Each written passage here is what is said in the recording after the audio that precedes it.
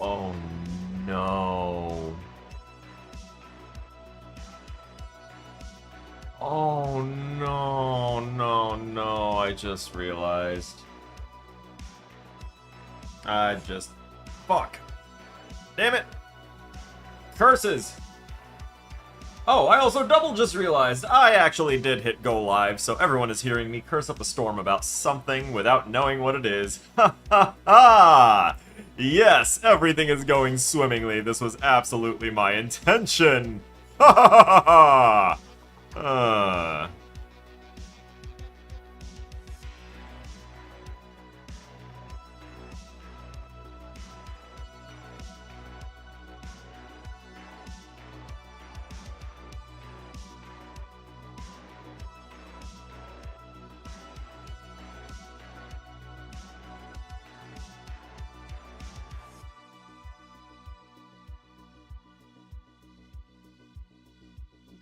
Okay, okay. I'm seeing some theories develop there.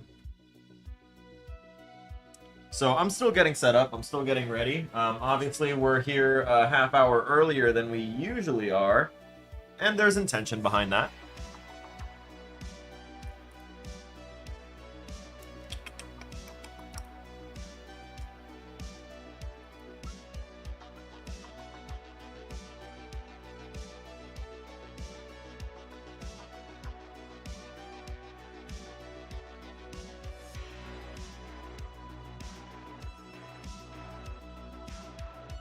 Okay, let me drag this godforsaken place off there.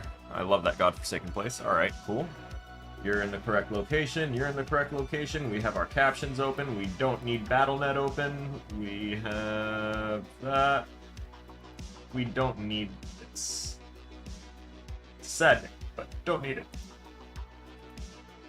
And I am actually still grinding up some of my pre-stream, product here. We love that primo shit here, man.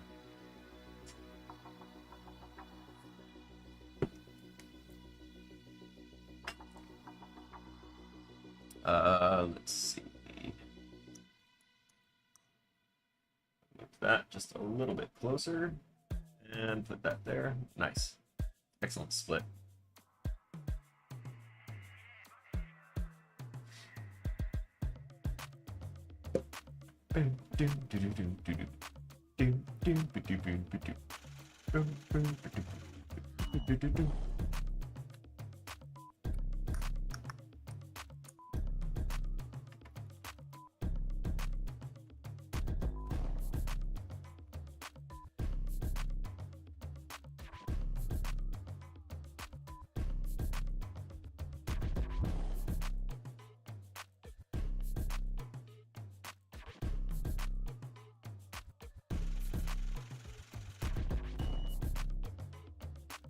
Love how I wound up tagging myself on that one. So, if anyone wonders what I'm doing at the start of my streams, when this scene is up and we're not at the intermission screen and we're not actively doing anything and you're just vibing to music and you got me talking here, what we are doing is preparing our pre-activity in the stream ritual, which is we smoke a nice joint with one another. I'm just going to assume that other people are in legal states or legal countries that have cannabis use as an okay thing, which if you're of the mindset that it's not, this is probably not the place for you. But I'm never going to deny anyone, a safe place to come chill, hang out, share ideas, even if they are conflicting ideas, as long as people are open to communication. That's a very important part of the human experience, is learning to communicate somehow. Sets us apart. Okay. I have that one done. I'm rolling a couple since we got here a little early. And by a little, I mean a whole half hour early. I already have my Unreal Engine project open, and the reason that, hello,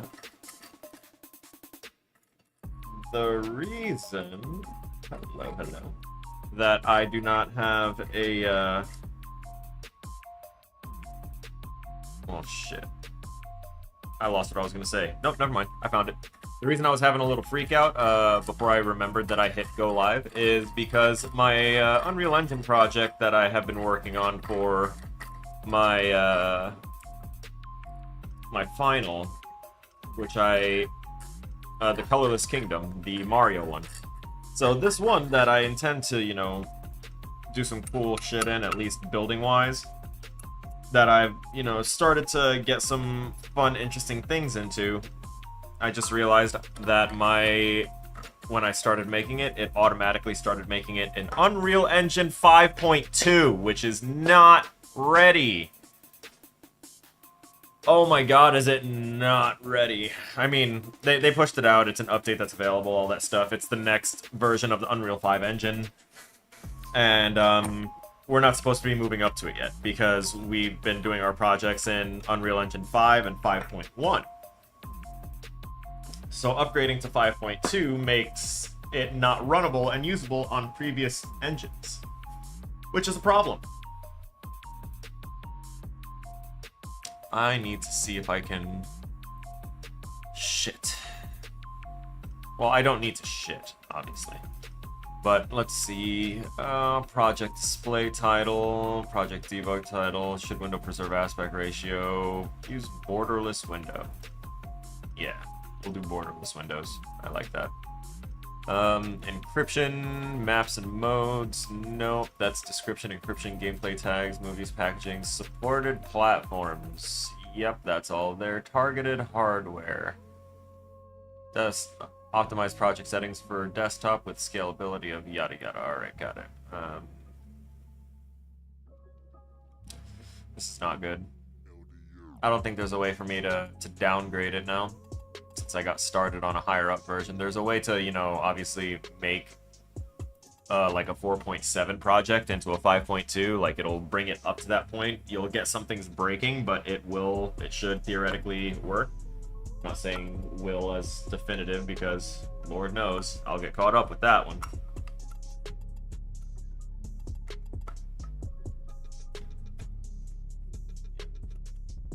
Sorry, we're almost done here. I just need to add a little of these strawberry moon rocks to my concoction. If you don't know what moon rocks are, I don't mean the actual ones that you get on the moon that are actual, you know, rocks. That's just scientifically accurate. Who does that anymore?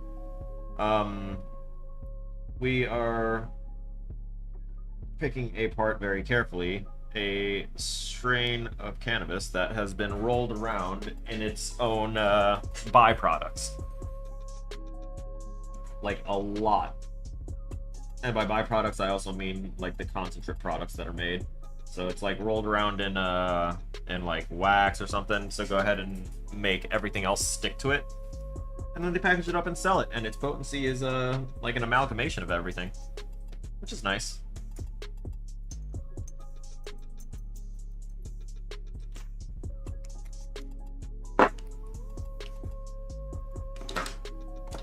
For anyone curious why this is a part of the ritual before we start up the stream, it's because I have severe ADHD and severe anxiety and various other things going on in my head. I'm a completely disabled vet, and though you're not going to see any physical disabilities on me, they're there. I've got some problems. And so this stuff just kind of mellows all of that out. In very, very large doses. I have made a grave error. Yep. I did that. I messed it up.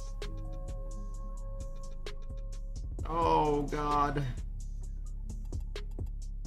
Oh, I brain farted. I just put a moon rock into my grinder.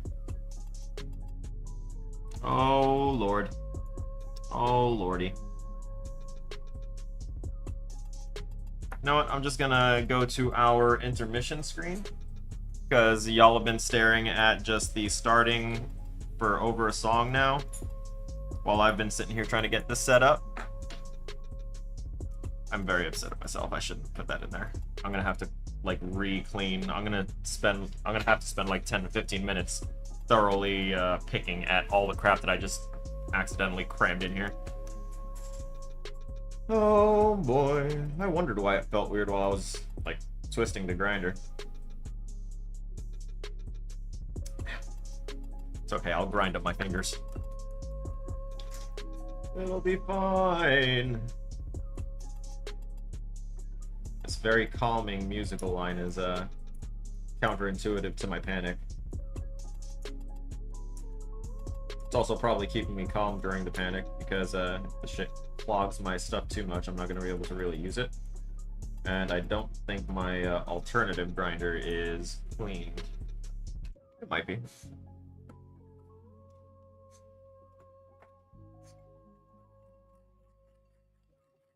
There we go.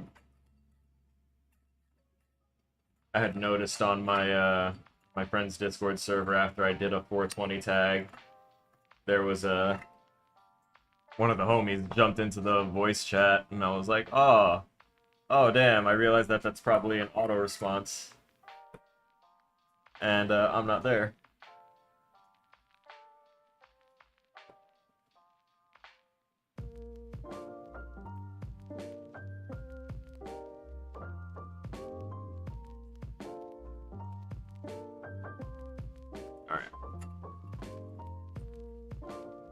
So, as I stated, our issue is going to wind up being that this is in Unreal 5.2, which means I'm probably going to have to export it as an executable and just hope to God that it's possible to fly around as a camera in here.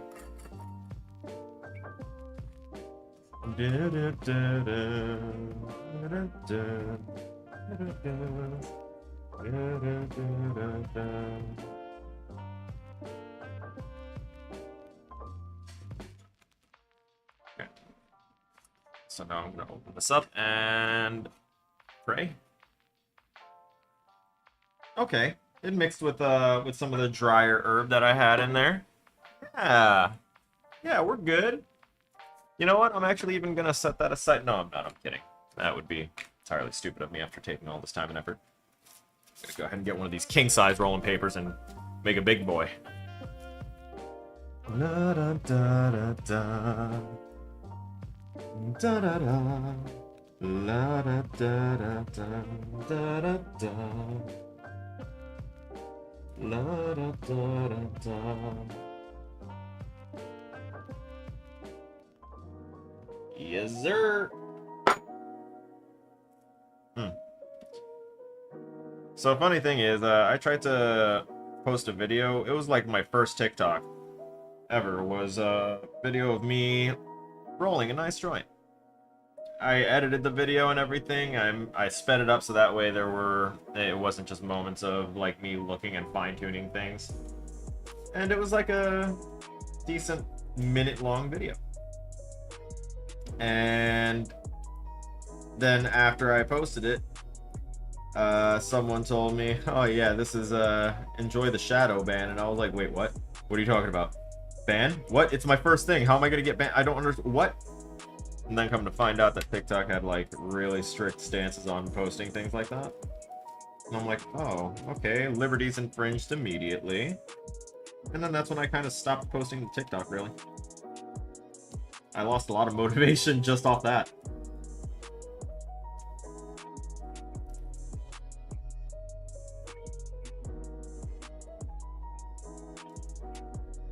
Which a lot of talks are happening now in various communities, in gaming circles and in a lot of different circles for entertainment and otherwise. And the talks that are happening are the fact that corporate greed is affecting way too many industries in negative ways. And it's now become extremely prevalent in gaming. Because video games are another form of entertainment, just like sports. and people want to go ahead and, you know, glorify sports and have fanatical behavior about sports, go to these sporting events, act out, then have riots and everything afterwards, and say that, you know, the gamers are the ones that are weird or wrong, when, you know, we're doing kind of the same thing, but from the safety of our homes and not killing people, like, in real life, by trampling them. It's so weird, the things that, like, people will see and be like, oh man, yeah, that's just something that happens, let's make some safety precautions, but keep this thing around and, like, the exact same way. Versus, you know, I don't know. I don't know how you can look at the things that happen there and then, like, think that we're the weirdos.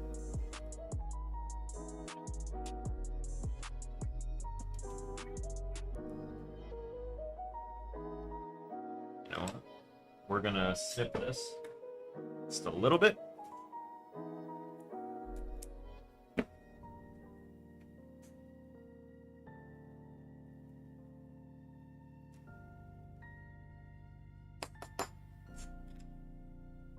And now you need a thick boy filter. And if you want to know what I use for filters, you're damn right I use Magic the Gathering cards. Why? Because it's the right thickness of card stock for what I need. And I've got so many Magic cards, because if you've never played Magic the Gathering, then you don't understand what it is to have a crippling card collection addiction. Because Pokemon, sure, that's a thing. They go ahead and release new generations every so often. There's like 800 something. Are we up to 1,000 something Pokemon yet? I don't know, but I can damn well tell you that there are thousands of monsters and creatures and spells and enchantments, even dozens of lands, different types of lands and multi-types of lands and artifacts and all this stuff, all up in Magic the Gathering. So I've got thousands of Magic cards, and that's why I use them as my filters, because out of all of those, a vast majority of them are land cards. And so I try and alternate. I ask people to go ahead and pick a card, pick a discipline, pick a color. Between the Magic the Gathering colors and whatever color they pick, I either grab a land of that type or a weaker creature of that type and toss it in to the filter. Well, not toss it into the filter, but toss it in as the filter, I think would be the better, more accurate description of what happens here. And if what just happened continues to happen, and for those that can't see what happened, it basically, the filter's a little light for the size of our thick, girthy rock. Where the fuck is my other flimsier papers for rolling?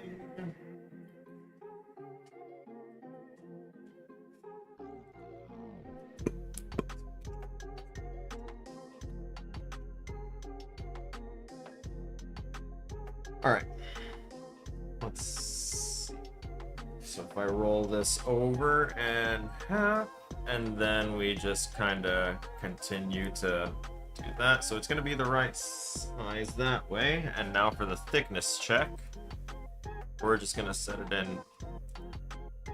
So in gaming news, which is something that my instructors always like to ask, and something that I didn't really bother with too often, but you know, we're getting into this now.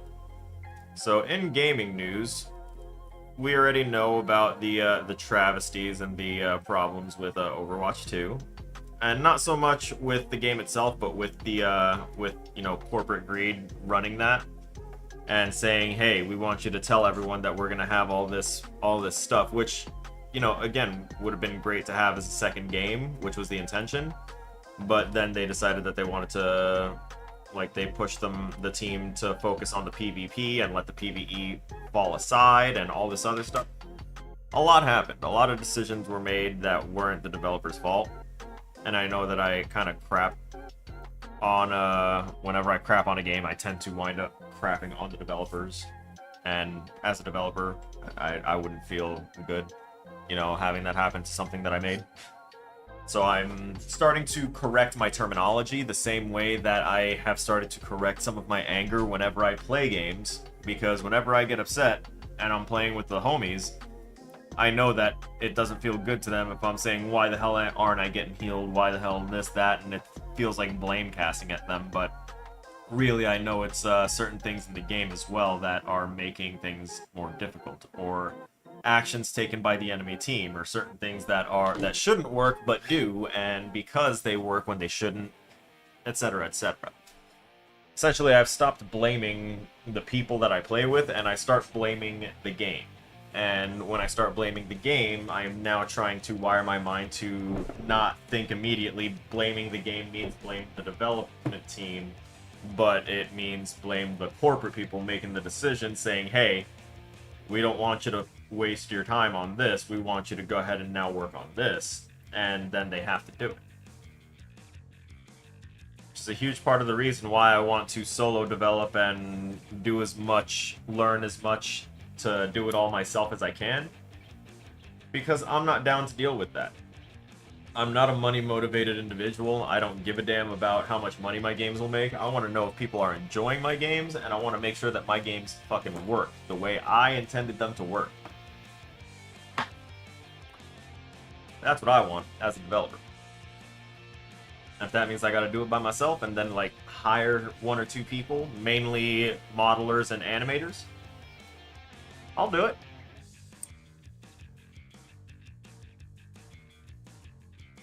But for the most part, if I indie develop a game, I'm probably gonna do like the design, the programming, the story,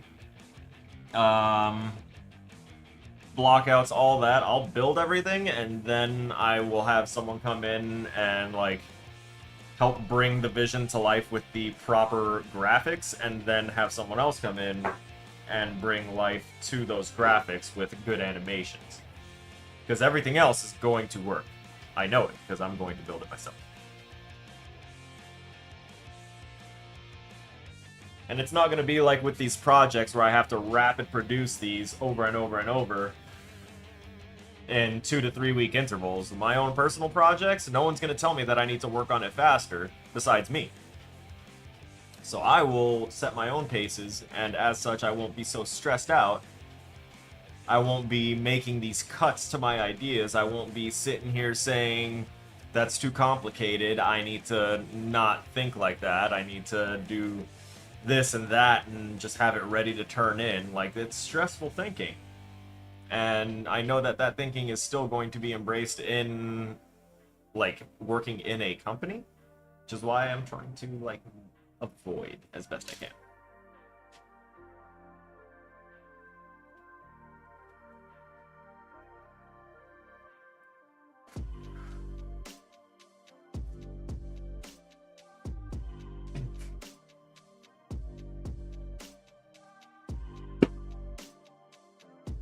And, like, if anyone mods my stuff in the future, or they do something, like they make a patch for something that's broken that I didn't know was broken, or it's just like someone found a way to do something better, I'm going to talk to that person. I'm going to find out how they figured that out. I'm going to learn from them. I may not hire them, because, you know, me being the not money-oriented person, I may not have the money like that to go ahead and be hiring people to do so many things. But I can damn well sure learn. Learning is such an important thing, and a lot of people refuse to do it.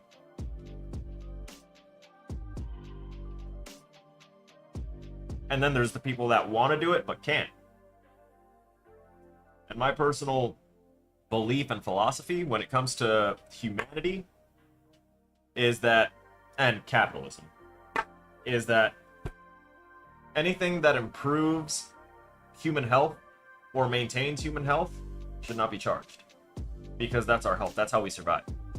And additionally, anything that improves the human condition, such as education, should not be charged. Those two things I don't think should be charged. for their use.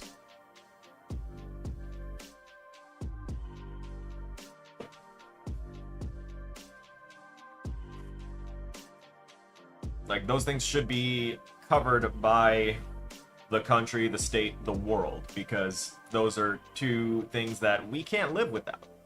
You can't live without healthcare. We've proven that with our past and our history.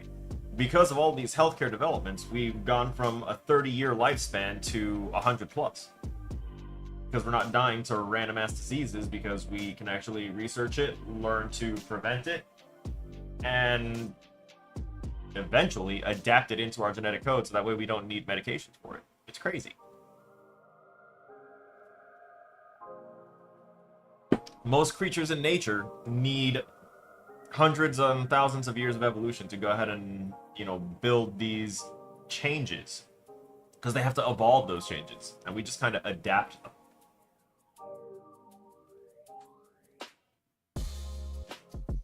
So they really need to stop charging what's keeping people alive and stop charging the thing that makes people smart enough to actually contribute to society. By gating education and by gating healthcare, they are gating the ability to live in this society.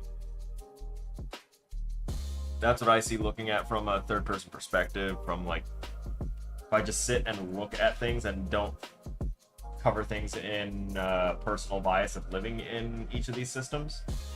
Yeah, that's what I wound up coming up with.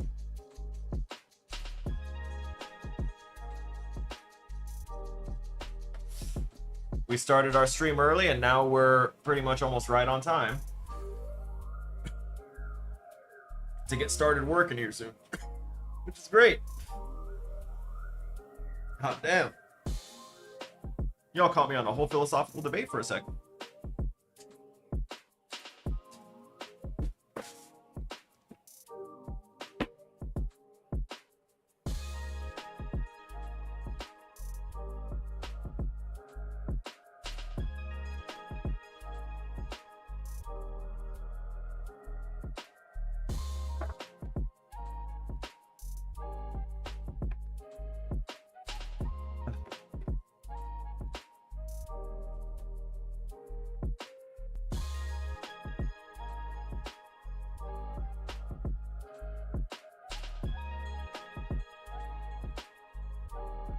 So I've been trying to make myself feel better about my my physique, my body type.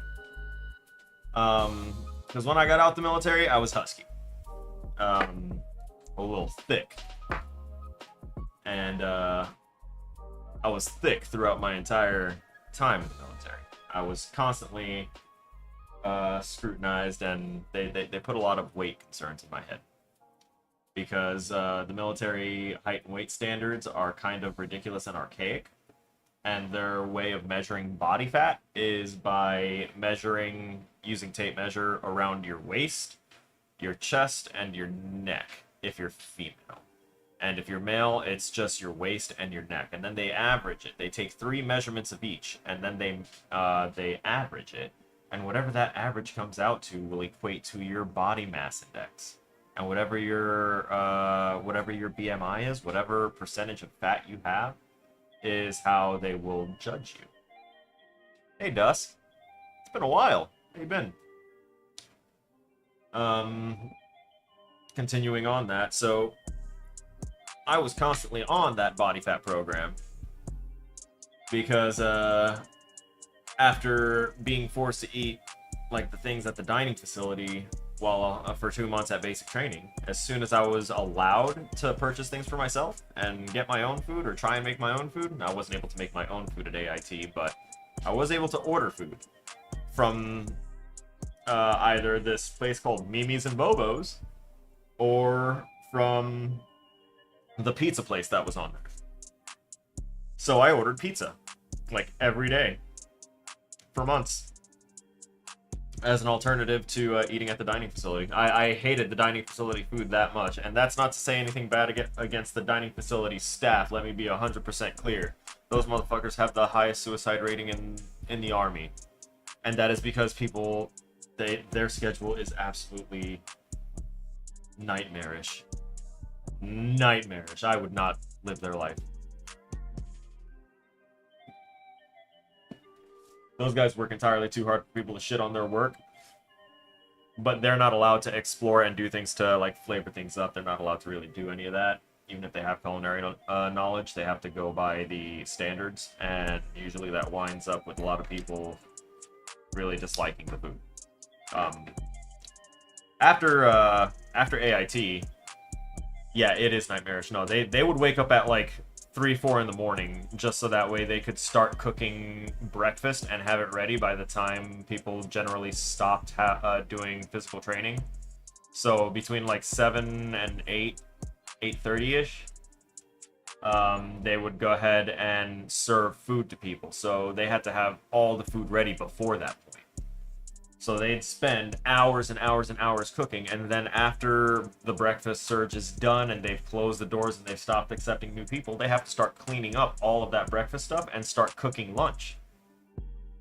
And then dinner, because the cycle just continues. And then at the end of the day, after all that cooking, cleaning, and everything, they are still soldiers, and they have to do the thing that what every other soldier had to do at the start of the day. They have to do physical training. They still have to PT at the end of that grueling-ass workday with nobody being grateful for the work they did because the food that they were forced to make is not good. Half the time. Sorry, more than half the time. It's like 80% of the time.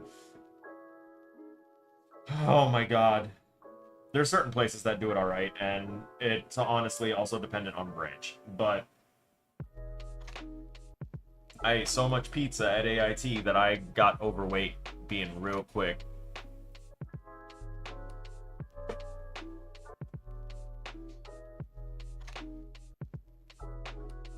Chef, waiter, service staff in general. Yeah. And those things are terrible professions for the sole purpose that people are terrible. And they are ungrateful.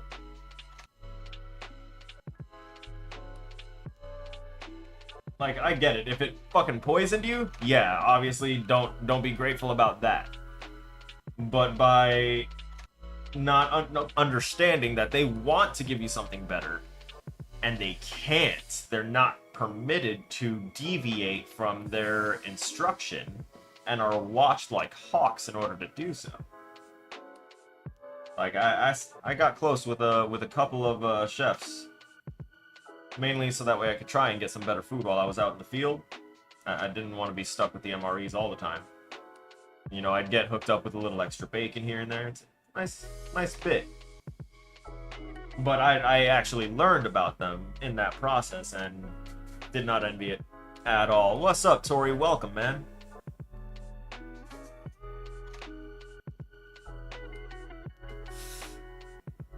Still made it in time for the start of the stream, which means it's toke. I don't like when that happens. Okay. I am trusting that you will not catch fire. I don't need that. That moment when you ash and one of the embers gets sucked in by the high power of your air purifier and it touches a very, very lint-covered filter. Woo! Ugh. Got a little panic, you know what? That's enough of a panic, actually, for me to put this. I can enjoy the rest of that experience through other things.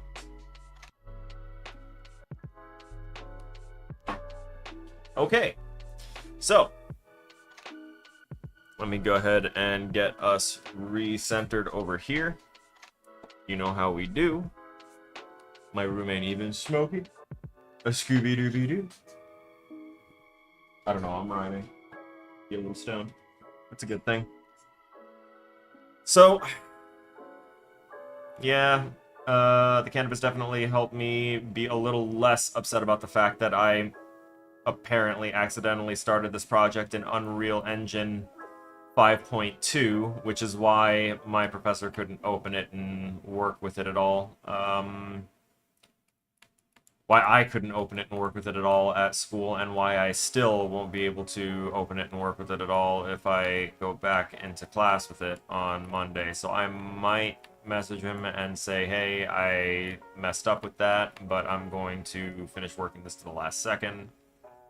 Yada, yada, yada. Blah, blah, bliggity blah. That blase crap. Let's shift B on this. And on this one as well. Because I want to toss a... Yeah. Colors Kingdom Brown. Excellent.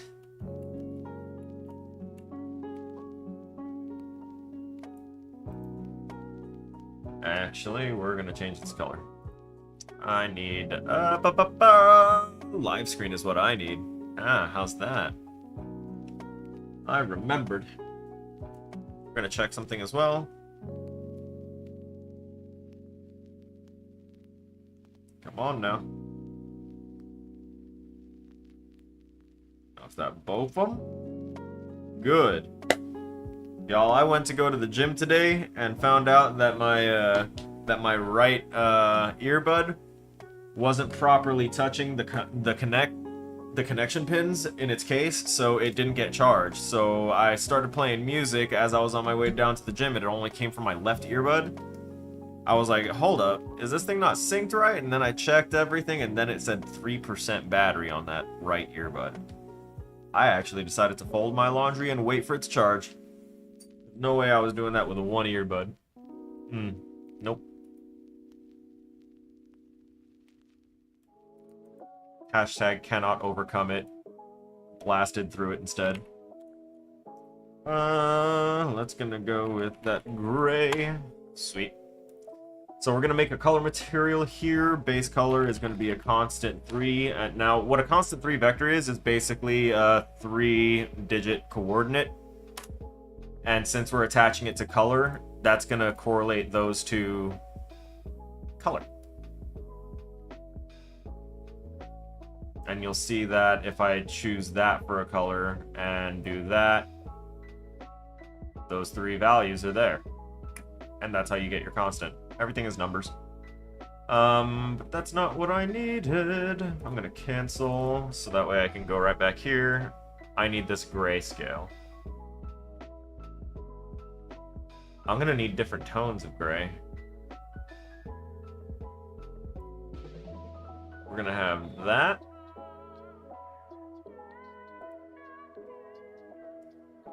Do I want it rough? How rough would I want it? That is a question. That is definitely a question that probably should be rephrased and not asked while on a live streaming platform. Yes. Constant. We need a constant value, which is a single constant value that we're going to plug right there into that roughness, because we need to know how rough we want it. I'm still doing it. I know. Sorry. I'm not sorry.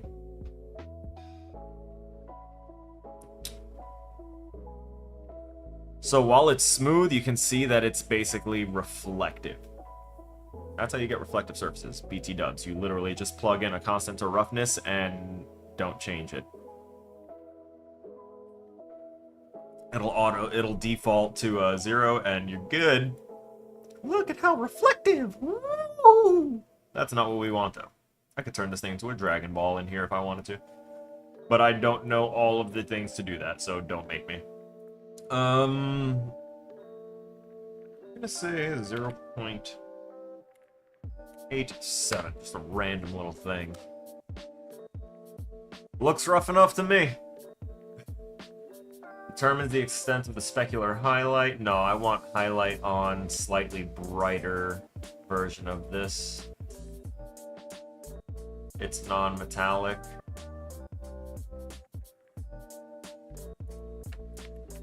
We're gonna grab this and we're gonna set it to about 0.3. 3, actually 0.5. We're going to set that to that and hit the specular. 0.2. Less highlight. Want this really matte and light absorbing.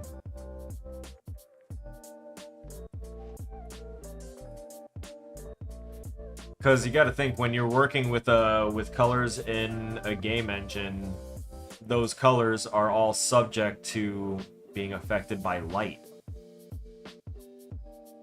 So like that light brown I did is being affected by light in various different ways. This is the same color up top as it is on the side. The exact same one. CK brown. Colorless Kingdom brown. Which that's going to be like the only one along with this center podium. This is going to get turned back to CK gray here. Oops.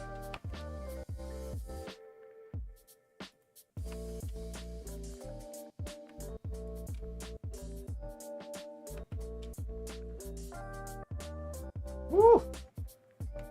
Hooray!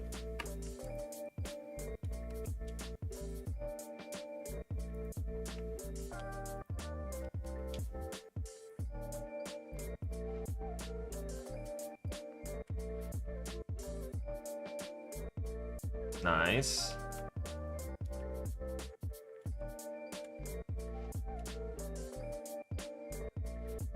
Yep. We're gonna make these other things the other shades of the gray.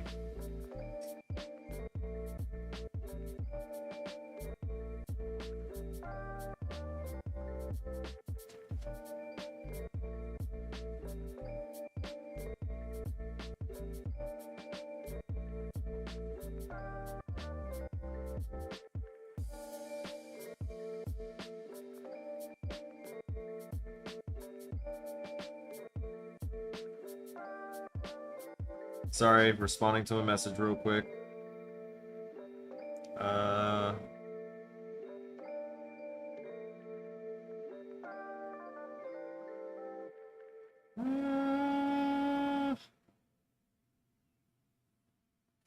There.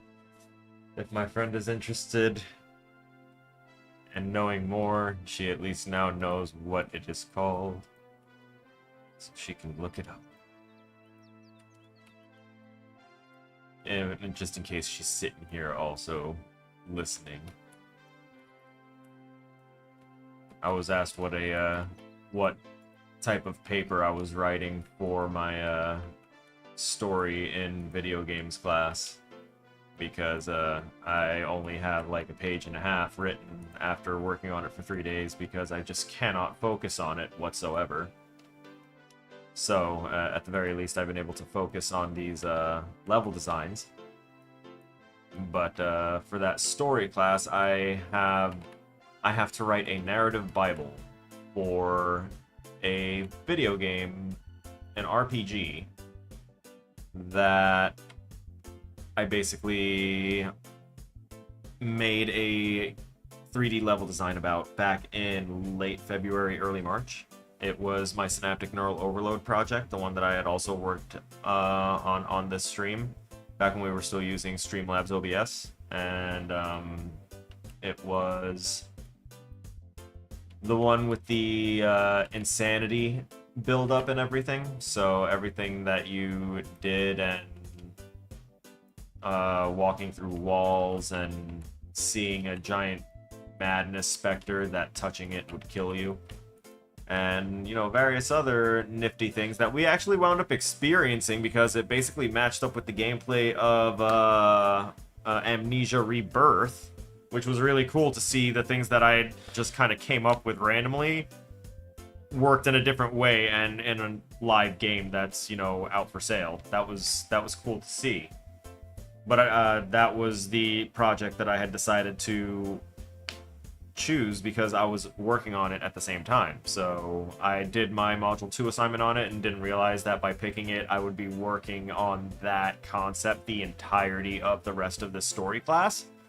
So I got stuck with that one. I kind of wish I had used one of my more interesting concepts that was already more pre-planned. So that way I didn't have to do a whole bunch of research for this one, but at the very least, half the work was already done, because I did it for my level design.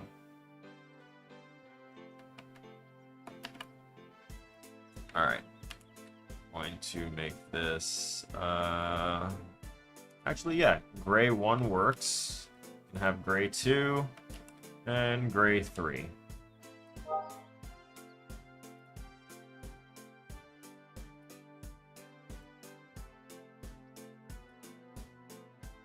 Yep.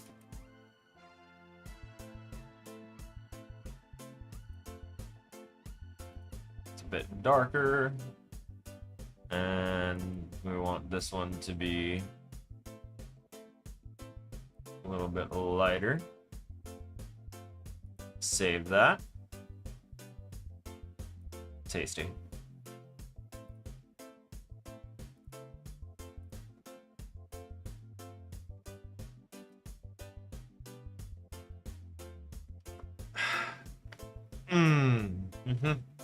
That felt good. Oh, alright. Good. Wait, this is the lighter color. This is what we actually wanted to take away some of that roughness. Be a little more tender with it. 0.65 on the roughness. Add a specular 0.75. There. There it is, right there. That little bit of reflection. It's just a bit. But it's not like, hey, I can see myself in this. It's just, oh, that thing bounces light a little bit. That's what that's going for.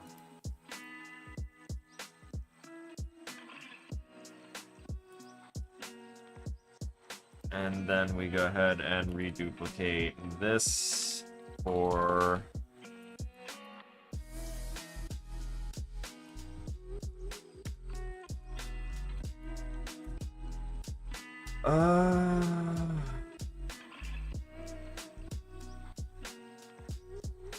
Hang on.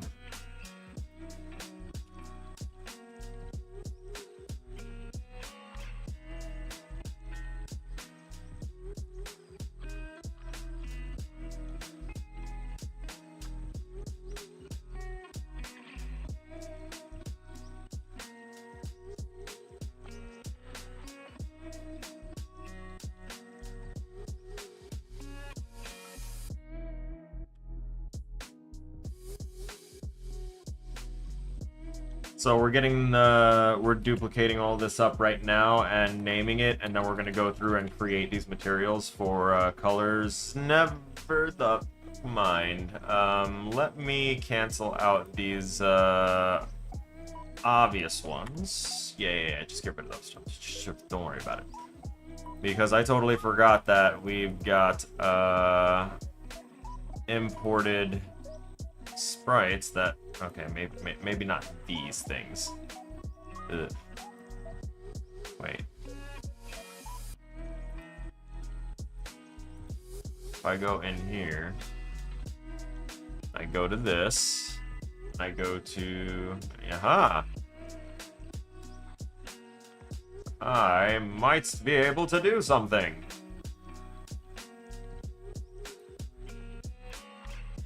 There we go. Alright, so if I go ahead and go to textures,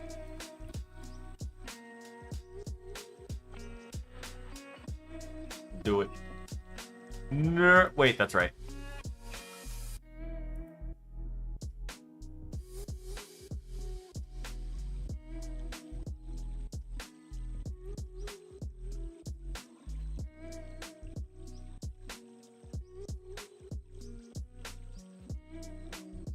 Definitely not any of those.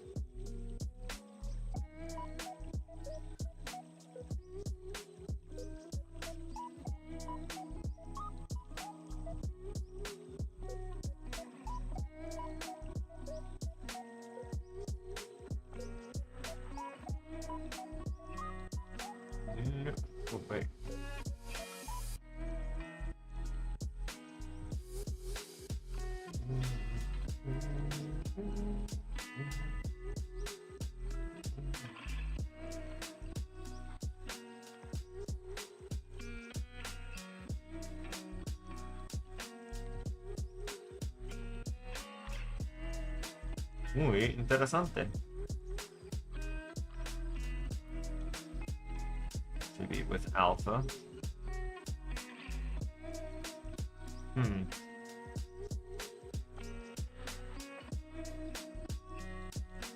Alright, so with those, I should be able to grab this. That's a fantastic. Oh my god, that's great. That is great.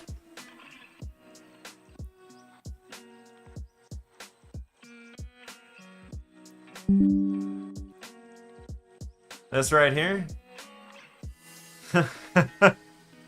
That's a future profile picture right there. Oh, I love it. I love it.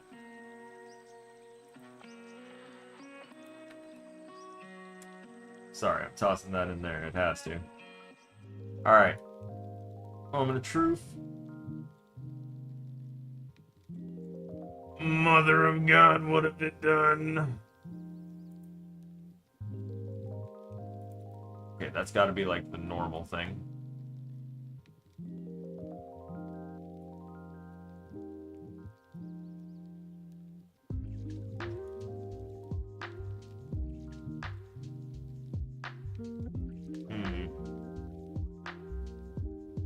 No.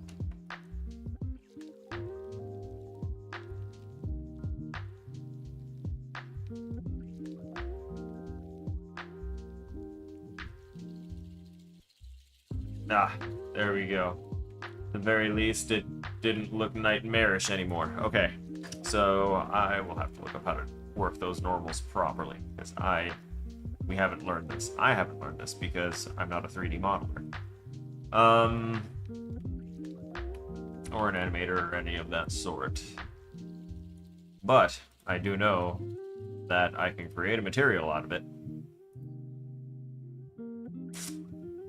And then I can drag that material over and do that. Voila. And behold, she is dressed. You, though, you will probably not be. I'm gonna create a copy of this guy and give him the treatment of the colors, the grays. But Mario will have color because he will arrive after the color has been drained from the colorful kingdom, turning it into the colorless kingdom. And then Peach will, of course, have color because she will be in the castle where there will be color and where she will just be kind of held in a tower kind of higher than this. Which reminds me, I have to create the landscape as well. And Goombas, right. Forgot to import one last thing before coming in here. I'm so sorry, guys. So we're going to go ahead and go and import that. It's the Bowser Minions source, Bowser Minions FBX. And we're gonna drop it right into enemies. Oh!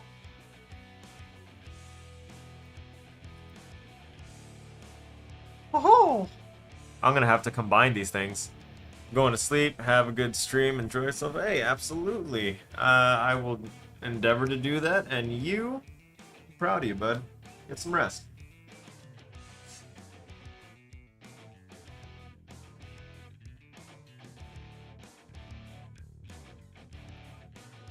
Let's see.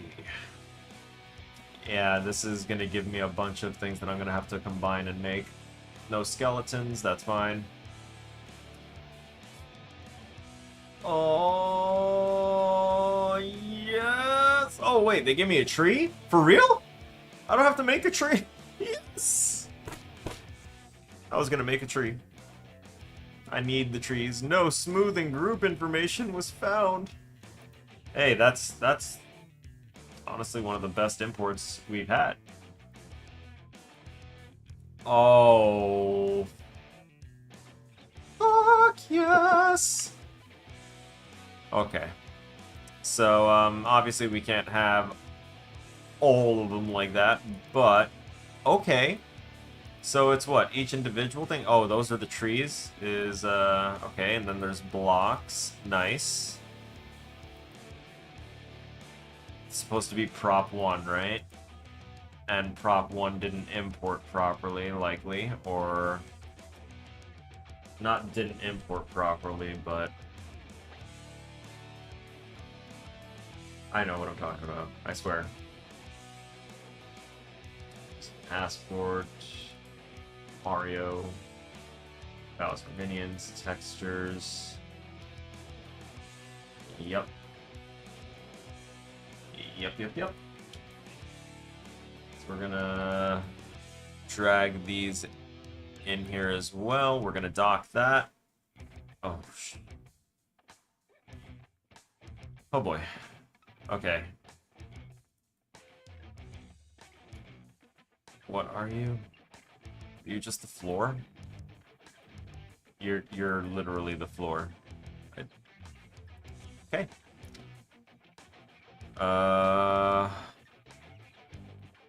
Actually, this can come in handy.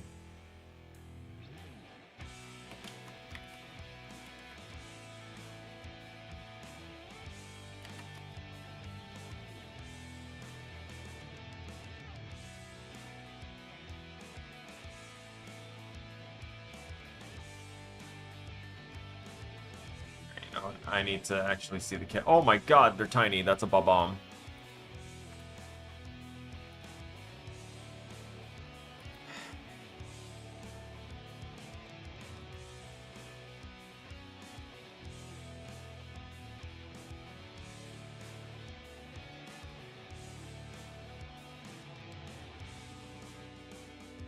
This looks like a pipe.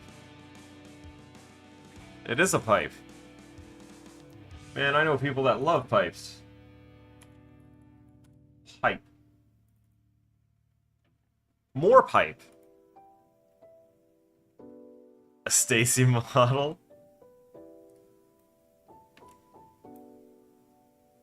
Which one? This one or this one? This one or this one? It's not this one, right? Not the one with the eyes that's built into its shoes. Because for some reason that's what happened during the import. The Chain Chomp. Yes, that one. I do, and I'm trying to get to it. I just need to finish naming these, because if not, I'm going to go crazy. Not what I wanted you to do. I don't want to rename anything that's in here either. It's not fun. They tested me today. Click. Click. Type 2. Oh! Jeebus. Type 3. I can tell from looking at it. What's this? Thwomp! I'm sorry, the eyes in the shoe fucking sent... Yeah, no, it sent me too, because it's gonna look awful, but it's what we got. I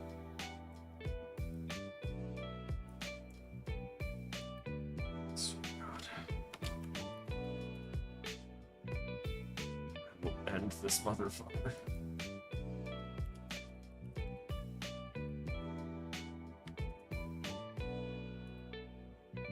What is this? What are you? Arkansas?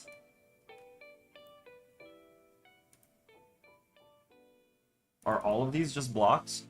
I'm not going to go ahead and rename blocks because they're literally just cubes.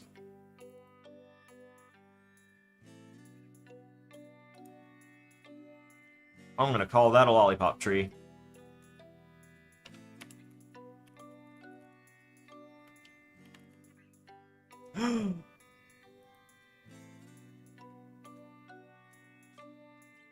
I'm going to call this a cotton candy tree.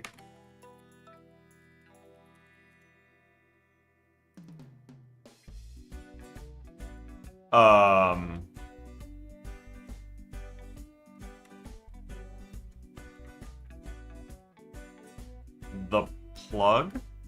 America, explain! God, such a vibe. I swear. A piranha plant.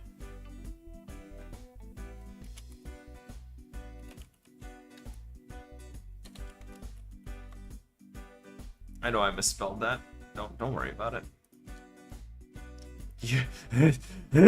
Stacy.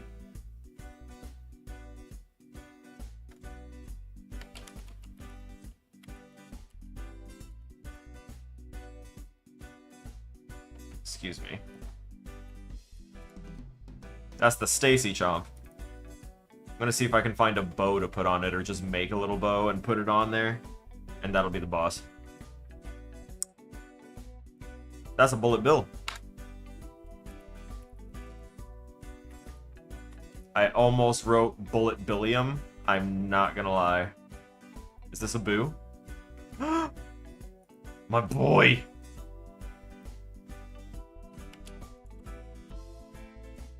It's the boy. Naked Diglett. So just what? Diglett without eyes. This is a Shy Guy. Recognize you anywhere. Even without your rippling muscles.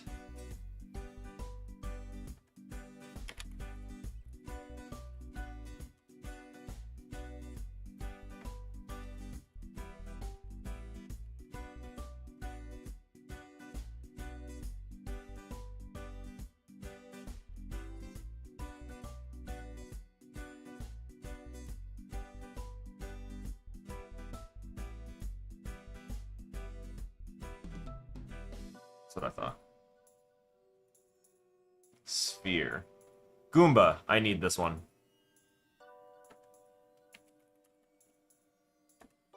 It's actually one of the requirements. You have to have the randomly patrolling Goomba.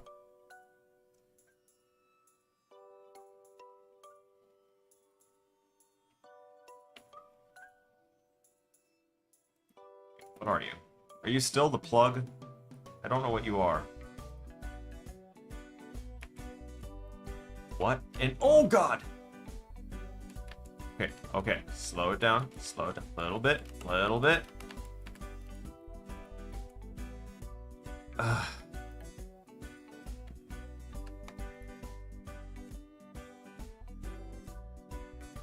Okay, so I've got Stacy Chomp. You know what?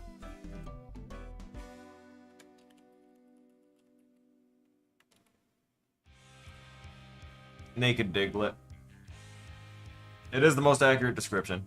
I can't argue it.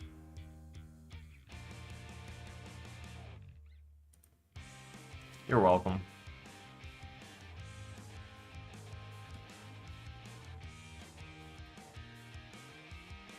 Bloop Bomb. Oh, Bloop is the name of the thing, of the squid? I called it Inky.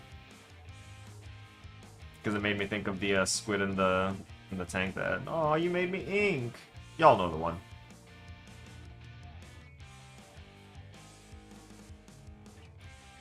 I'm gonna drop these randomly into materials because they're all just the same crap, but they're placeholders. So that way you can just one for one, which I can appreciate. Because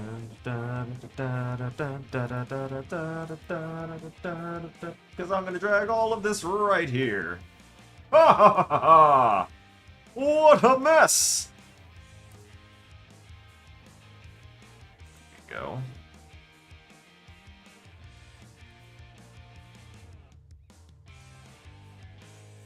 Metallic, really?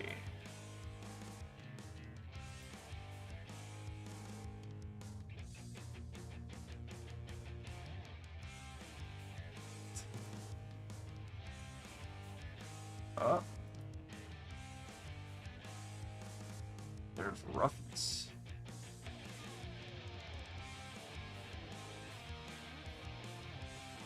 Actually, let me delete that one.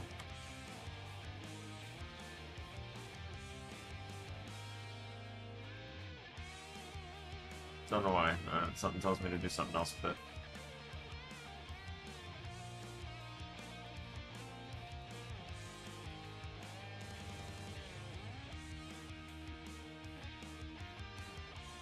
Thwomp and Goombas. I hope that the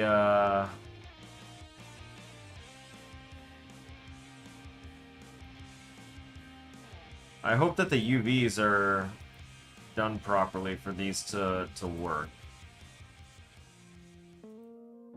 I'll be a sad boy if not.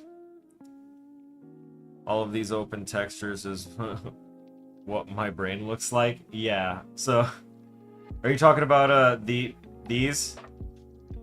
The preview, or are you talking about like the actual thing? By the way, this is literally what textures are. The flat ones, yeah. You should have seen my UV mapping process when I was doing my 3D modeling, but I finished those classes before I became a part of the Chop Shop. That's why I wound up tossing some random 3D models in there that I had did before, and that had let Untamed X2 really pop off and start like going crazy and showing off his work all the time, and I appreciate it so much. Like, honestly, I might go to him if I need a 3D modeler for particular things, because he's very meticulous. Very, very meticulous. It's impressive.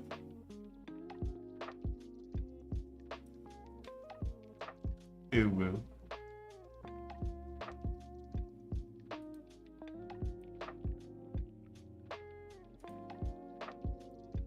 Okay, so I can close out that folder because we have these now, and now comes the process. The process.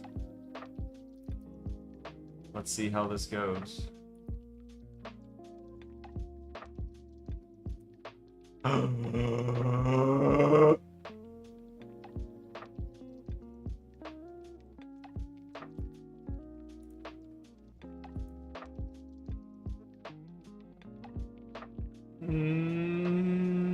Not the Bill Piranha, not the Blooper Bomb, the Chomp base.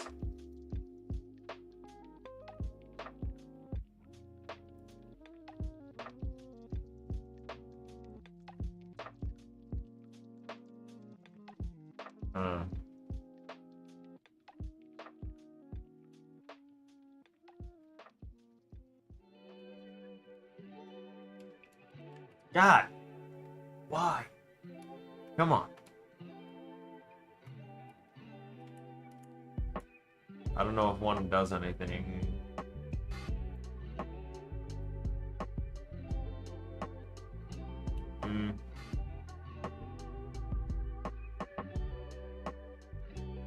I'll leave it for now. It looks alright. Doesn't look like anything bad's happening to it.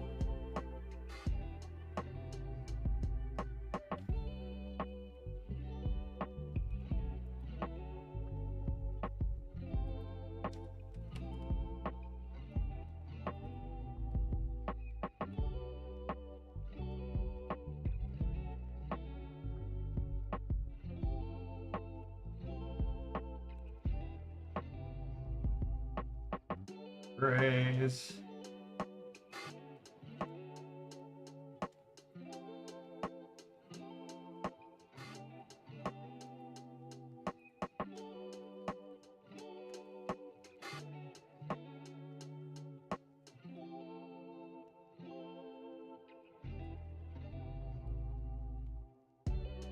Yeah.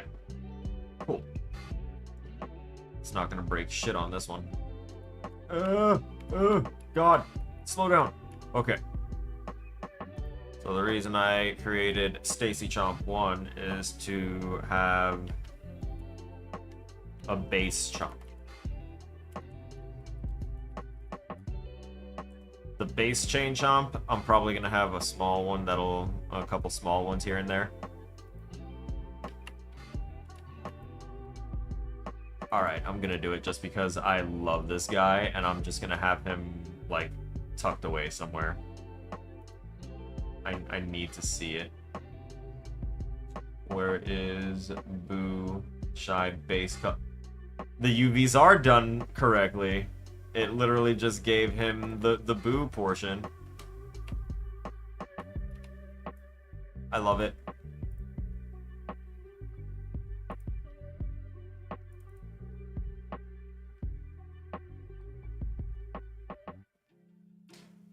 Oh, let me do. You know what? No, never mind. Let me not duplicate, because we've got 2 types of cotton candy trees. I'm going to modify the second one. And you're going to get tree. Fuck yeah. Awesome.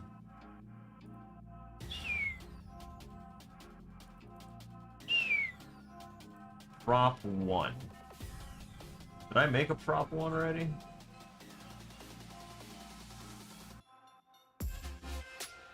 Yes.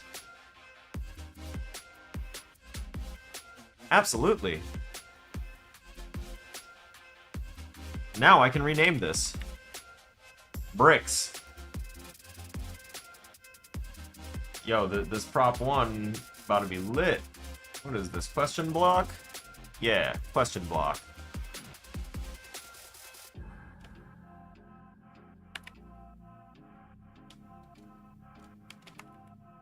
Or yellow block.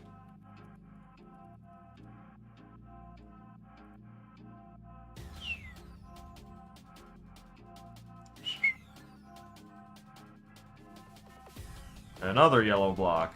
Yellow block 2. Can't be helped. I don't know what they are until I slap this on there because I didn't make these. But they're not bad. Oops. Brick. Singular. Are you gonna Bree? Are you gonna be another brick? Ooh, no, you're an iron block.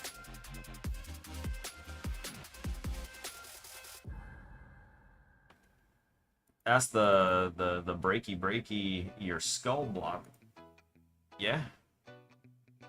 Or it could be a block that's been already interacted with. Is it? Have I lost touch? No. It's them that's wrong. Brick 2. Candy tree. Bullet bill. Come here, buddy. No. Cancel. What the hell am I doing? I'm in the wrong area. I just started clicking on things. Bullet bill. Color. Established. Good. Your collision. Let me show collision first before I... Yep. They got collision. That's dope. What about this cube? What are you? Yep, that's another deplete. I'm gonna call that one a depleted block.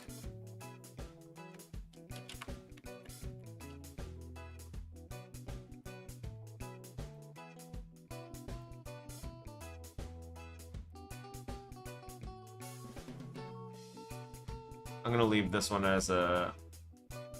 Sorry, we're gonna go back in there and we're gonna leave that. Gray block.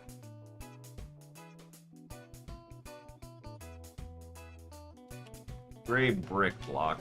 Just that way I know. In case I decide to do anything else with it. What are you? What the frick are you? No, you're just another brick block. Honestly, I'm just gonna delete you. No, I'm not gonna delete you. That'd be not good. I don't know why we have 3 types of brick, but it's okay. Bloop! Not the bloop! Oh, that must mean... Ah, there it is. And... Let's see if there's a difference when I... Oh no, the metallicness would be on the bomb, not on the bloop, huh? Yeah, we'll just leave that.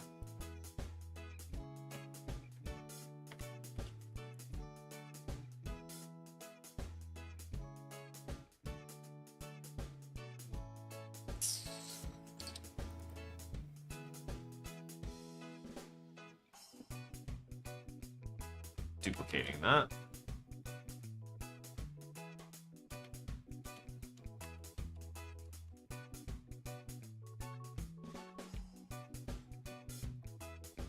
Gonna keep that gray one around, but then we're gonna have... Yes! Nope! Too far. Too fast. Please, I'm sensitive. I'm gentle. Or I'm sensitive. Be gentle.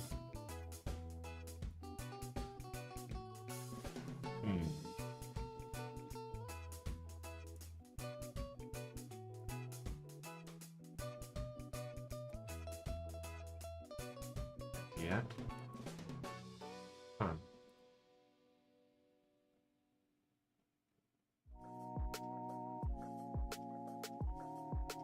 Alright, well, it's there.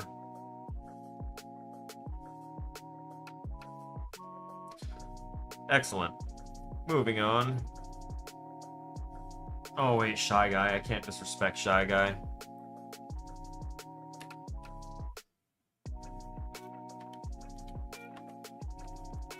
Gray Shy Guy, and then our color boy. He deserves the respect. There you go. Womp. Got the Stacy Chomp. We're gonna... Actually, these guys are fine, typically, because they're... Oh my god! Much darker than I remember. Actually, no. That's right. The lighting is, yeah, now that it balances, I see it. Okay. I was scared for a second. That was a little too drastic. Base color matte, base color matte. I made the same material twice, I see. Got it. Yeah, I definitely made the same material twice. That's fine.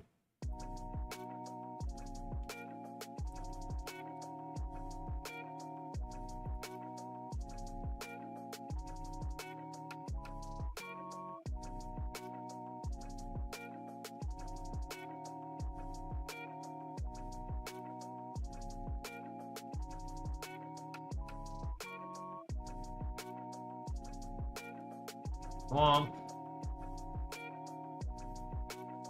I want to know what these were meant to be in the Prop 1 scheme. Oh my god! Yes! Stop it.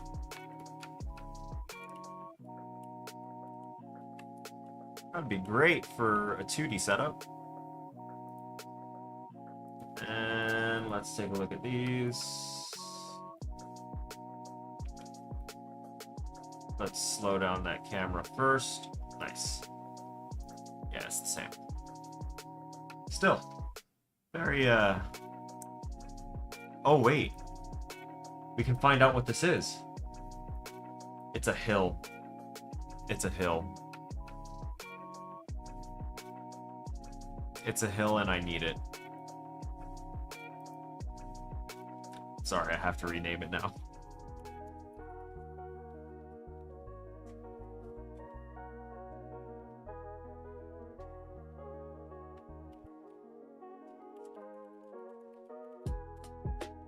But that doesn't mean I can't duplicate it, have the Naked Diglett be the one that's grayscale.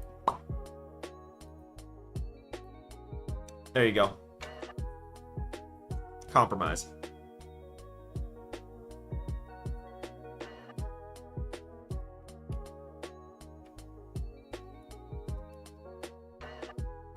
I might actually need 2 landscapes, now that I think about it. And did I create my own floor? Is there no part of this that requires the floor?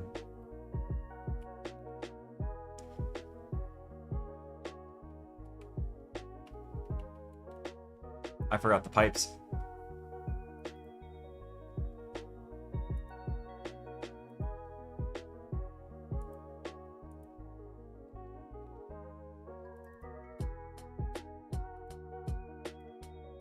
And also, it's good to know that they are just all kind of laid out here. I'm gonna leave one of those pipes as gray. There's the Thwompy boy. They're so good!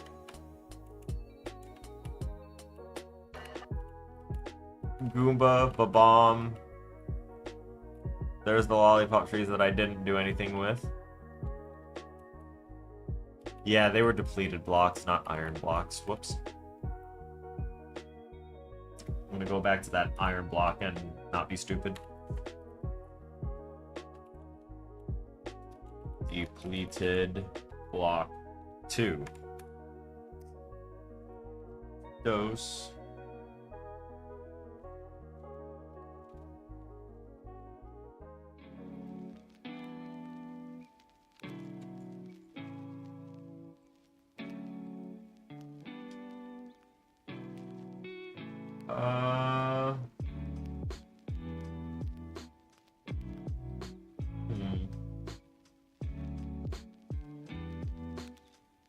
Hang on.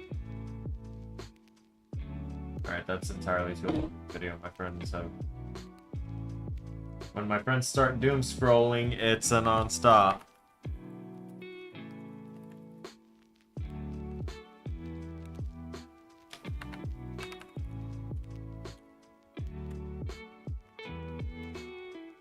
Excellent. I got what I wanted. And Penlow M stream. The hills are gonna be great. Those are the little lollipop trees that we did we ignore all of them? Yeah, we did. Let's at least grab one of them and give it that tree material. Alright. Because they gave us a lot of lollipop trees. Now I also need that Goomba and that... yeah, we need Goomba and Homeboy. Where's Goomba? I know I named you. I gave you a name. I have power. There you are. Rename you. Goomba the Gray. Instead of just Gray Goomba, because I feel like it, and I know that I'm gonna probably get slap on the wrist for that, honestly, because it changes the naming convention of literally everything I'm doing, but I like Goomba the Gray. And Babomb, there you are. Oh yeah, we need to give you the dupe.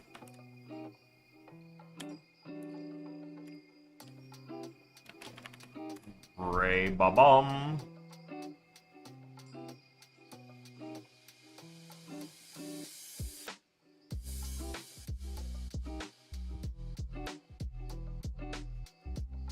Go ahead and add another material on there so that way I can do the metallic.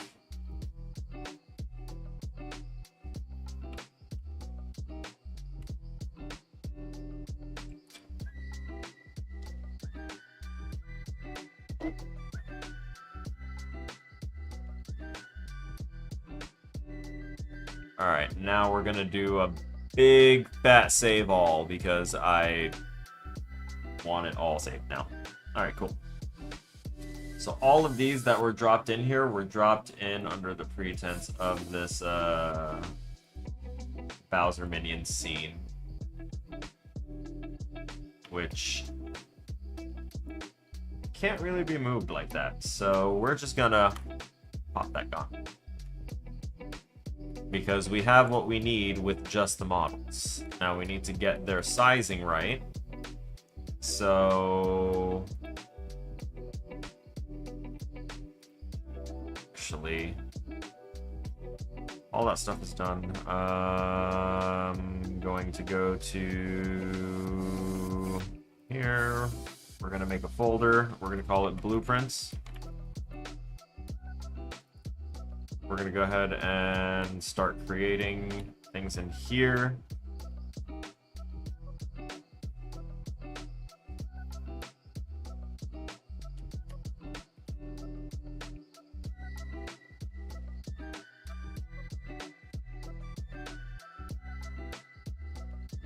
Speech. There is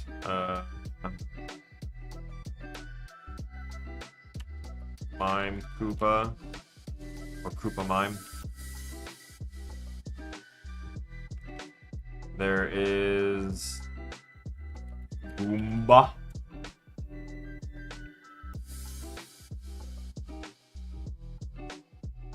There is Yellow Block.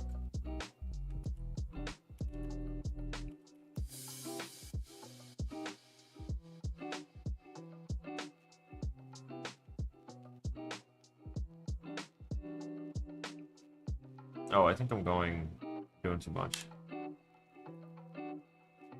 These, understandable. Let's not go too crazy. Shy Guys can be the villagers.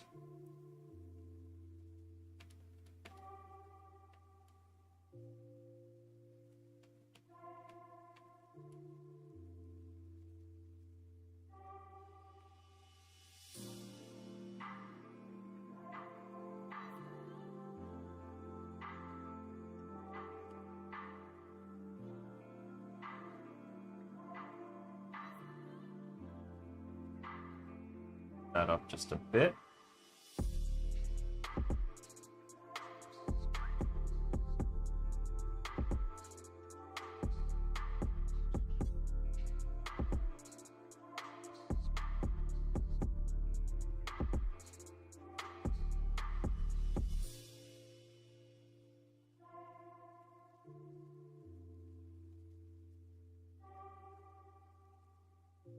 As Mario, this be adequate spacing.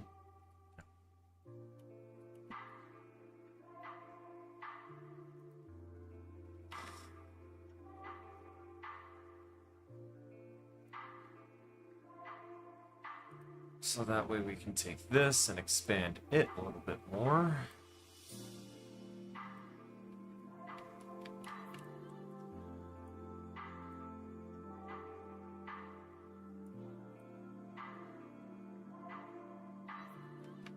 Which then I can duplicate carefully now. Don't crash on me.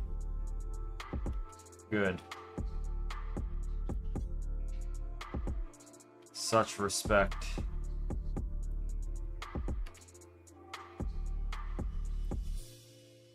Because this needs to have a subtractive.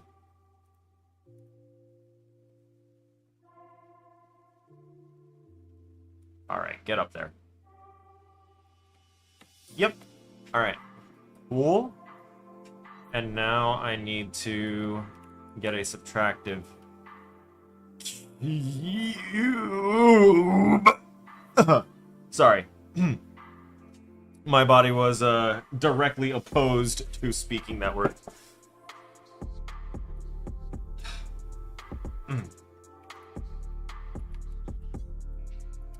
We are going to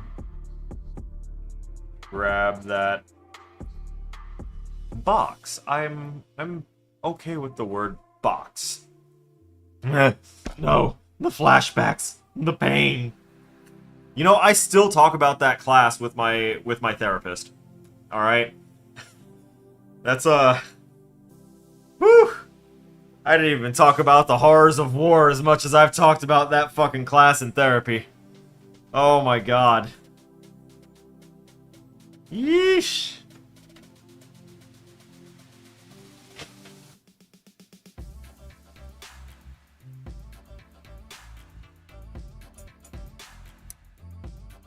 Just because of that, I'm gonna go ahead and package the bolt.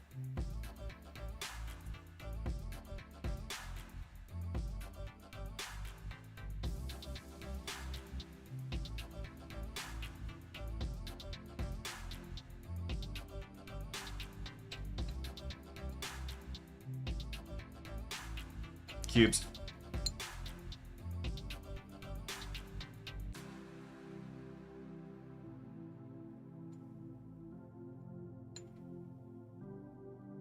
Cubes, 100%.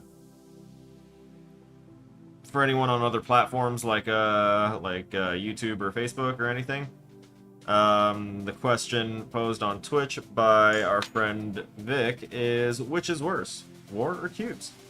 And I say cubes. And there's actually a good reason why here. Because all you have to do is follow the very simple instructions called the rules of engagement. And I'm gonna go ahead and turn this here and kind of focus up a little bit. Because the rules of engagement are what we have to follow before we're allowed to fire back. So we have to have positive identification, like absolute positive identification, permissions, all this other stuff before we're allowed to fire back. To defend ourselves. I know people that have gone out on patrol and had our allies carelessly swinging around weapons like RPGs, as if they couldn't accidentally misfire and then blow our entire platoon to hell. So, like, if you follow the rules of engagement, you're fine. Not fine, it's war, but you follow the rules of engagement, things are very, very simple.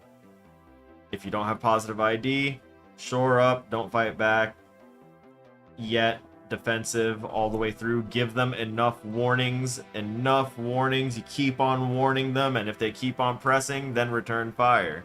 And don't accept an engagement if we can't outnumber them 3-1.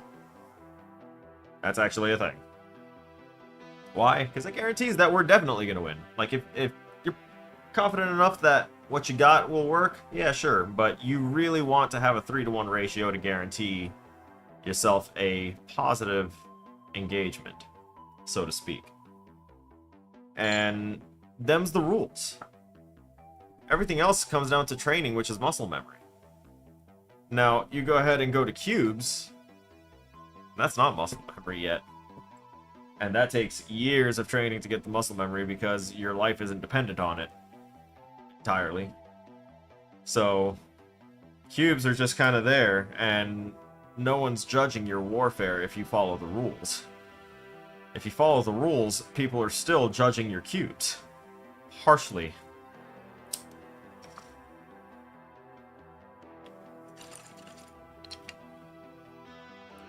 The result of war is very much live or die on the spot. The result of good or bad cubes results in good or bad grade, which could result in a living hell for the rest of my life, or a positive experience for the rest of my life, you know? So yes, I was more stressed out about cubes. The cubes. They drove me nuts. Now we zoom out a little bit. There you go. We're gonna go ahead and make this a subtractive box again.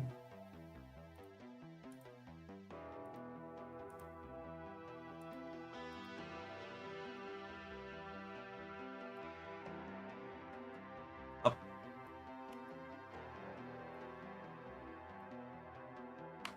Hop.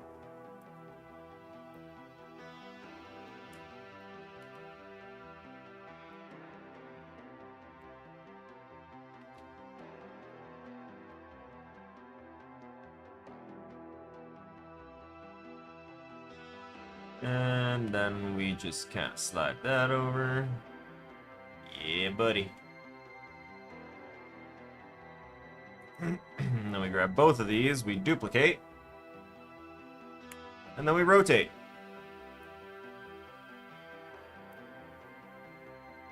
Oh, yeah, that's right. Maybe I shouldn't just autopilot certain things and pay attention. There we go. And now we'll duplicate that again. And we'll rotate it again.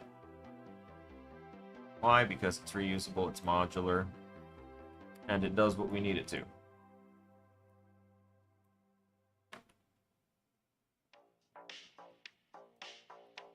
I know that's not right. There we go.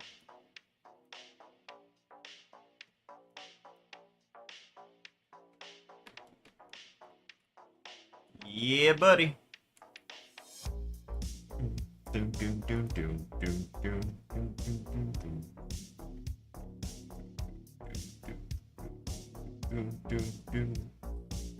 Let's see.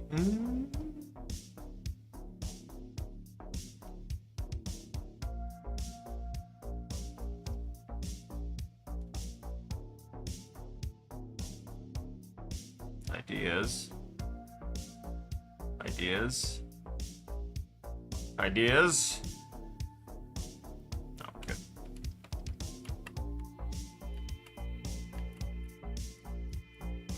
So from up here...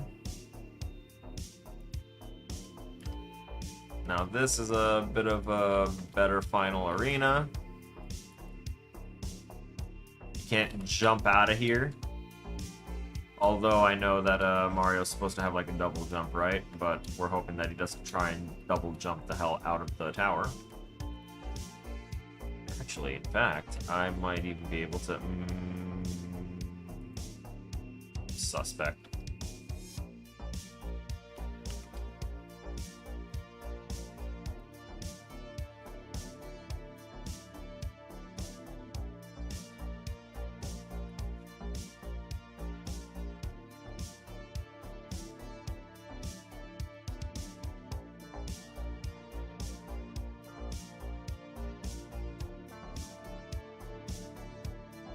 Okay.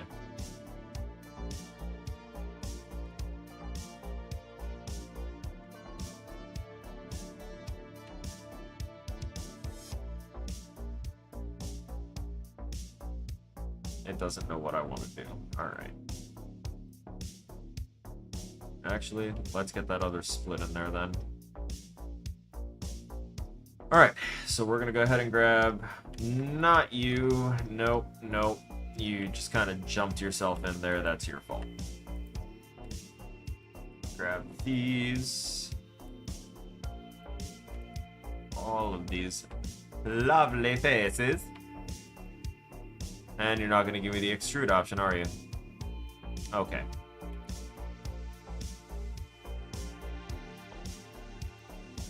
Oh no, you're just going to change the entire landscape of it. That's great.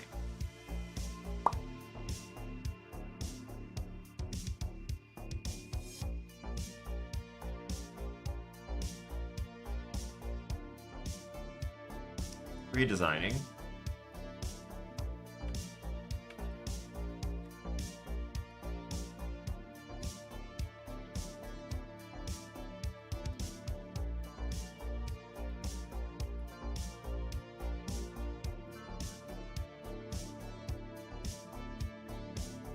Redesigning.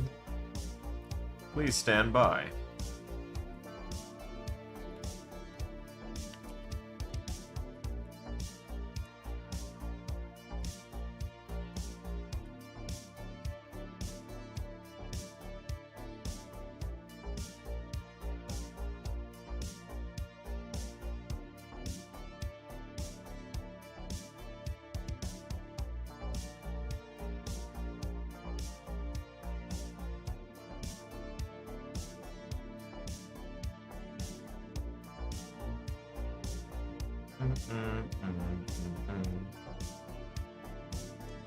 Let's see.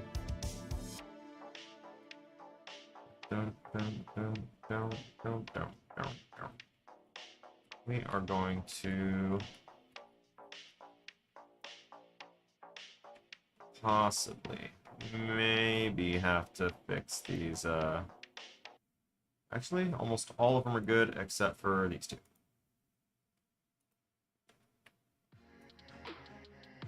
Yo, did I say, like, grab a single face? No.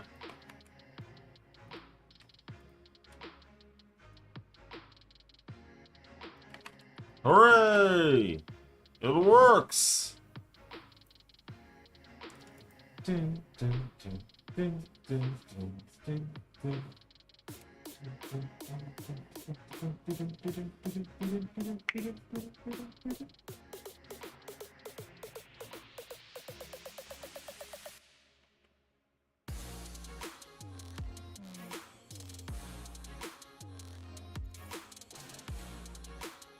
You know what?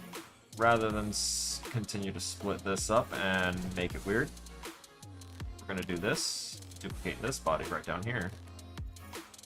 We're going to bring it up, and then we're going to shrink that down. Bring it down, bring it around town. Bring it around town. Okay. Put that right around there. That should be a good mark for it. Yeah.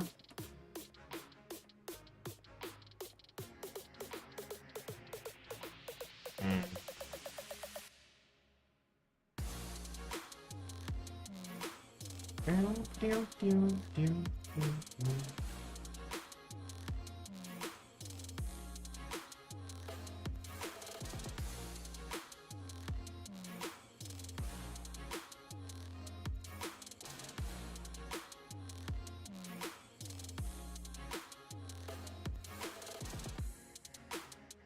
That's not gonna work? No, of course it's not. Let's go to selection mode.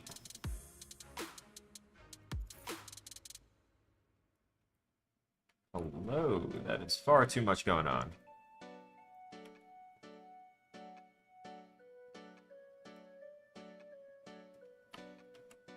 Okay, that looks a little bit better. Put a little flag or something. And now we get to get a size for our enemy. Let's get our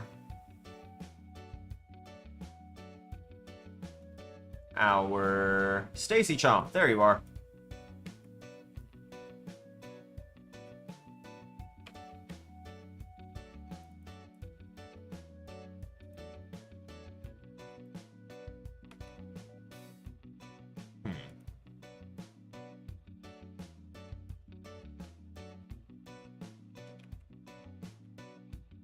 Oh yes, let's size you up, please.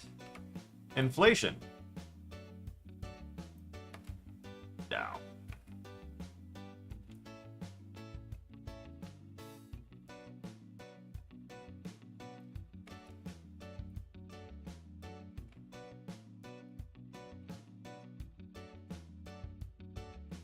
Let's get an overhead view.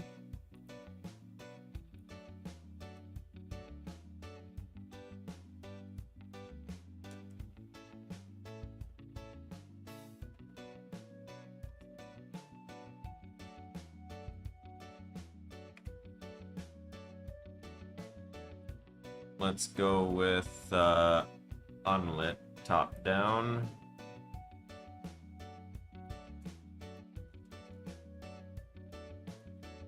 Right around there is the approximate center. So let's go back to our perspective view. And from that point, should be able to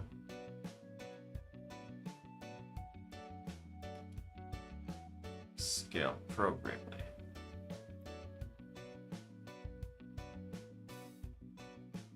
Still feels like the chain is throwing me off from where the center is.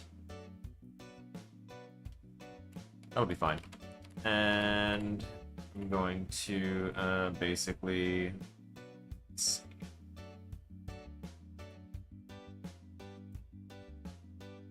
Not that kind of cone.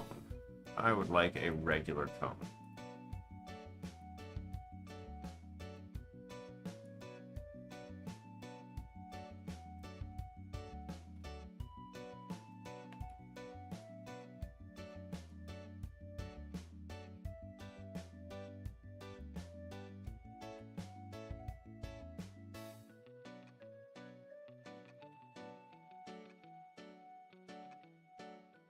That 180 real quick.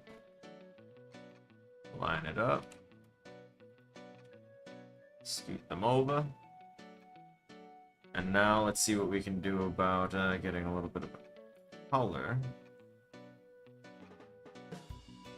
Didn't I have a color on someone else? No, there was another one that I imported that had colors like weirdly. There we go.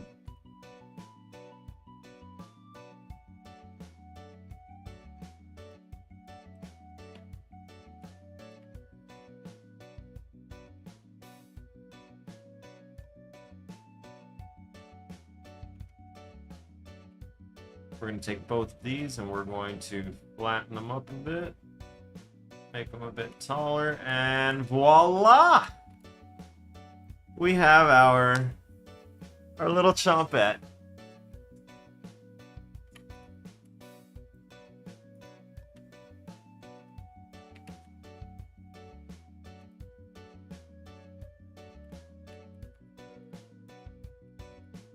The ear. Oh no, it's I gave her a pink bow.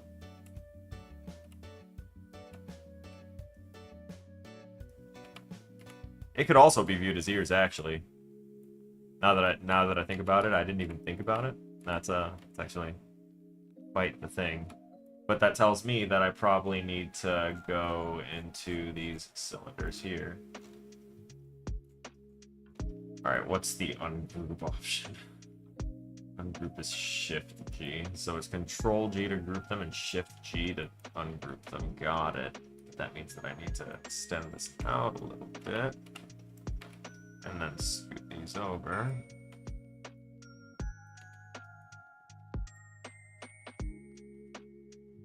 Yes. Yes! Fred Burger! Don't ask. Don't ask questions. Don't worry about that. Didn't happen live.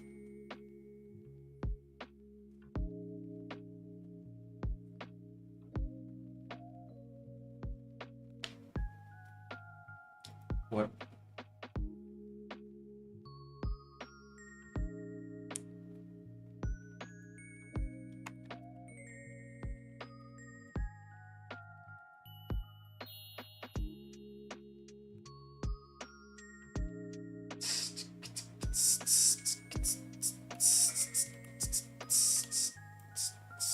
Let's turn off the vision of collision. So that way we can appreciate this a little bit more.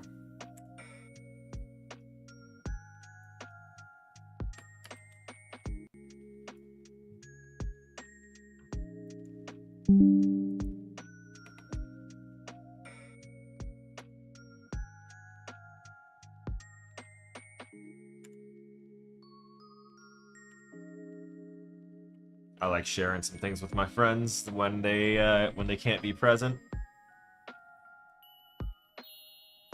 Oh, I was about to spark this up before I realized that it's only 9:19. Why does it feel like we've been on? Oh yeah, because we started half hour early.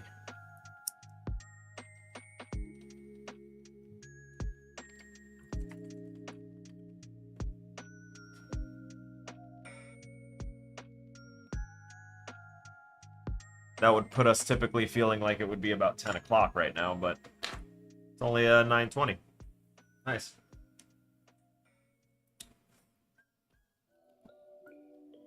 Let me fix my screen here.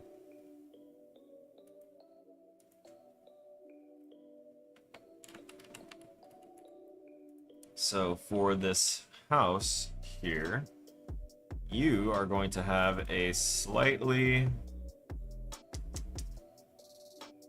luminous top, while the rest of the home will have that darker blend.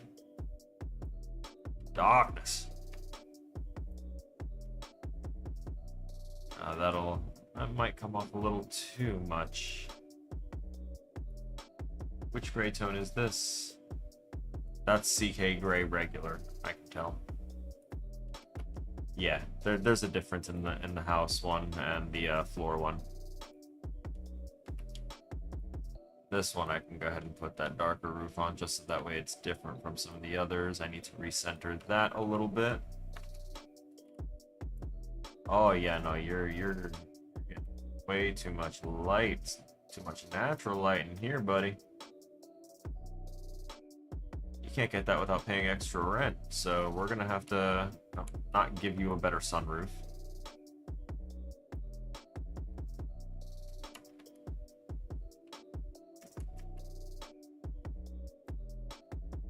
There you go. Pay your rent. And we got this one. Pay your rent, confirm your kills. It's a good time.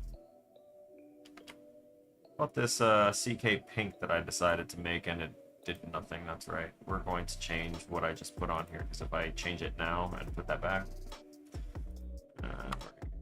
yep, CK pink, you are assigned to nothing. Goodbye, CK pink. This is going to be... Shit, you need CK gray as well, and then you will be CK gray 1. CK gray 2.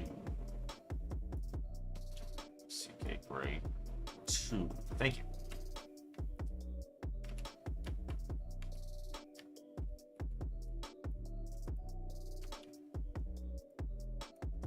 CK Gray 1. CK Gray.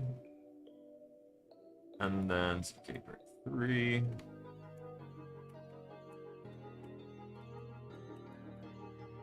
And then we're going to go ahead and start peppering some of these enemies that we got. I'm going to take them out of the enemies folder.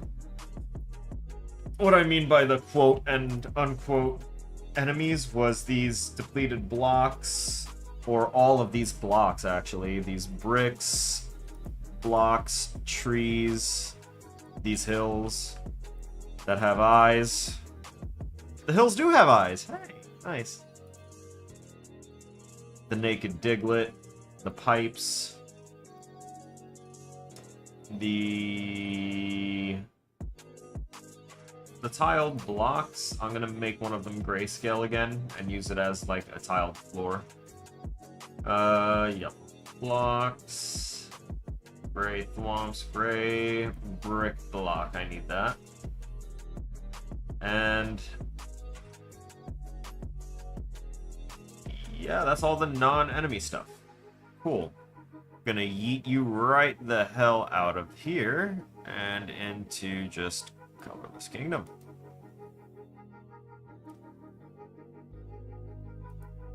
Because you will all be in props.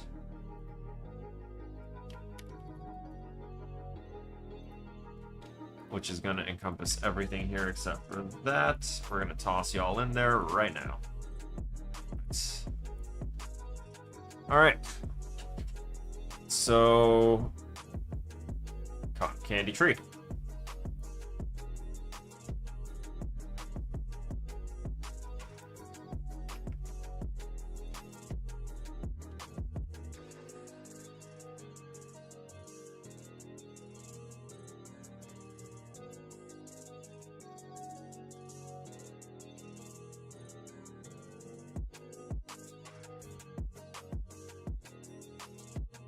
Actually, I'm pretty sure if I...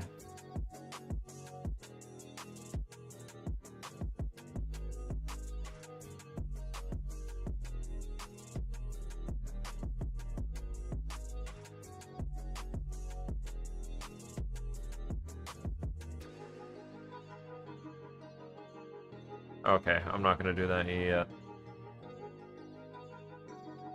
We'll just see how it works with this duplicated version that is just scaled up a lot. I'm going to create another one that's bigger.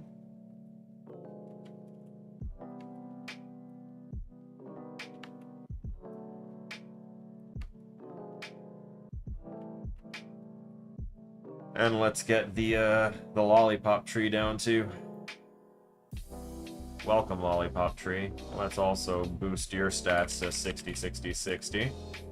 There you go. You're like a shrubbery.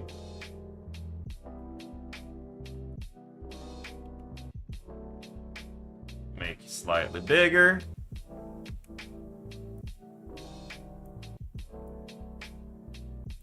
And because these are supposed to be trees, this should be fine, right?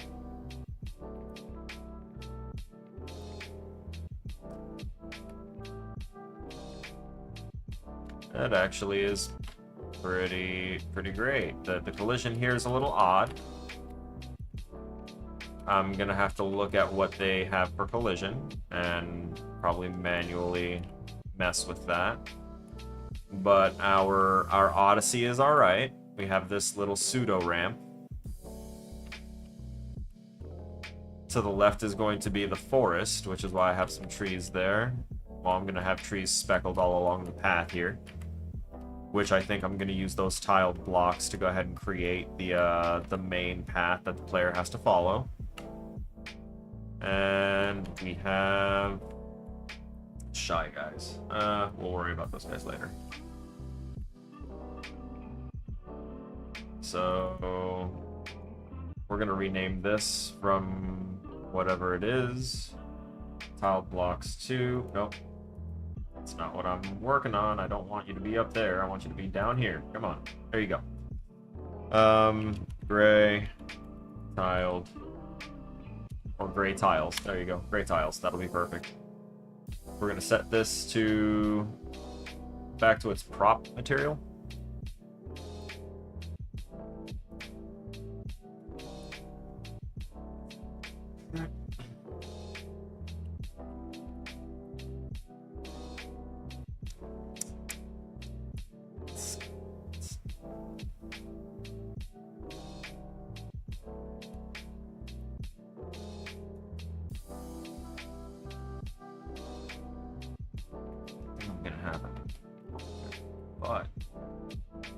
But around here. 160, 160, 160.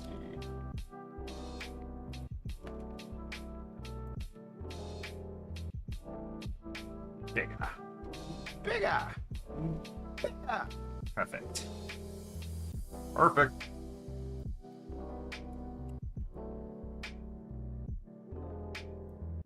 So with the light being where I have it facing, the hills with eyes would be better placed here.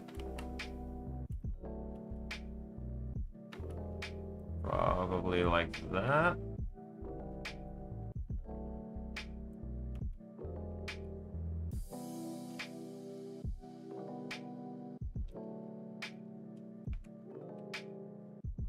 And we're going to grab and duplicate.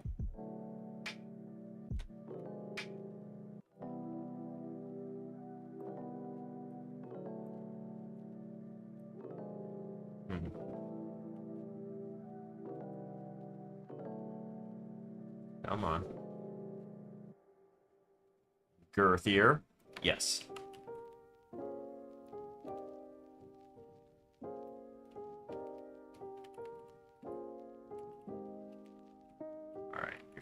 You're not flying, right? Yeah, you're not flying or anything. You're neatly wedged in the floor. You're perfect.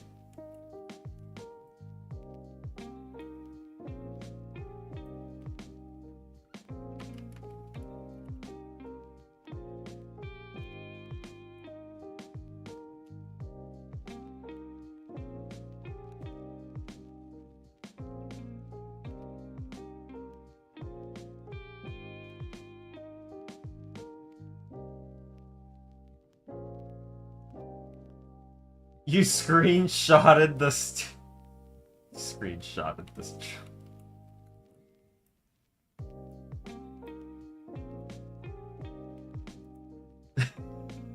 I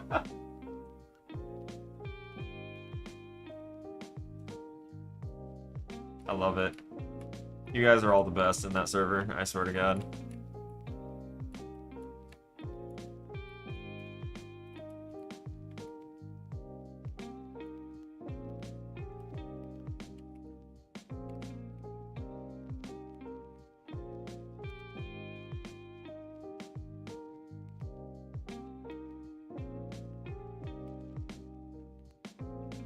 Okay.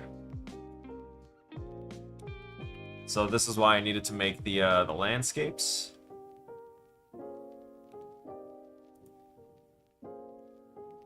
Yep. There it is. Old landscape tool.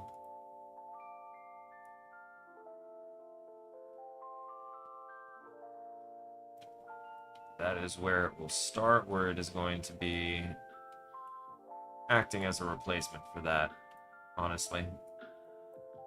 So we're going to drop this down just a little bit.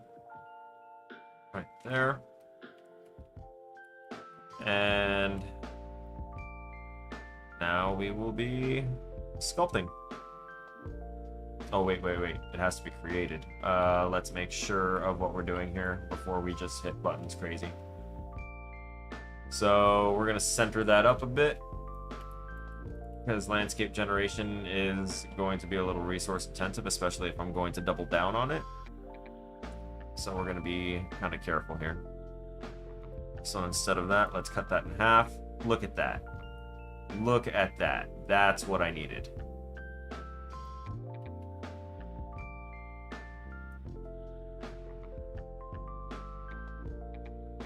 Now we'll leave it like that.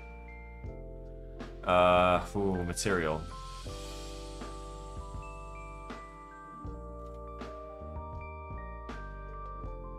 Right, this is the material that should be, actually gray.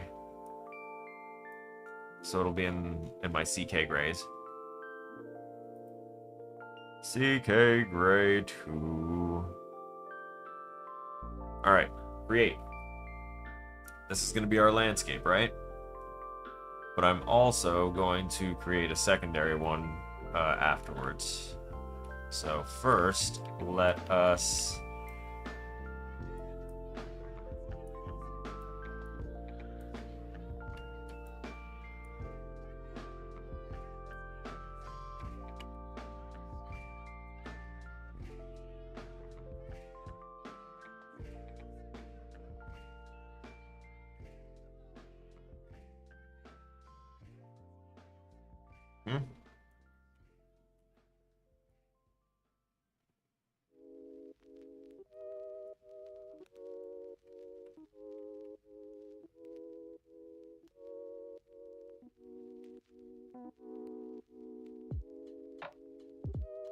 Okay.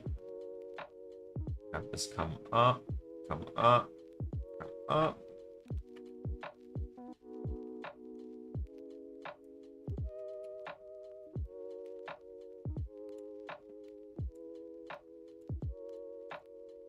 There we go.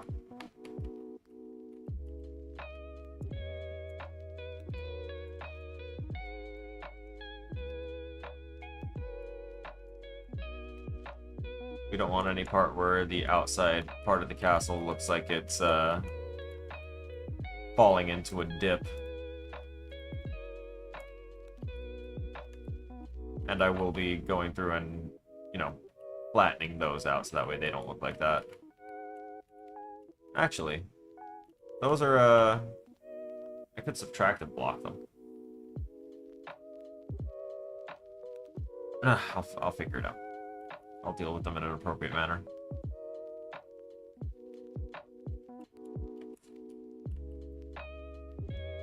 Alright, that's one landscape, and now we're going to go ahead and plop another one.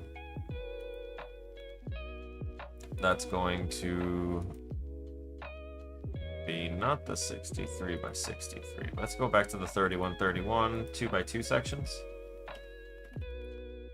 That should do it. Or, nah.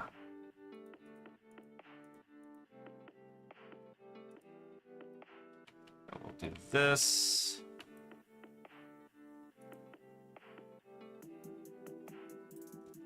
And this one can be the, I need a simple grass-like texture.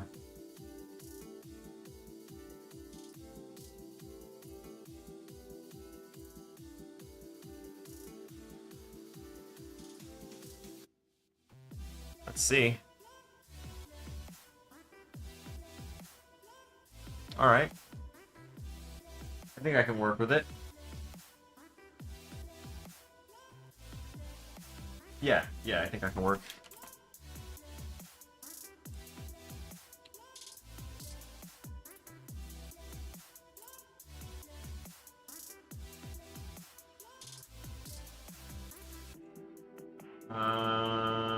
Okay. I think I know what I'm going for. Oh.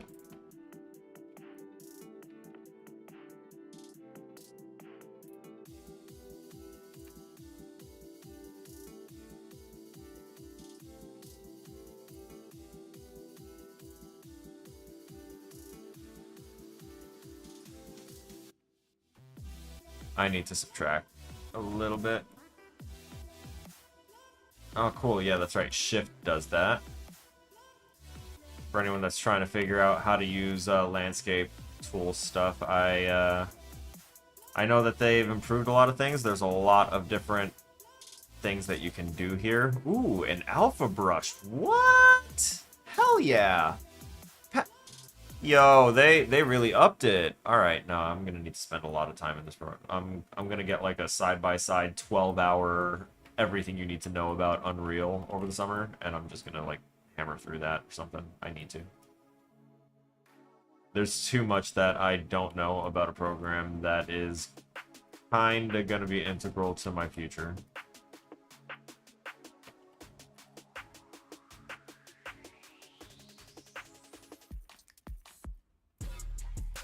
Okay, now that we have those, we can go ahead and increase tool strength and size. Reduce the fall off. Yeah, reduce the fall off.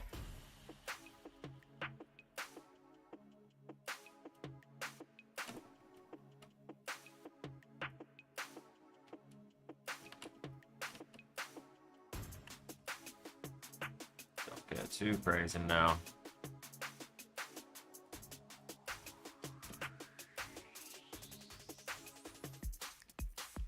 Okay, yeah, this landscape has to lose its texture here.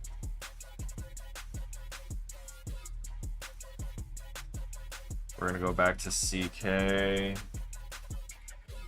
gray. Oh, actually no, we need a like an actual green.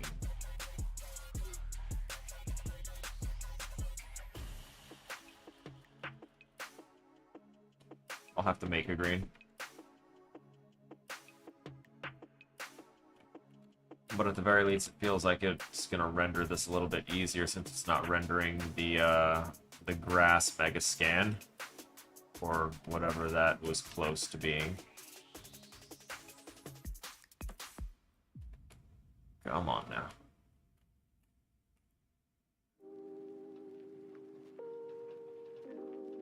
The whole reason for this is to block off the void in the Nether Realm,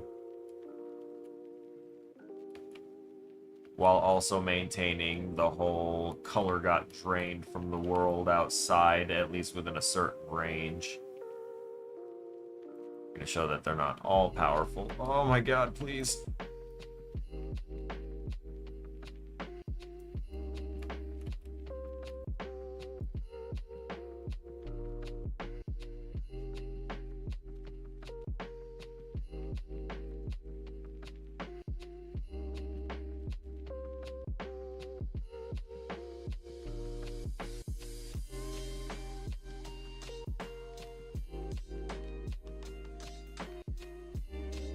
Okay, so if you're up here... Ah! No! What pain hath I wrought? Okay.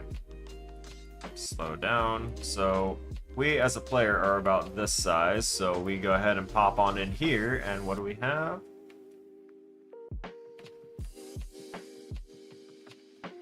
We can see out quite a ways from up here.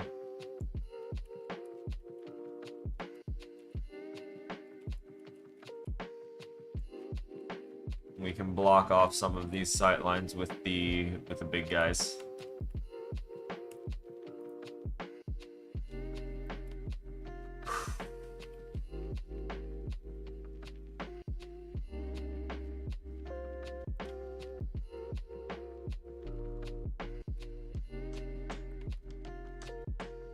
There you go.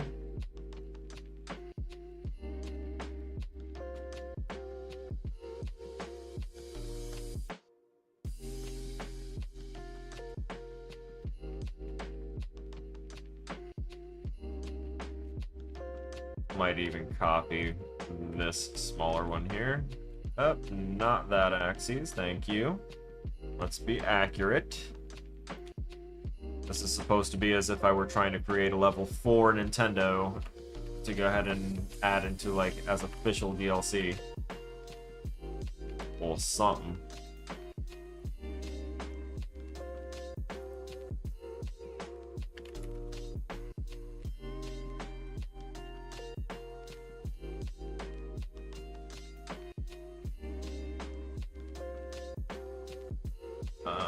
And the reason I keep looking off to the right is because not only do I have Discord open there, but I have an internet tab open, so that way I can keep on looking up references that I need.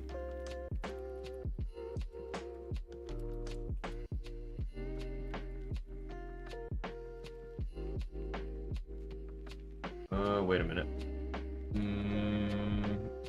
Yeah, no, I don't need to look that up. What I do need to look up is...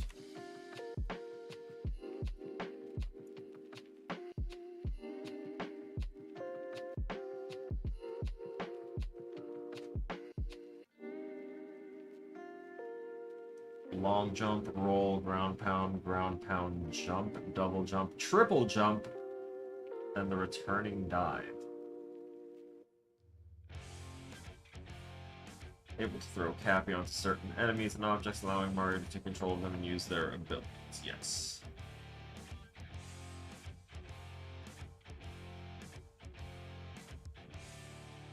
Alright. I gotta keep stuff like that in mind.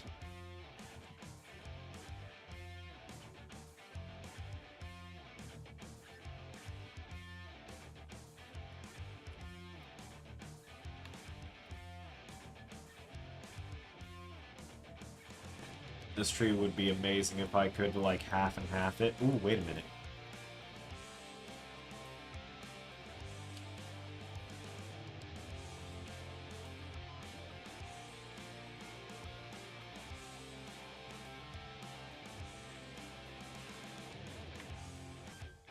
CK Gray to that. Yo. Fake it till you can make it. Oh my god. That's gonna look nice. Now if I grab them both and rotate them just like that. Nice. That's nifty. I like that.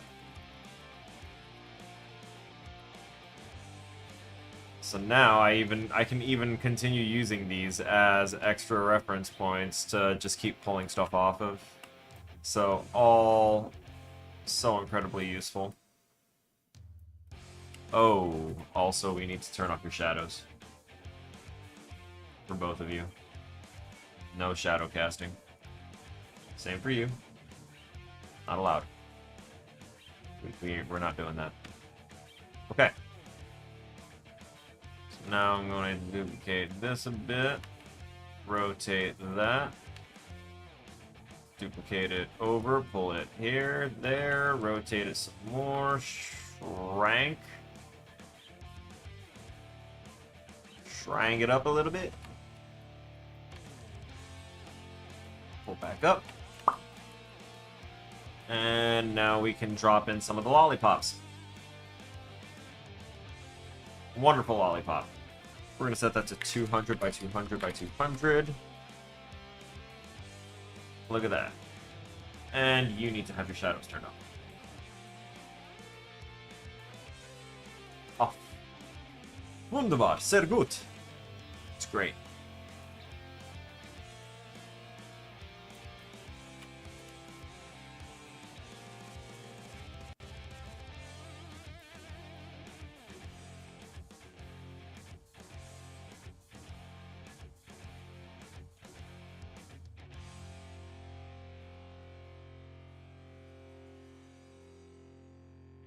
Oh.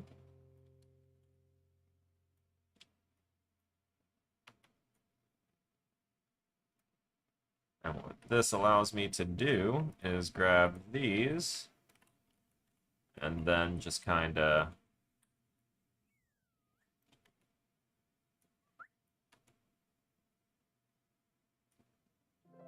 yes.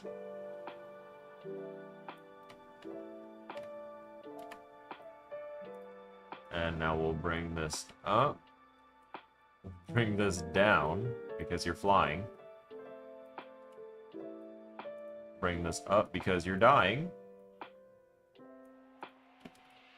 And put you down because you're too high. Now I can grab all of these, including you, And you. And we're going to go ahead and drag those off here. Rotate. Elevate. Let's see if they fit here as well. Rotated kind of way.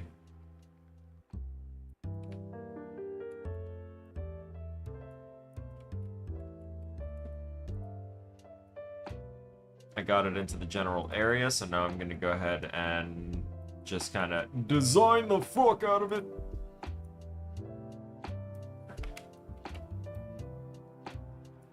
We're going to be on the tip over here.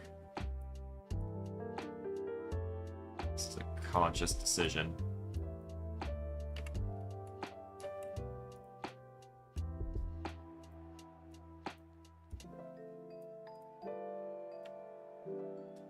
Take this while holding shift, which lets our camera kind of move with it as we drag it around.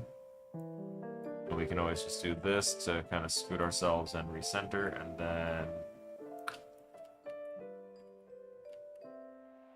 all good. Actually give that one a little bit of a rotation, you know. A couple of these can have that.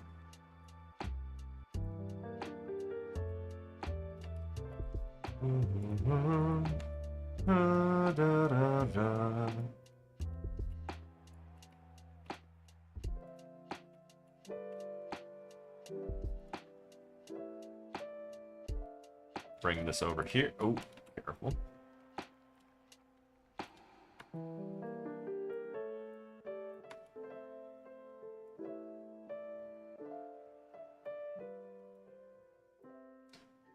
Let's see. Oh, god damn it. Super Mario Odyssey screenshots. Needed that.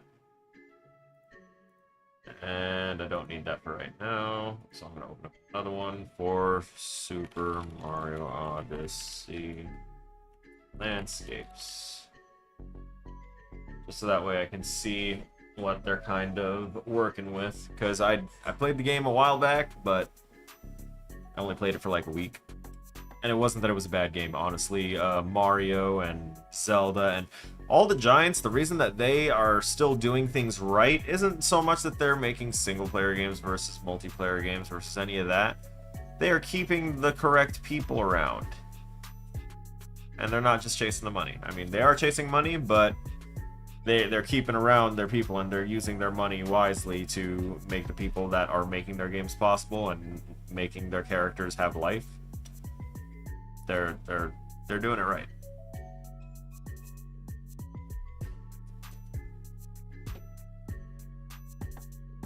That's why not Breath of the Wild, the new one, that some people were worried that there'd be some problems because apparently they use the same map from Breath of the Wild, and people were concerned about that. They were like, that feels lazy. And in my head, I'm like, okay, yeah, it does feel lazy, but it's the same world, the same verse, and it makes no sense to keep rehashing Hyrule over and over and over and over and over again. There's only so many different ways that the three divine goddesses could have, you know, made Hyrule. That retconning over and over won't eventually just damage and destroy the lore. Not that it isn't already easily retconnable and damageable by the fact that he is the hero of time and travels through time. But there's a lot that they can work with, and they keep the same people on from project to project to project, so that way there's some continuity, some consistency. The same person that made Ganondorf for Twilight Princess has been working as Ganondorf, like, working with Ganondorf up until, like, even Twilight Princess is where, not Twilight Princess, Breath of the Wild is where they told that person that has been working as the Ganondorf person for so long, they were like, Ganondorf is gonna actually be, like, big central key figure, not just big bad that you see once at the end and stuff like that. Like, we need him to be unique. And this person just fucking lit up and said, finally. And they delivered what we got in Breath of the Wild, which was arguably one of the best renditions of Ganondorf. And that's what happens when you let a person kind of grow to know that character in such a way that they're like, they've had enough time to see the character, learn the character, and decide whether or not the character is as they really should be, if their identity is really being presented the right way. I love the changes that I had seen.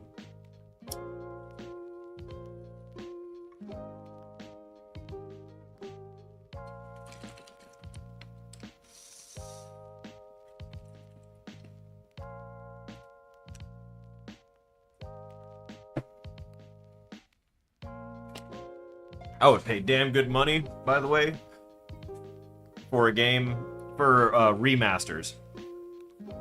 For remasters of the Legend of Zelda Ocarina of Time, The Legend of Zelda Majora's Mask, and you know what? Legend of Zelda Link to the Past. I want to see Link to the Past fixed up. You know what I'm saying? Oh, man. I need to get out of the Zelda mindset. I need to be in a Mario mindset. Woo! That wouldn't get me hired at Nintendo, no sir! We're gonna grab these two.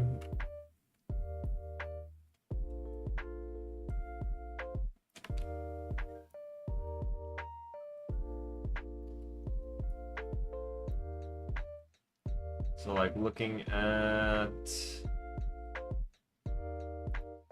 Let's open up this one. That's a very small screenshot. Let's...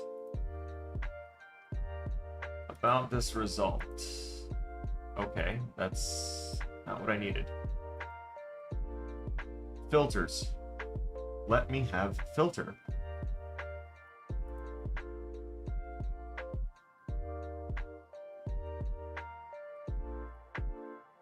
Excusez-moi.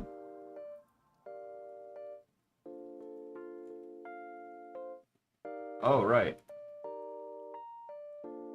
There, now I can use filters. I'm sorry. My foolish self has forgotten precisely how to use some of the Google search features. We're not going to talk about it. Okay, so we're going to go with size. I want large size screenshots so I can really take in a good amount of what I'm seeing. Oh, okay. That's right, because you can make little mini games out of stuff like that. And usually, yeah, I'm seeing some landscape tool usage. I'm looking at you, Sand Kingdom. Sand's really easy to go ahead and get away with using a landscape tool because, as you can see, you can just toss a sand texture on it and smooth out those everything that was here. I'm honestly going to go through it with a smoothing brush, but we'll see. I think I can pop this out and safely pop it here. Nice. The hat throws me. But it's crazy because Mario throws the hat. So I was looking at, like, the landscape here. The trees are a little more detailed than, you know, one would normally have found in older Mario games, but that's fine. There's a lot of screenshots of that Oasis Kingdom, that Sand Kingdom. Okay, here, Mushroom Kingdom. But I'm not even sure if this is from the correct game. Wait a minute. There's the hat. That's Odyssey. Yep. Okay. So... God damn, they really do use grass. I'm not gonna do it though. Like that's bogging me down, and it might also be because I've got a whole lot of brushes in activity right now. There's a lot of brushes in play. Take a good look at. Oh god. Okay, there we go. Thank you for rendering. What else do we have here? I like that, that's cute. Alright. I think I've got enough in my mind to work with here. So we're going to drop this back there, and we're going to close out this, because that's not needed.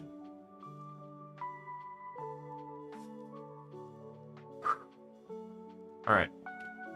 I need to make a green texture. Green material. Lord knows we don't have one right now. We're gonna go and duplicate CK Brown, rename it CK Green. Open that up. And we're going to go ahead and give that a nice matte green color.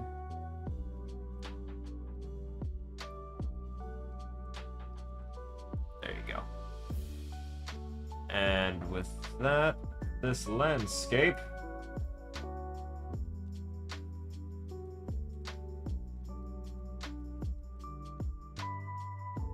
is clean. Alright. I also needed to see... We're going to go into this Mario, not the source. We're going to go into the material because they had all of this in there for some reason. And we're going to copy them to our Colorless Kingdom Mario, to that materials folder. Yeah. Copy here.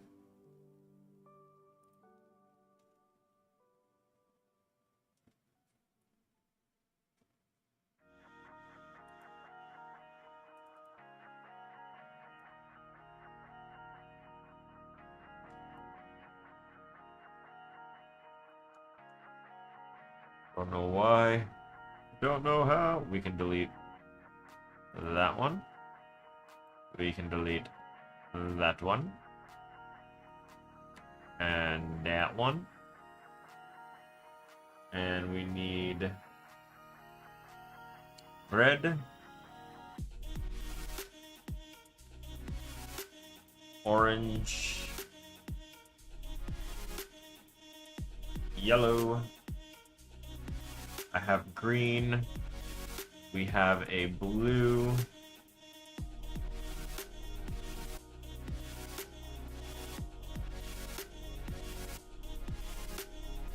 Fine.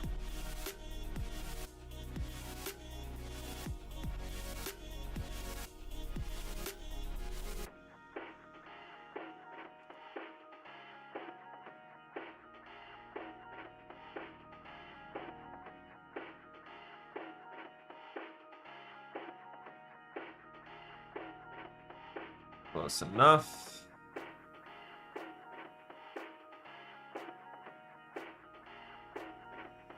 And then we need violet.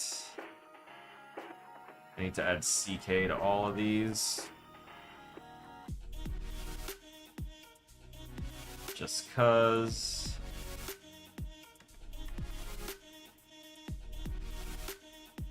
Continuity.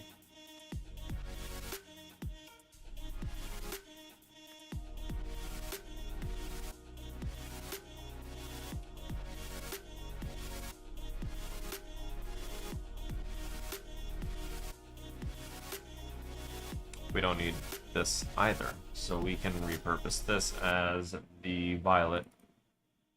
Violet, you're turning violet.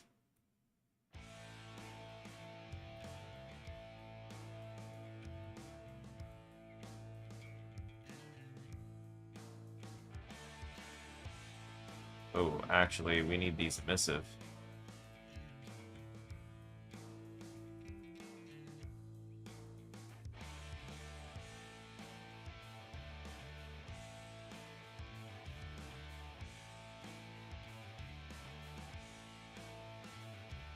Call that CK underscore violet. And now we'll have to go into all of these and give these emissives.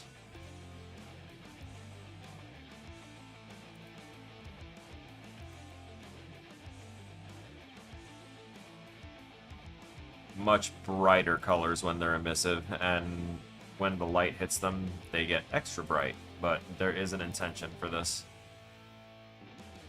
So we're going to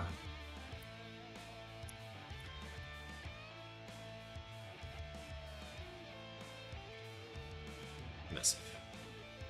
There you go.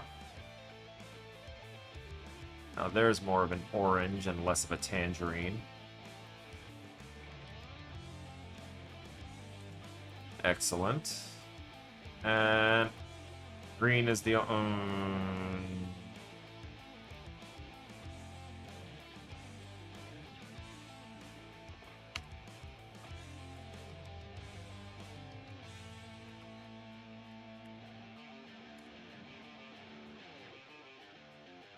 Cool. So now I can duplicate that and have it be just regular green. Right, right. And then I can pop that there and get rid of that.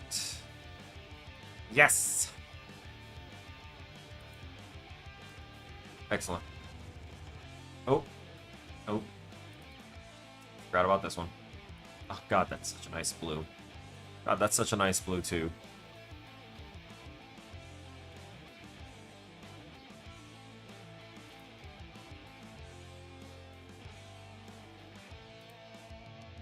Okay. So, I want to do with that.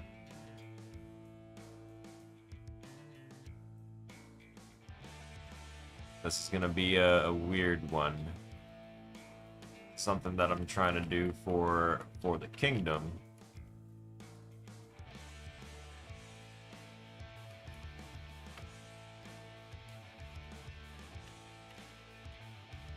So then theoretically, what would I have to do? I'd need to... Sorry, I'm grumbling to myself here. Let me bring this down a little bit. Push it back. Because I'm using my my fisheye lens again, so if I zoomed out all the way, you'd see it, like, get all warped, but for right now, it's just kind of keeping things ideal. And now I can bring my mic a little closer without it popping up here, because honestly, the mic is right here. But you can't really see that. Let me check these real quick, because I am neurotic about it. Get rid. Yes, I'm aware. Okay.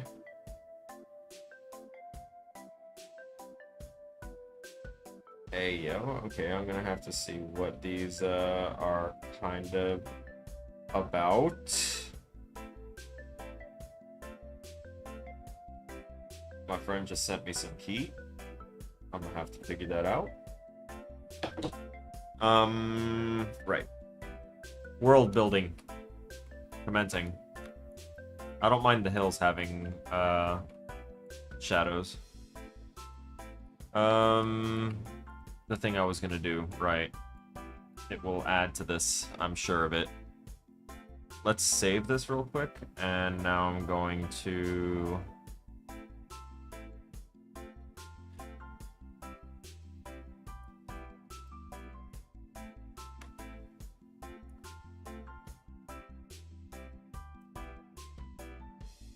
There's the 90.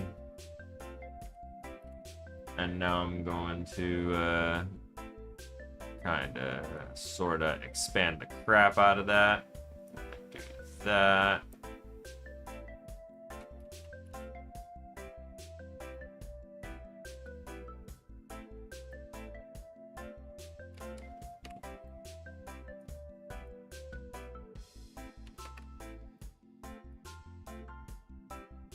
What I'm trying to do should now be evident. And honestly should be being done with red first.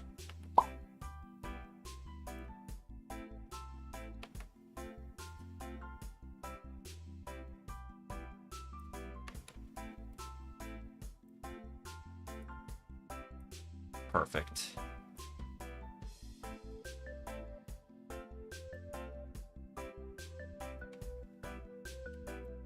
Do do do do do do do do. Do do do do do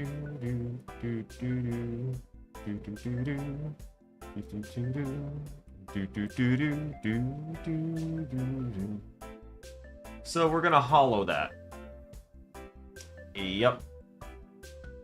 Perfect. And now for the inner radius, we're going to increase, Decrease. That's the answer. There we go. All right.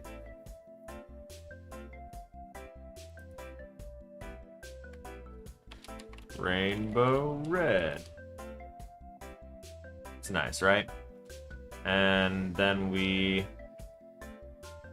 duplicate that. I know you can do it. You're gonna struggle with it, but you're gonna do it. Rainbow orange.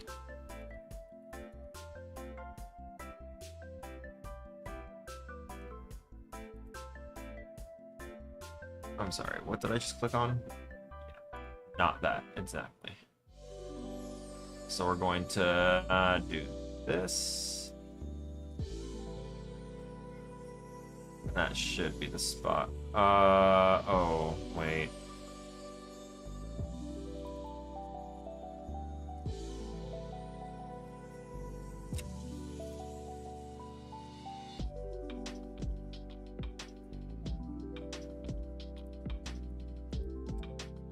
Yeah, buddy.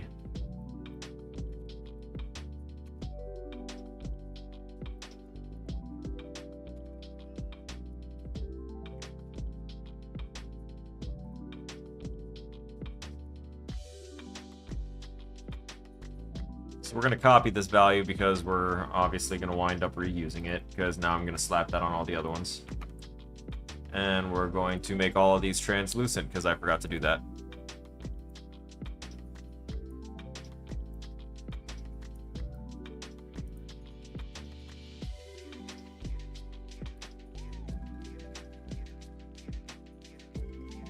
B, make that orange. We might need to increase the, make that opacity a little different. The red is noticeable, but there we go. Now it looks less like just a muddy visage. What browser system do you use the most? Opera? Yes, I do use, I use Opera GX the most. Lots of customizability. Very appeasing for the ADHD brain to just be able to multitask in that singular thing. I'm not going to be able to watch that video, my friend. I am sorry.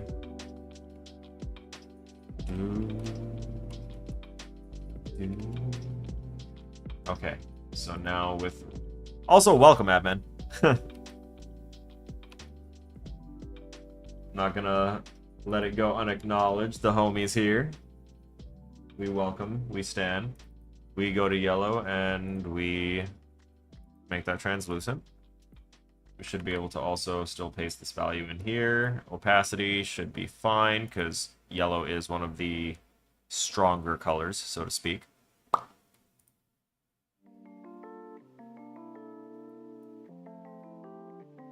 We already duplicated, so now we just gotta line that up a little bit. We're going to click a single face of it, press Shift B to select all of the facets of this, and then we're going to drop that yellow on there. And we're going to rename this to yellow. Well, rainbow yellow. And then we're going to duplicate it, because now we're going down to rainbow green.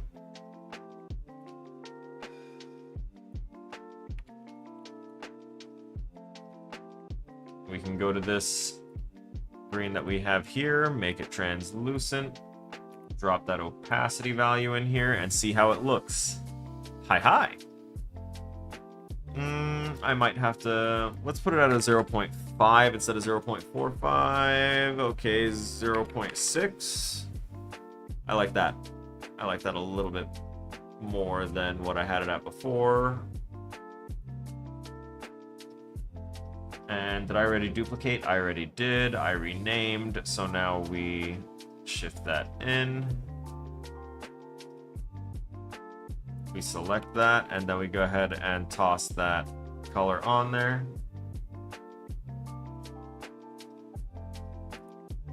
Now I can go to that green, duplicate it, rename it for the color. We're going, what, blue.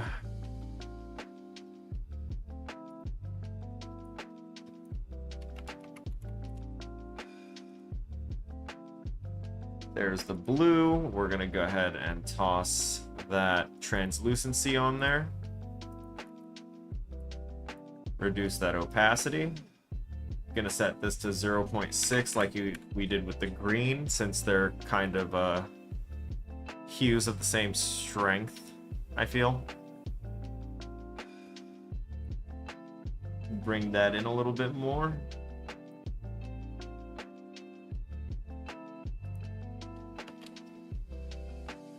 And now we drop that blue. A few more colors and we're good. So we'll press Control D to duplicate that rainbow blue that we have selected in our outliner. We're also getting a little laggy, so first things first, I'm going to shrink this. And then I'm going to hit my save hotkey. We're done. I'm actually going to wind up taking a break here soon in a couple minutes. Well, literally in 2 minutes. In 1 minute now. I will take a break, and hopefully I'll be done with the rainbow by then. But I'm going to take just like a 10-15 minute break, recharge my batteries, have a sweet sugary treat, and jump right back into this. We won't be looking at the 2D project again today because, actually, we might. I still need to add in a couple things for the quest, and everything is working on it, so it's just nice to go ahead and reinforce that and make sure that nothing broke overnight while it wasn't even running. Which is something I need to do. I need to start leaving things operational. Oh, hello, Haley! Look who's up! Look who's up. No scolding. How you doing? Welcome.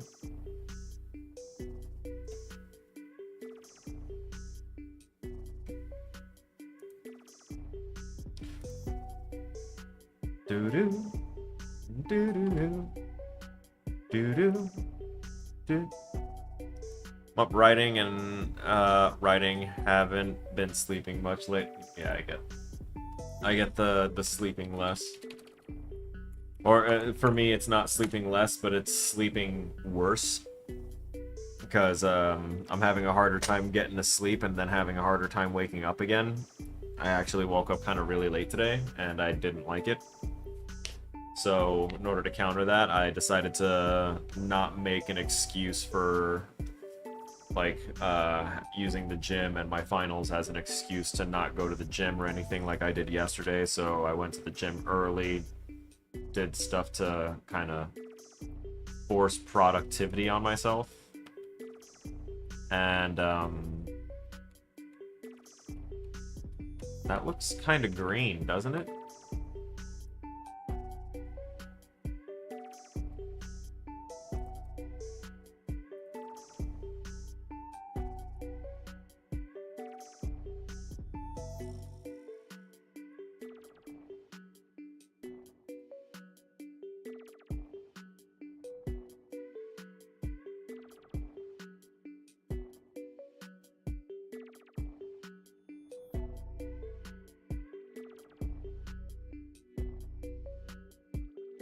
Too much going on in real life. Body neck.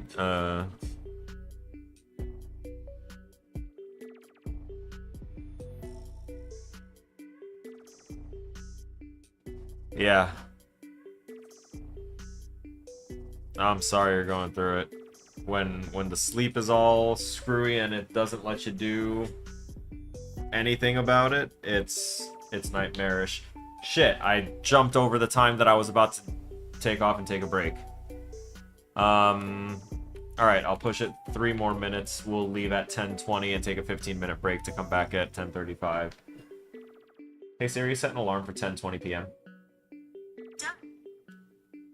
Not gonna make the mistake of going over again. Yeah, no, I empathize with the sleep struggle way too much. I can't stand it, honestly. But we move on. We keep on functioning somehow. The body adapts to it in a weird way. Until something can be done about it. You know? We can always try and look to the future with hope that there's improvement on the way. This one is for Violet, Rainbow Violet. We're gonna go here, make it not surface, opaque, translucent, and we're gonna drop this here. Actually, this is probably a strong color, so that should be fine. You know what? I like the brightness. And if I have to alter it, I can go through them and alter it.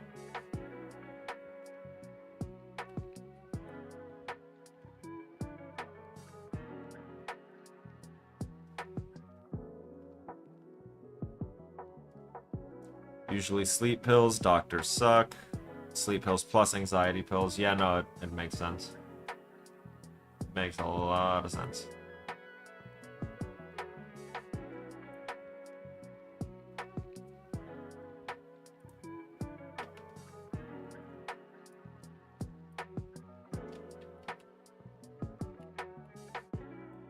Okay, so... Uh-oh. Woo! So we did the thing. Now what we are going to do with this... wait a second. Why the hell is there... There should not be that. We get rid of that. Okay. So we have all of these. I need to drop one more thing here. A box. A singular box.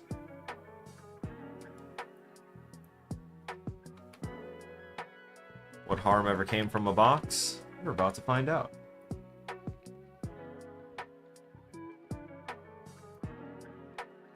Alright.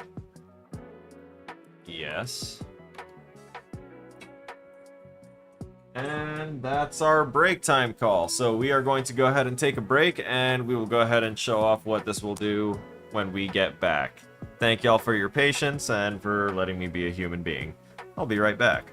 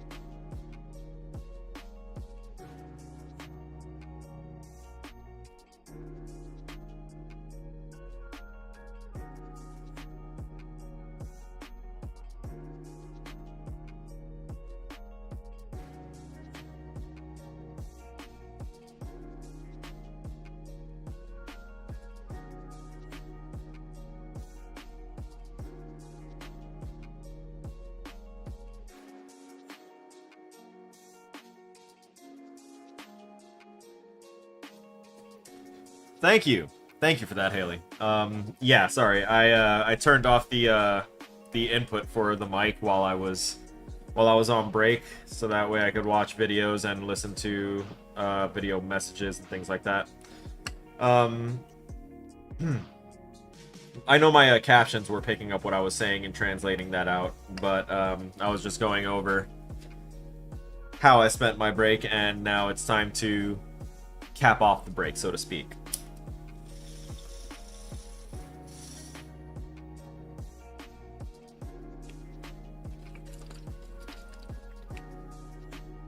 That wasn't me capping off the break, by the way. That was me caching the first thing at the start of the stream. This is how we're capping off a break.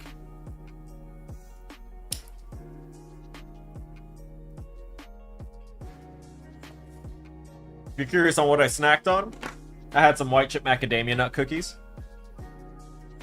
I also got some nice big chocolate chip cookies, but I'm not gonna worry about those for right now. I'm not trying to have too many sweets.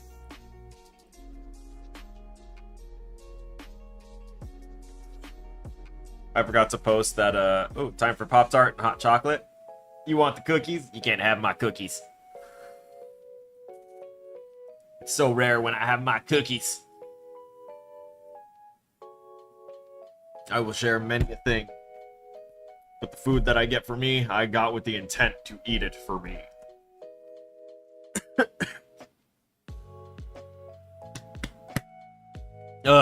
Everything has its purpose, as it were. Lord. Oh, God. Good God, now. Here we go. These could be, like, crazy bops, but they're nice and, calm and gentle.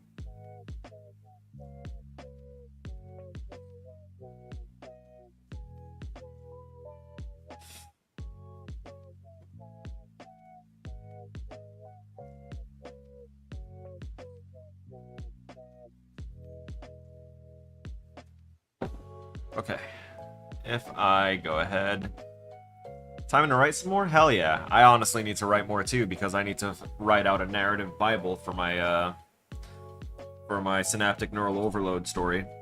So that way I can turn that in for my final, for my story for video games class. I have to basically have everything turned in by tomorrow. Before midnight. Before, like, Sunday becomes Monday officially here in California, I have to have it all submitted.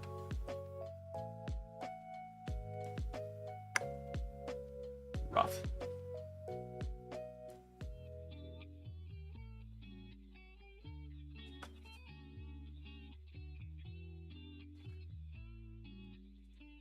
You free write poetry and you worked on 2 books but never finished them or published them. You've already done more than most people. A lot of people will say that they want to do those things and don't bother even doing the writing part. Like, you at least got started. You got partway into the process a few times. So you just gotta kind of return to that flow a bit sometimes, every now and again. It doesn't have to be in, like, large doses or anything, but whenever it hits you, whenever you feel that it's the equivalent of what video games are for you, an escape. Yeah, no, absolutely. And they're more than an escape for me. They are a possibility in my eyes, honestly. Because video games can be anything. What is a game? A game is whatever you do to entertain yourself. Puppies jumping up and down and nipping at each other's faces is somehow a game. You know? Crows rolling themselves down, you know, a snowy rooftop is a game. You transform my ideas for me in terms of photos. So yeah.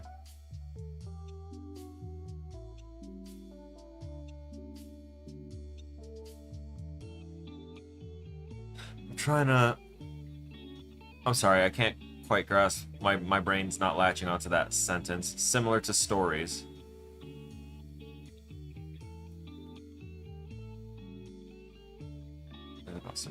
Oh, yeah. I think I get it now.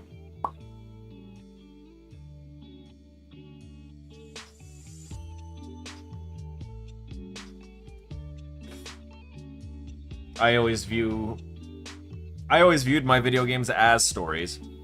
No worries.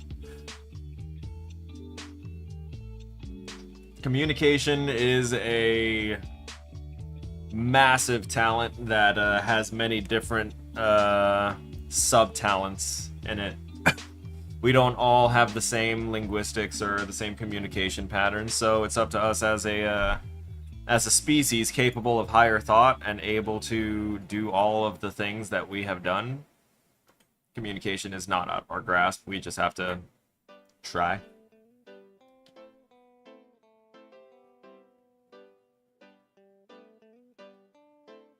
More videos. I will have to watch those later, my friend.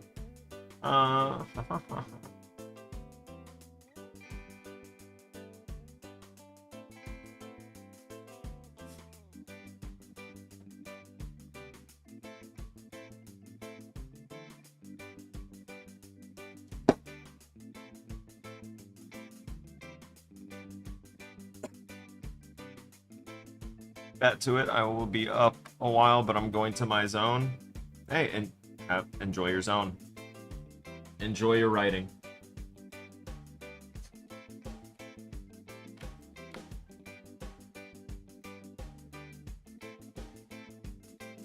Have fun? I actually am a bit.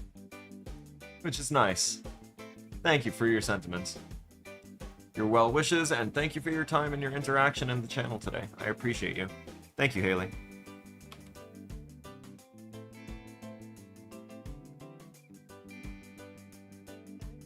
We're going to go ahead and make this now the subtractive box it was always meant to be.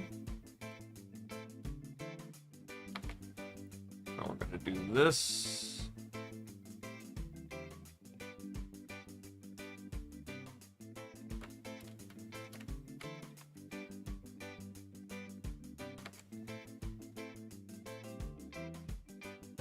I'm sorry, this has been bothering me. I've been wanting to do this that whole time. Because now with that, I can go down to the rainbows, the R's.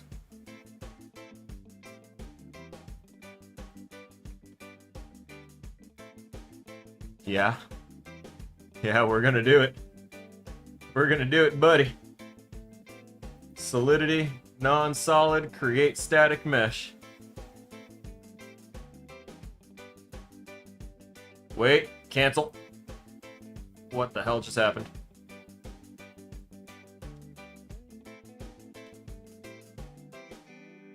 Crap. That's what I get for trying to rush through it while I still got this going. Are you going to add any mini games to your game? Oh, to this Mario level? I will only be able to, like, write in, like, basically drop a developer text box that says, like, what my intention is, because this has to be ready by Monday. This is a final project for me, and the intention is to have a level that is not playable, but one that you can at least fly around with the camera in and see what the intent is, see things laid out, so that way, like, if you were to present this to a studio exec saying, hey, this is my proposal for a level, they can fly around with the camera. They can see where your start point is, because you'll have that clearly marked, because that's where the Odyssey will be.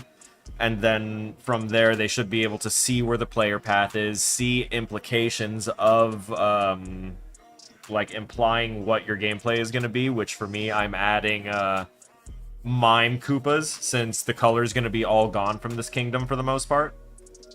I'm having the rainbow here to go ahead and actually depict that in a minute.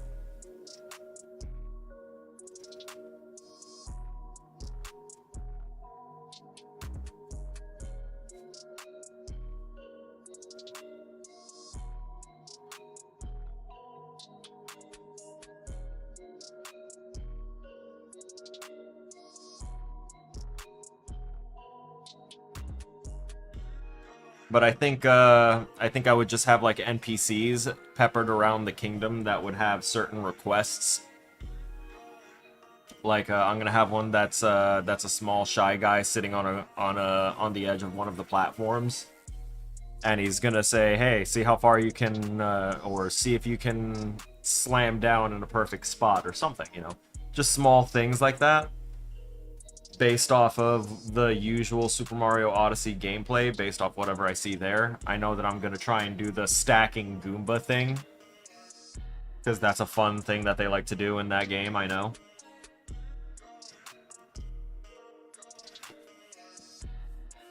If I remember right, the Super Mario Odyssey game was less about mini games and more about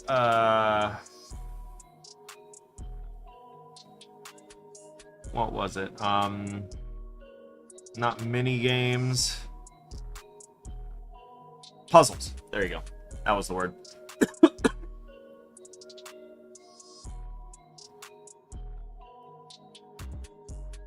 Yeah, no, if I forgot that word, I need to...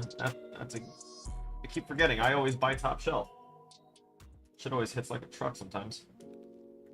Always hits like a truck sometimes. I'm contradictory as fuck today. My bad.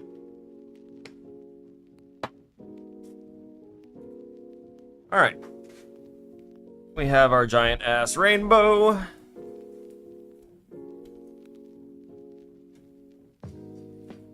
Okay.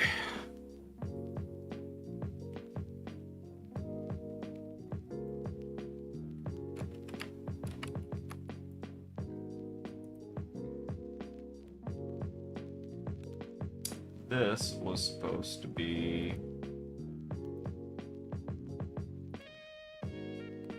render that last, right? Or first? No.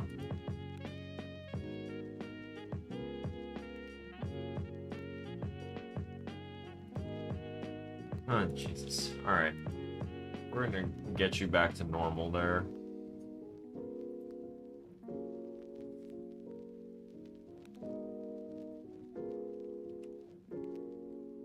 Where's the subtractive? Hello? That's supposed to be negative box brush there. Yeah, yeah.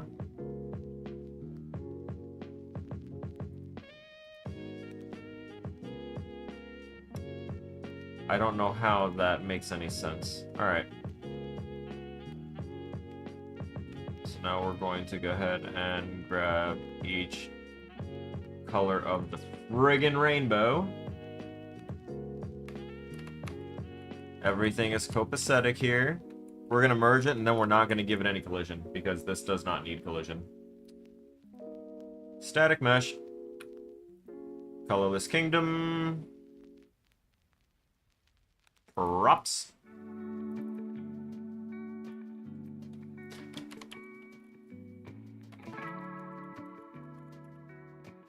Colorful rainbow. It's so beautiful. Have I ever beat Mario Odyssey? No, I have not. I played it for a week. I knocked out several of the worlds. I thought it was very intriguing and very interesting, but I was either working on another project that took my attention away from it for 5 minutes, which once that happens, I'm gonna lose sight of it entirely. Or it was the fact that I was playing it on my Switch, and I do apologize for any Switch stands out there, but honestly, for many mobile stands out there, I can't stand mobile gaming. I can't stand gaming on a battery. I don't like having my my gaming sessions limited, and I don't like the fact that after a while, even gaming while your equipment is plugged in will still drain out the battery, because like, the better the game and the more quality and more oomph that the game has, the more it's gonna wreck your overall battery life and all that stuff with prolonged play.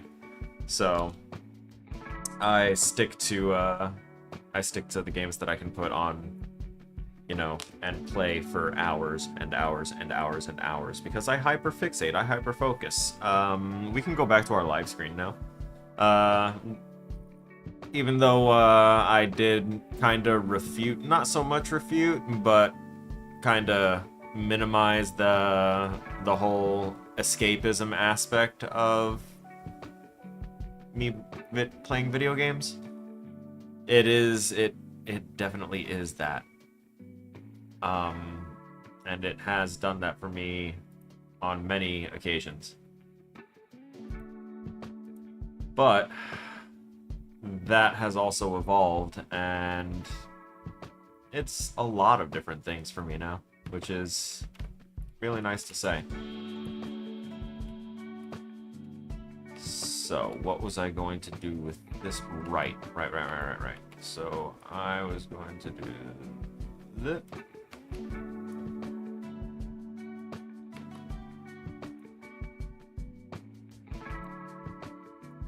Let's see.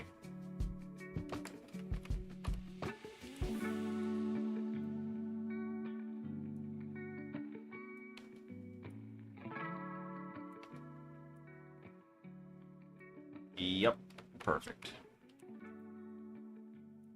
Because now I'm gonna have to duplicate.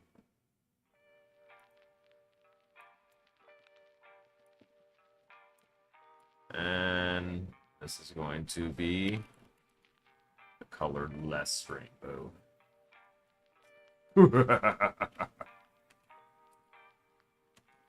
And now we need to have a see-through, what do you call it? Material. A translucent gray. CK.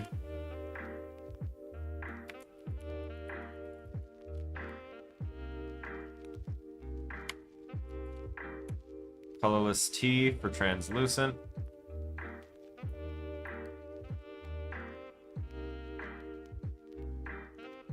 We want a constant 3. How did your Switch only like 30 minutes to play? It gave me like 30 minutes to an hour of gameplay before like it was burning hot and it was like telling me that it was critical battery. I'm not about it. I'm not about having to buy and replace that system over and over again because it's an internal battery that you can't just like pop out and swap easy. I think it was better when the mobile consoles had the replaceable battery slot, so that way you didn't have to worry about the overall battery of a non-replaceable rechargeable battery that's just slowly dying overall, like just dying to the point where that system will no longer be usable. My PSP finally died. I was devastated. I was in the middle of like my 7th full playthrough of Final Fantasy X, but I had all of the Final Fantasy games from 7 to like 10-2 all on my PSP. I loved them. They were all right there. That was basically the system that I used to have portable Final Fantasy with me. It was great. And now it's dead. And the cable for it's hard to come by. It's pain. That system was so good. The Sega Genesis was also, not Genesis, Sega Dreamcast was a system ahead of its time. And people didn't buy it because price.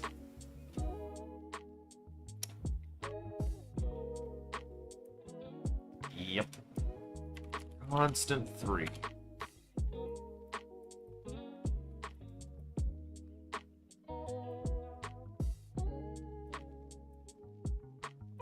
Oh, wait a minute. I'm getting rid of this.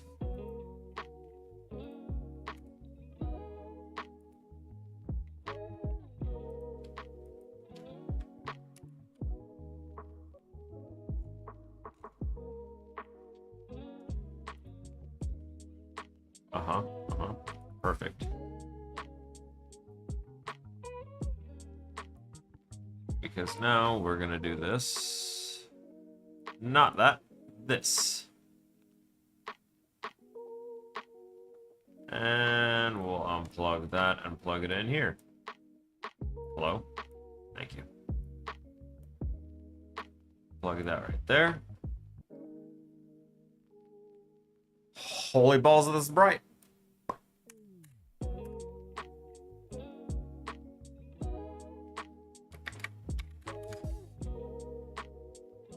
Thanks, I can finally see through you, Jesus.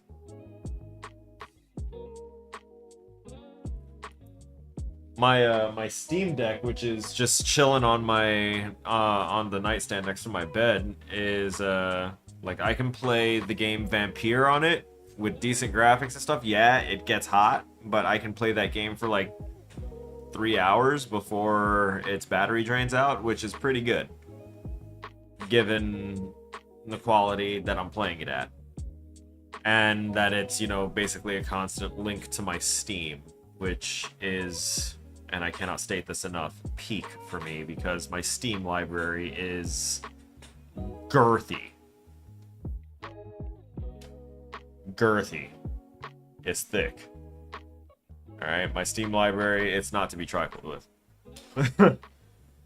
For years, I've been gathering every Steam summer mega bundle of games that I wouldn't even play just because they were cheap while I was in the military. Add to it years and years and years and years and years and years and years of being on Steam and having all of those monthly freebies and anything that just hit sales prices of 100%, 90% to 100%, buying games for pennies. Matter of fact, hang on. There's my Steam library. It's not going to open up where you guys can see it, but it's going to open up where I can see it. And that's what matters here.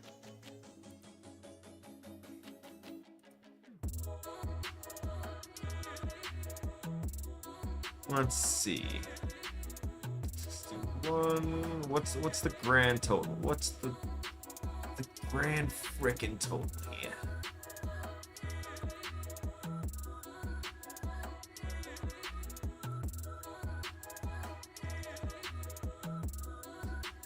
Well, that's at least... Oh. Some of those are duplicates. Okay, so that's at least 300 on Steam alone. That's girthy. It could be girthier. But I also have a library of about an equal amount on the Epic Games store. And I still have about 30 or 40 games in the the Origin launcher. Yeah, I forgot about Origin. I didn't even re-download that, did I? I should get with them because I actually like the single-player games that they offer on Origin. Anyway, what was I doing here? I was taking these and I was making them translucent, that's right. We're going to pop off that one, and we're gonna make this translucent. Does the Steam provide alternative batteries just in case of the original battery dies? No, I believe. Let me look up things for this, because oh,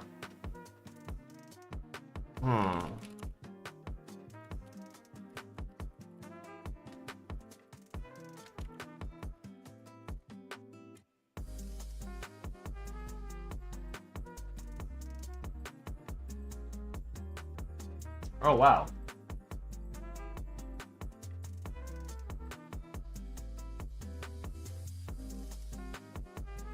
Let's see, battery. That's battery compatible with Valve Steam Deck.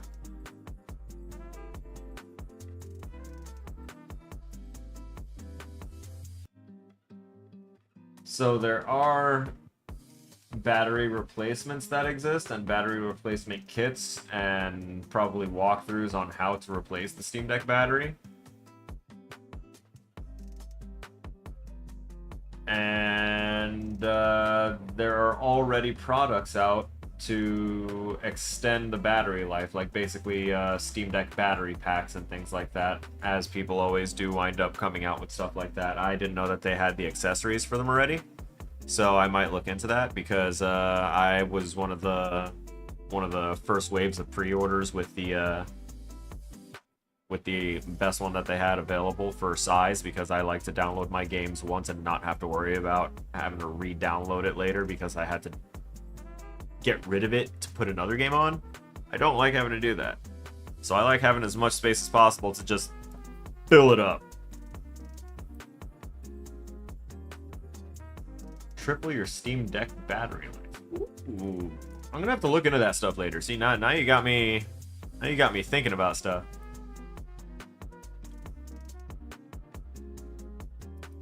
But my Steam Deck, it became a problem for me when I got home. I used it for travel once, and I loved it, and then when I got home, it became a problem for me because I was still using it.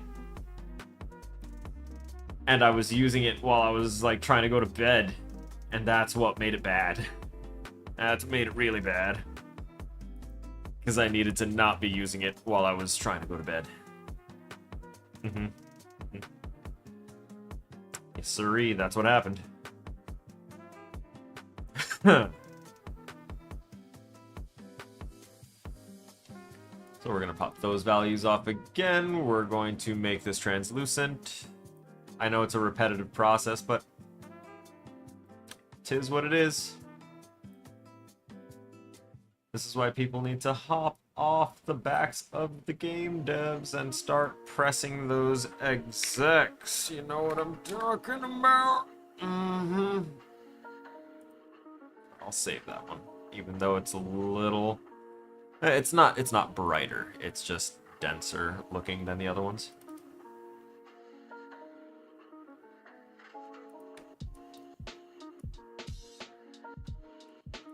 Plug that into opacity. What did I have this on? Roughness? Yeah, I'll leave that there, but then I'm just going to... Let's do some... Whew. That's 0.26.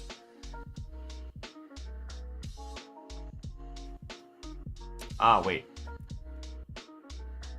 There it is. That's good. I can accept that. Alright, so with those 4 colors, I can emulate that. Behold.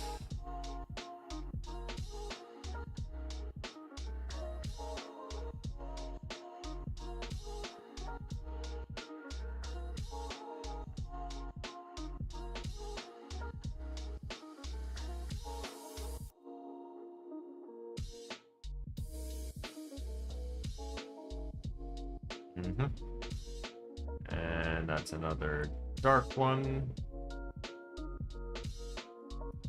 You know what? That's gonna go where the violet... Ah! Heavy finger press. Didn't realize it. No! No! Nail! Okay. So now our colorless rainbow is now modified. I need to make parts of this vanish. Crapola. I didn't think of that.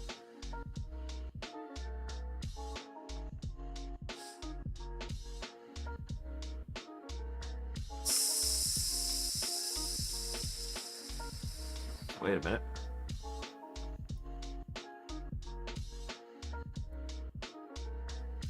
There's always the power of a box.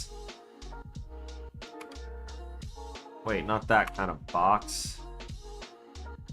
Cancel. I'm not trying to delete that. Jesus. No, don't do that to me. The box brush. Get rid of it. I don't want it. This is what I want. What I really, really want.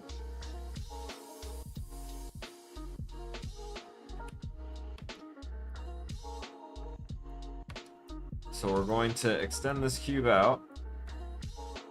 Right?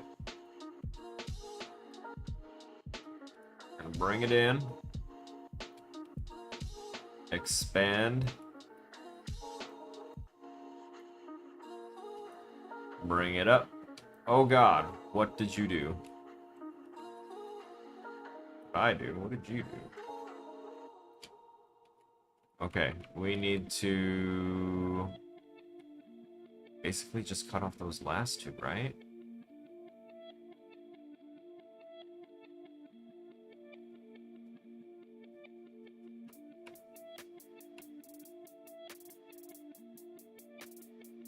Okay.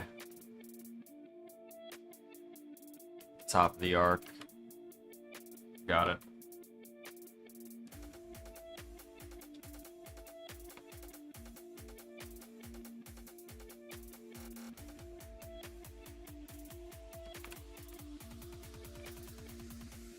long enough? Nope.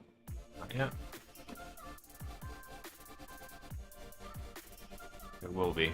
Alright, so what we're doing here is we are going to basically create an illusion. I need a translucent texture. A fully translucent, invisible texture. In fact, CK_invisible. Which I was going to do anyway because I need to create invisible walls. Base color.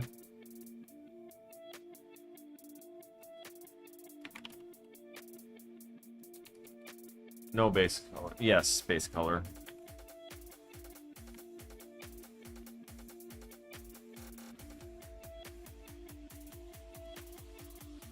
Yeah. I'm good, good. I'm glad that that is a thing that I have implemented, because now we're simply going to type in constant and we're gonna save. Your boy not playing, we're going completely invis. And there we go. So this CK invisible is now going to be applied right there. Son of a the bitch.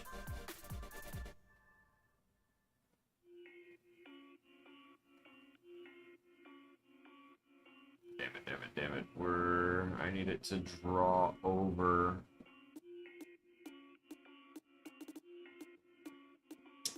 Crap.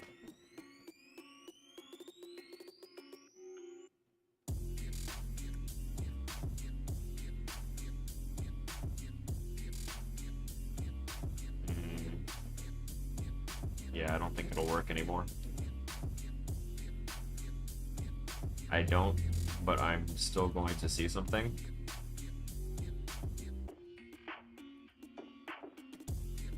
I'm going to see if merging those will do anything.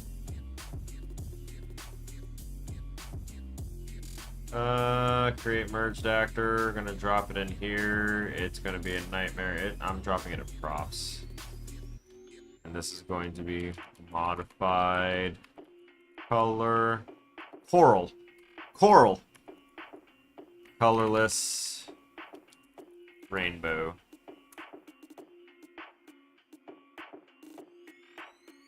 And it did nothing. Nope, we're good. That did not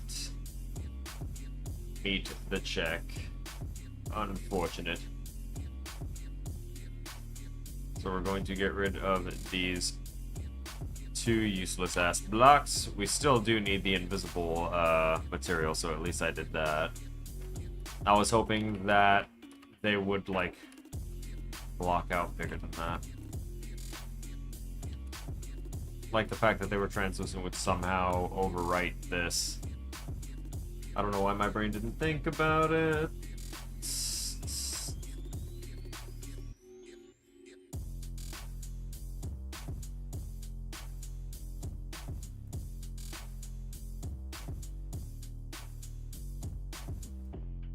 Right, this isn't even its own thing yet.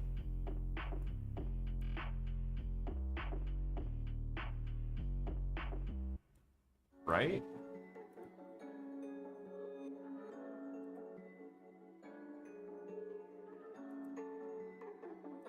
Also, they hoed me by taking away the static mesh. Not the static mesh, the brushes that I used.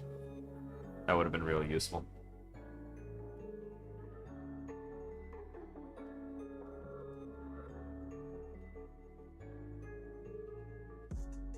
Wait a minute.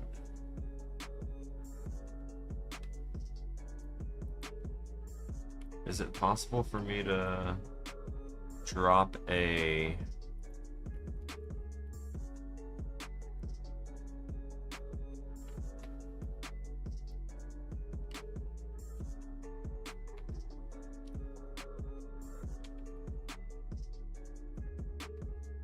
Is this only going to affect it if the player is like overlapping this post-process volume though?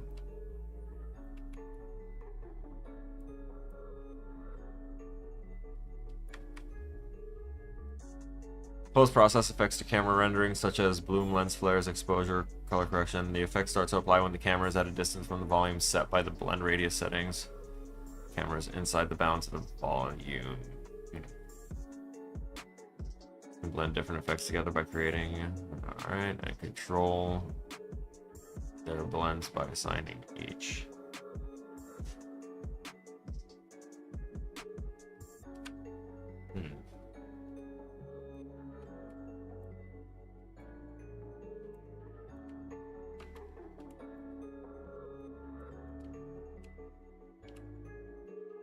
I need the top-down view.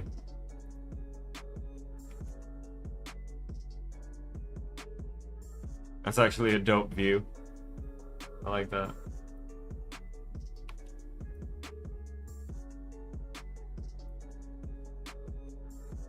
Right around there should be good. A little smaller. A little bit. There you go. Alright. So now we go back to perspective.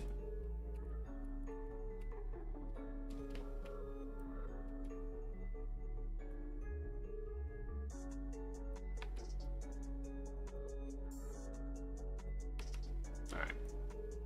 Let's not get crazy. Let's not get crazy. Let's not get too crazy. That's wild.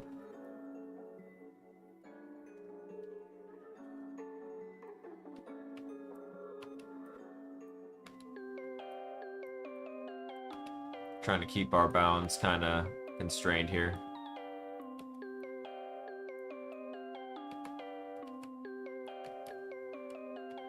Because I don't think there's a way to make the post-process volume bounds and then, like, have it exclude a chunk. Is there? Unless I place that chunk in its own post-process volume that has no modifiers to it. No, let me not extra complicate things. Why? Why does my brain do this? Stop it. Stop the creativity. End it.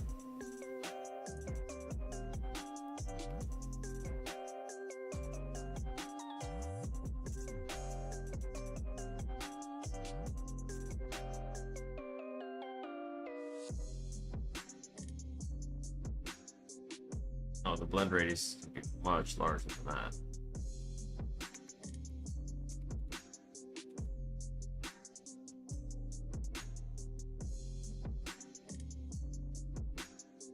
Let's get a look at color. Let's see. This.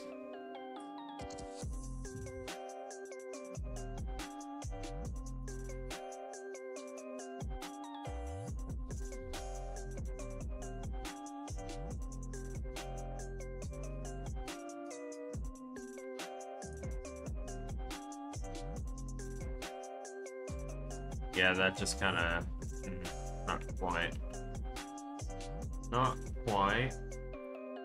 what I'm looking for. Where is... Alright, camera, nope, aperture, lens flares, image effects, vignette intensities, nope, depth of fields, nope. Film.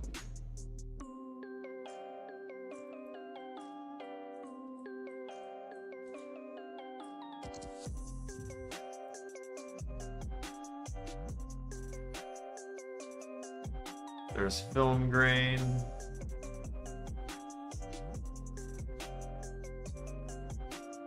Lighting components, emissive, diffuse, no.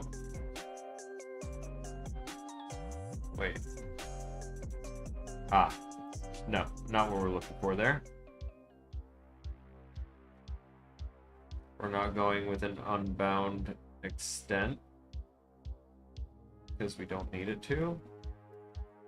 But for the love of God, why won't you give me that grayscale thing that I know you have? It's wild.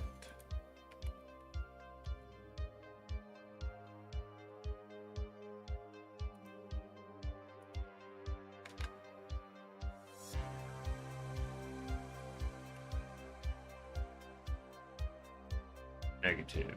That is not anything.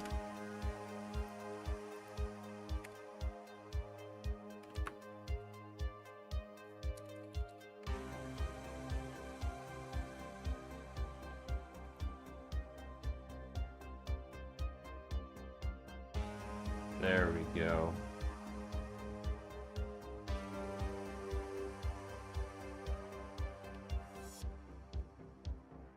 That's it.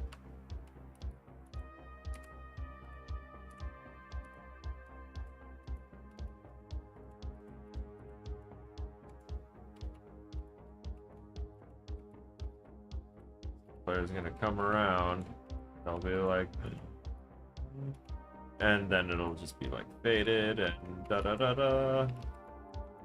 If they see it from here like that, let's find out.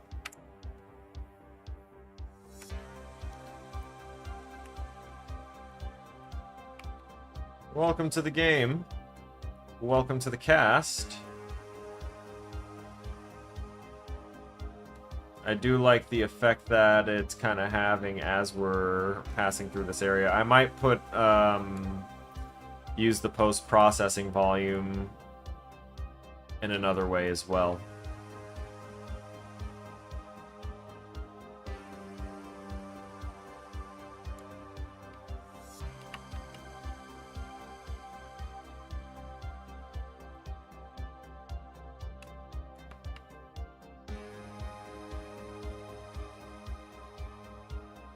And then as we get closer here, it fades away even more until we're in this where that is going to be gone.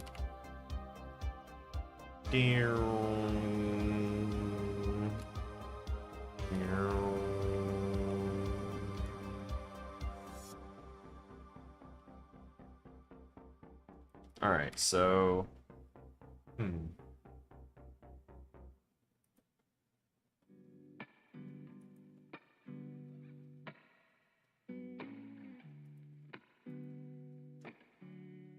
desaturate the shadows, desaturate the midtones, everything desat. Sad and gray. Oh. Okay, cool. So that post-processing, what's this one for? Oh yeah, that's right. That's the one that takes care of the, yeah, that's what does that. Crap.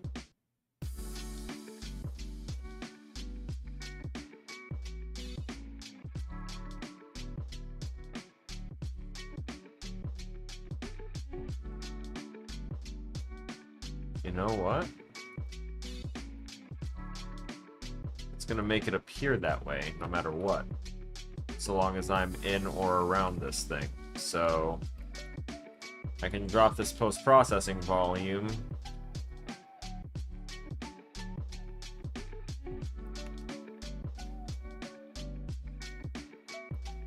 here.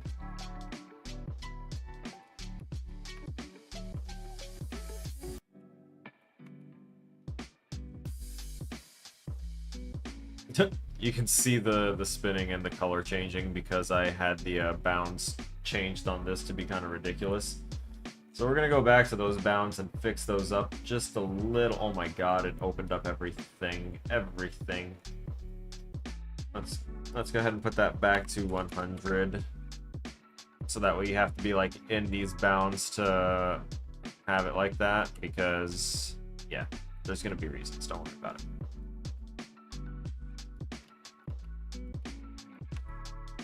So we're gonna rotate this like this. And have this be the process volume that goes right here. Ish. Yeah, yeah.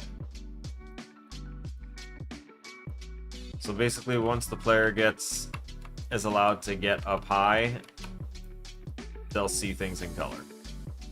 They'll be like, oh my god, it's so beautiful.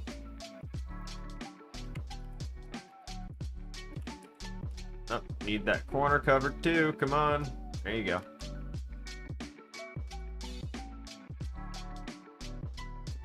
And now we're going to go ahead and make a copy of this. We're going to rotate it like that. Go like this. We're going to move this post-process volume like somewhere out here, out of the way. We're going to bring... Nah, wrong one.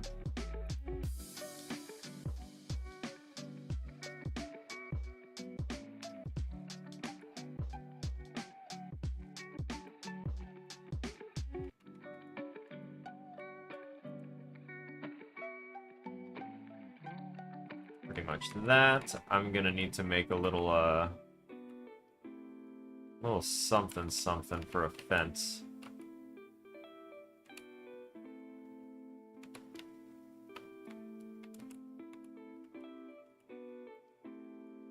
Also, this should probably be a little thicker.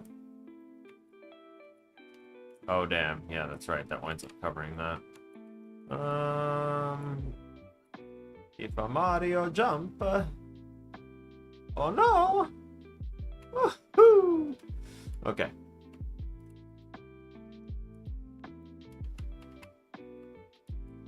So we'll just have to extend this one out. Actually, it's already extended pretty far, so we just kind of slide that into place and should be good, right? Right? Yes. Maybe? Alright. Okay. I don't know if it's going to be a problem having a bunch of post-process volumes. But we're going to find out. It's part of education, right?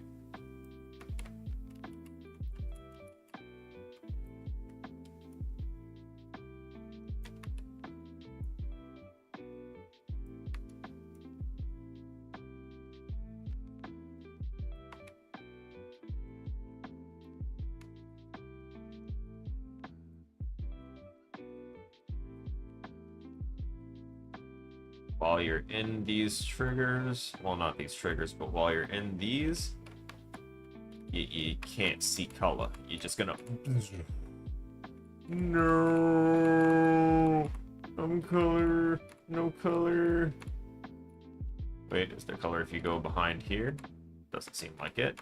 Alright, so yeah, no color. I'm gonna create a little fence here because Mario is apparently allowed to have like a triple jump. Oh, yeah, I should probably jump back to that. Yes, thank you for reminding me. I've made good progress. I'm just going to drop a bunch of trees for the next bit of development on this particular thing, because this is actually due before the 2D project. But I don't have a lot to do on the 2D project. So we're going to save this out.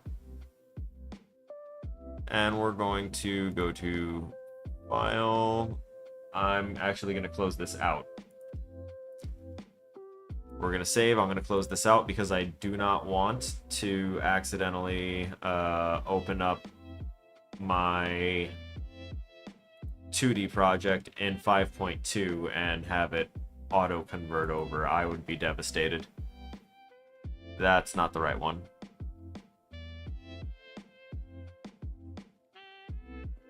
Legend of Kevin. There you are.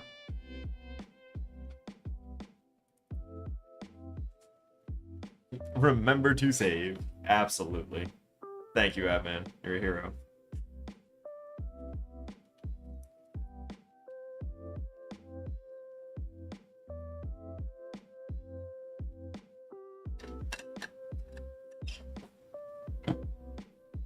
Alright. Let's finish some things here.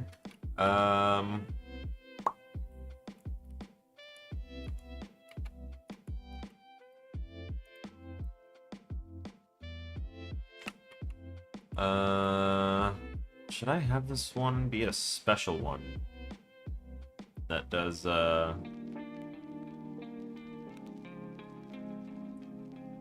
yeah, I might have to. It'll probably be easier than,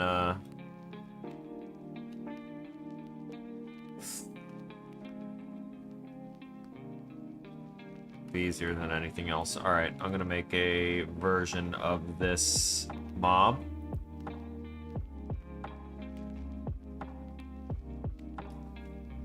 Let's see, Darkstalker, where are you? Darkstalker BP, we're gonna duplicate that. And burst underscore Darkstalker.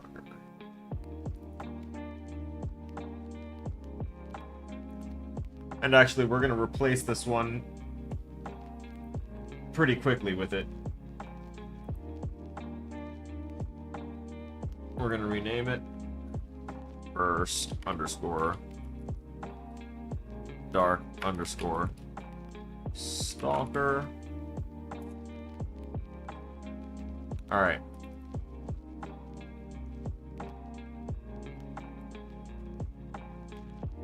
When this particular Darkstalker dies, it will do the explosion. It will not do the damage.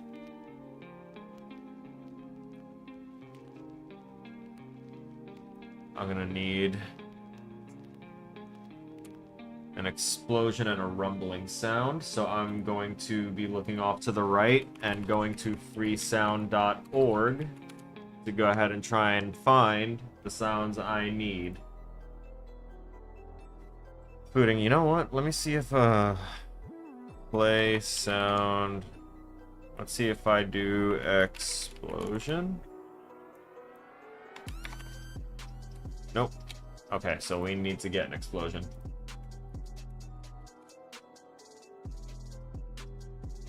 All of these are going to be ridiculously loud. Okay, so let's just do bomb. Depth bomb. Ooh. I like that. That tickled me in ways that I don't want to admit entirely, but holy hell. I have to see if I can get these as waves right off the bat. Ace and 30 bomb. Yeah, okay, I like that. What about this? Please don't be too loud.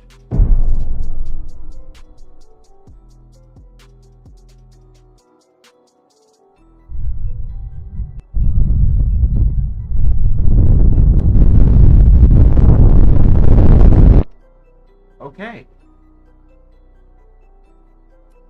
Holy God, the crackling on that.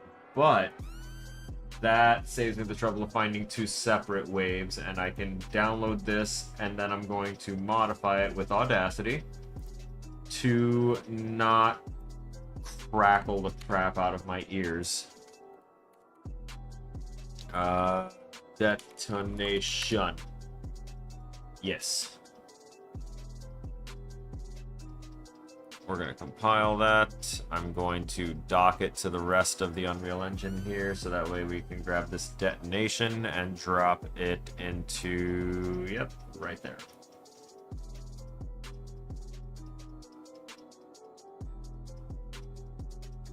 Crap.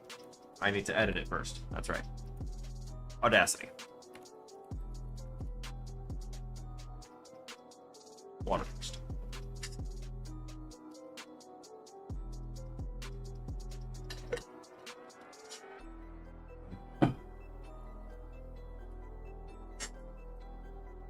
So with Audacity, we are going to drag this detonation wave in there. Yeah, you see that? You see where it went all cattywampus up there?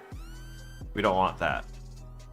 So we are going to grab that, and we are going to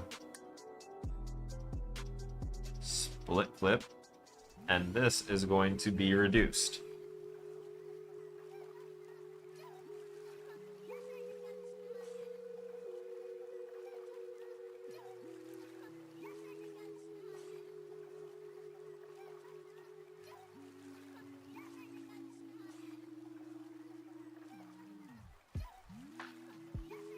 Treat mono as dual mono, but these aren't.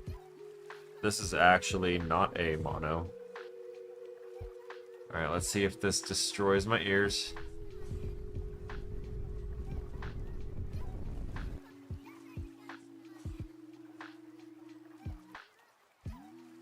Holy crap. Turns it into almost nothing.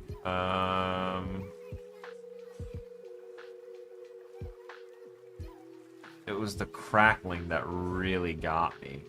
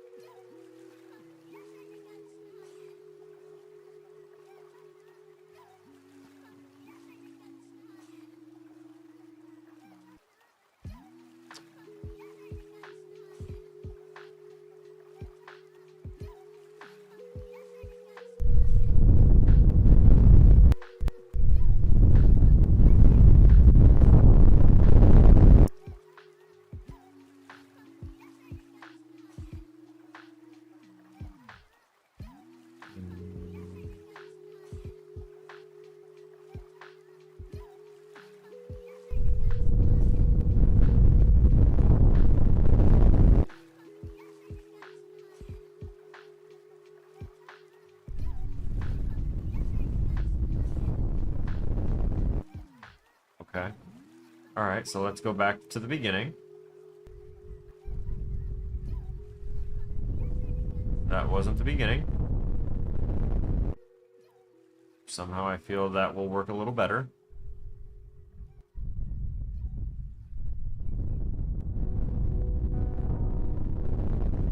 Ah, yeah, see, that doesn't fly for me. This needs its own track. Add new stereo track, and then we're gonna grab this, and we're gonna drag it down.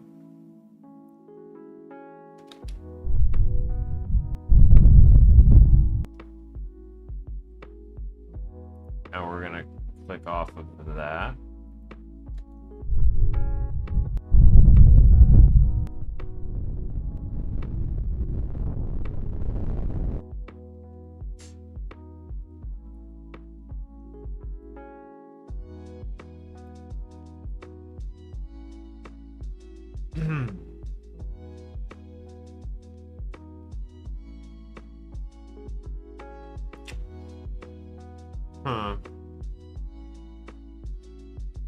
Huh.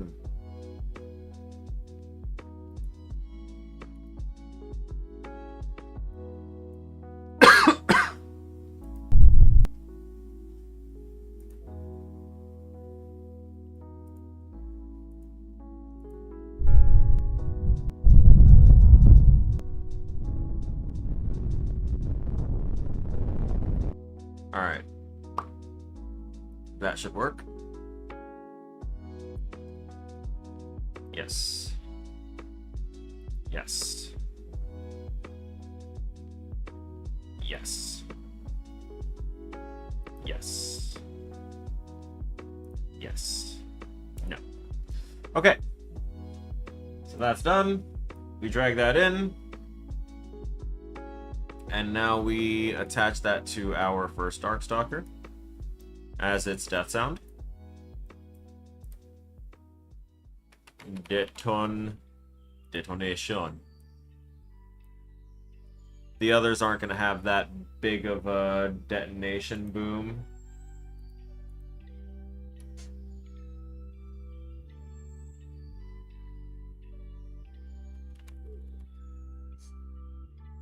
Just going to type boom over here, and those are fireworks. Cinematic impact sound. Okay, that sounds like it might be a big sound though.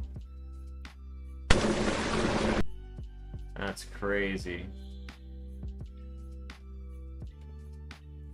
That's not. Ow.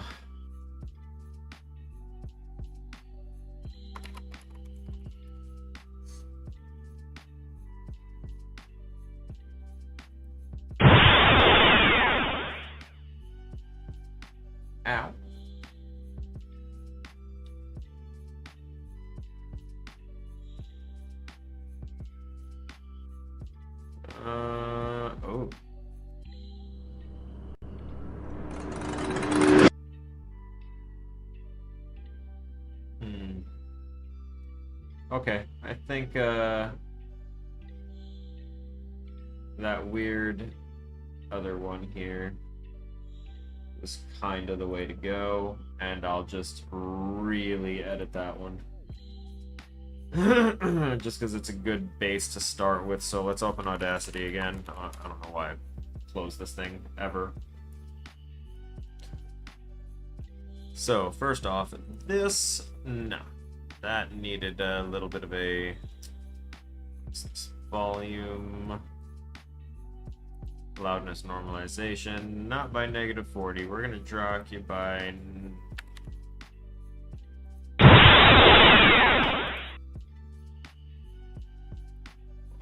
fucking yeah, no, never mind. We're dropping you by 40.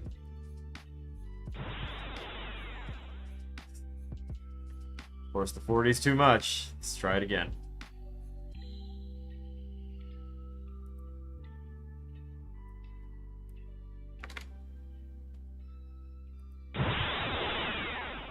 -30 feels good.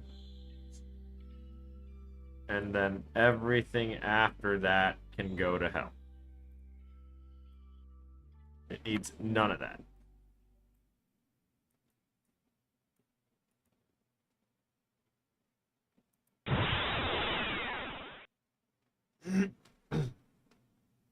That is ideal sounding. Let's see, when you were in the army, were you able to talk to other people from other countries' militaries? Actually, yeah, we have alliance forces that we talk to. Allied forces, rather. So, like, when we're, let's say, if you're stationed in South Korea, you're always going to see and work with the Katusa, the Korean Army's USA coalition forces. And since military service is mandatory for South Koreans for at least a few years, you know, they all have to go through it. So you'll work with people from any age range out there, really, from an entirely different culture. Some of them know English, a lot of them don't. But it's a careful balance, and so long as the common military culture levels of respect are maintained on both sides, usually it's a positive experience. In fact, one of the things that soldiers from other countries' militaries and ours love to do, we love to experience each other's food.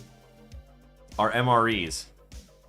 Those MREs, we will trade those things like tickets here and there, just like, oh man, I've never had that before. What is that? Hey, I'll trade you one of these, and we'll just trade them interchangeably because not all MREs are the same.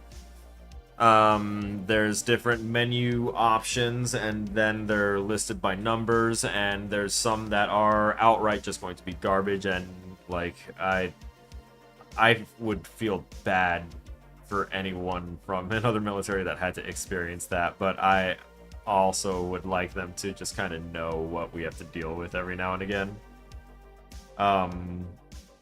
But yeah, that was always a fun thing to do. I know that when I was out in Poland, I didn't get to interact with very many other forces out there, although they were kind of all around us, but it's because I was a support unit at that time, and just kind of doing the thing that people only cared about if it wasn't working. So I was left alone. That was fine. I was at a point in my life then that I was very okay with the, oh, I'm by myself aspect. Go ahead and add that. That's a wave file, right? Yeah. Oh, now it looks like it says Limplosion. Let's go ahead and fix that.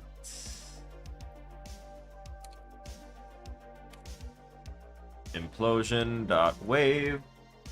Toss that here. And then we're going to go back to our Darkstalker, which should stay right there. So there's the detonation. I got the implosion for all the other Darkstalkers, actually, because I want them to have a detonation sound.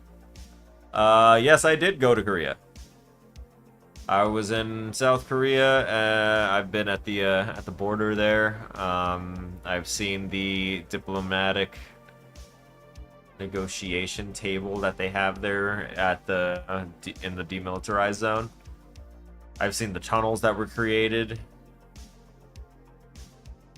I went and did a few things actually while I was out in South Korea. It was an interesting time. Met some really great people while I was there too.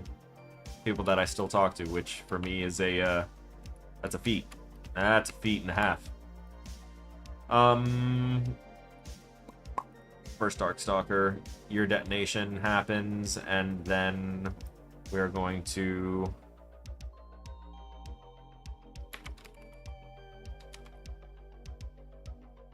cast 2D 2D RP.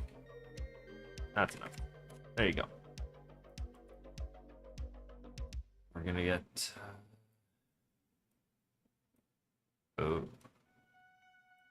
what, as the instigator? No.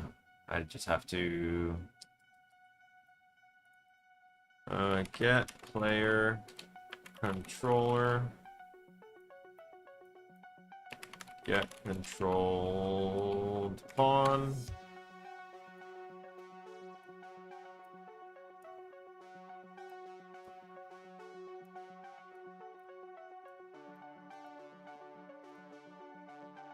Let's see what the detonation sounds like.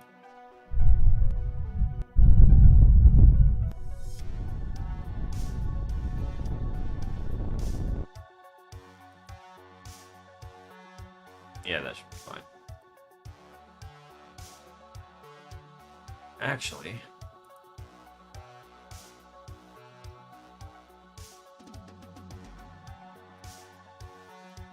what if I put the start time at 1? Crap, I can't test that, can I?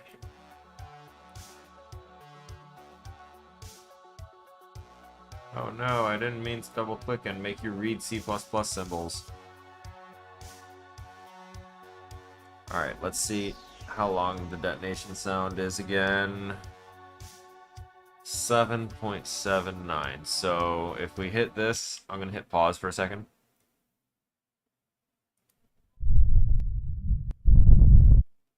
I think 1.3 seconds.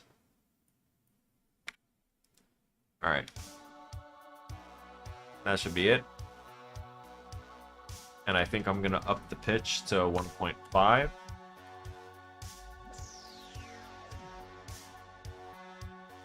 And then it's going to cast to... Actually, I'm going to have it pause or do a delay for a second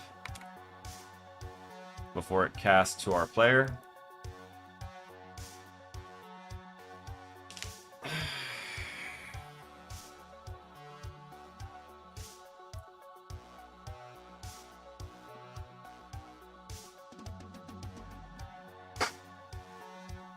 And now we're going to...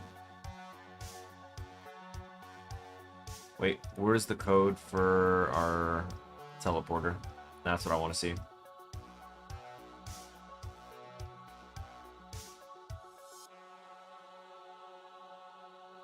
Gets actor. Teleport player to new location. Ah, crap. I'm gonna have to add...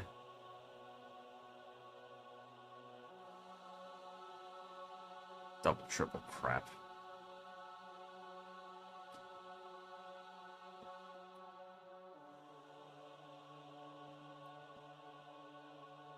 Not that. Not that. So I've already got that. Actually, you know what? Yes, we'll grab that. We're going to copy that.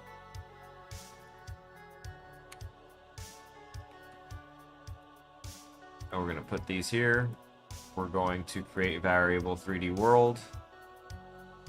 We're going to create variable camera map. Oh, and movement direction just kind of came into existence. Right, that was already a thing here. different type of movement direction, though. I'm gonna need to replace this one.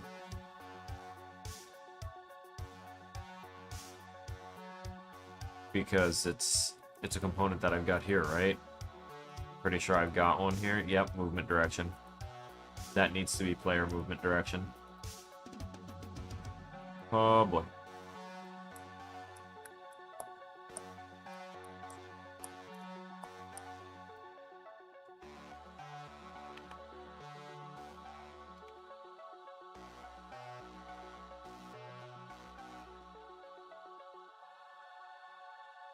There we go.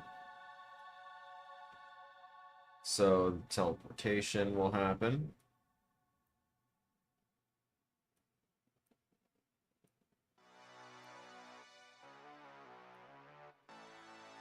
I still want a camera fade to happen too, so I need to compile this. Please don't break. Nice.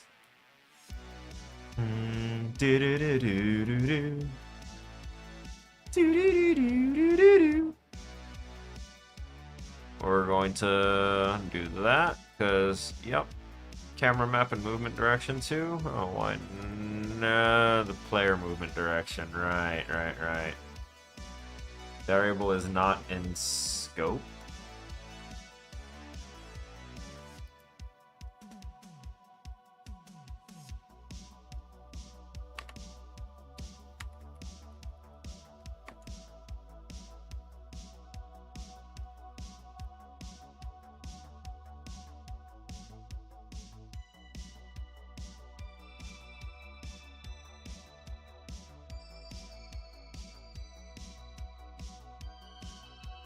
Let's see.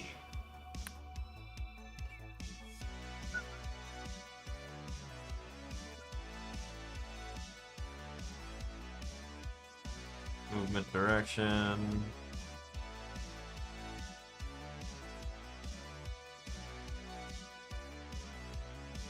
Like this isn't needed. I just need the crap. It is needed for me to be able to pop in a way to make it changeable. Alright, everything else should work. But we are gonna need to extend this out. Alright, that's the teleportation that's going to take us to home. Which, honestly, I can get that from 2D RPG character because of variable start point with copy, and I'll go ahead and remember a -90 rotation. Yeah.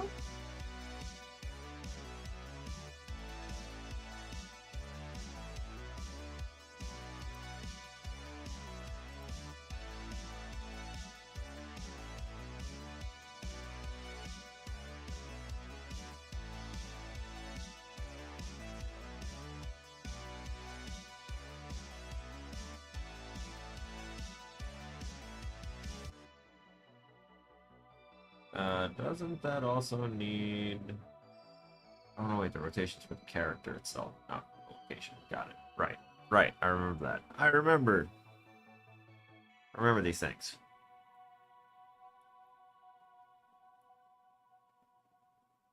There's a reason that I have this here. I need to remember that.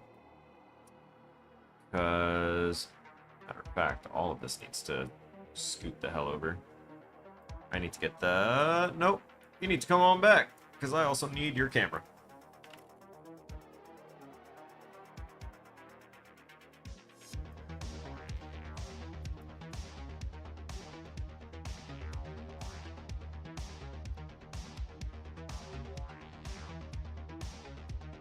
Camera component.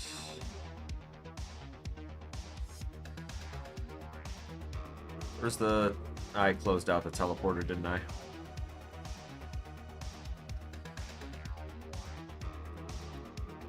There is... Oh, wait. Is it on the character? Teleport player and set camera lock. Teleportation. Yep. Here's the script. So that already does the screen blackout. That'll be fine. So I'll initiate the teleportation, and then the rumbling will commence.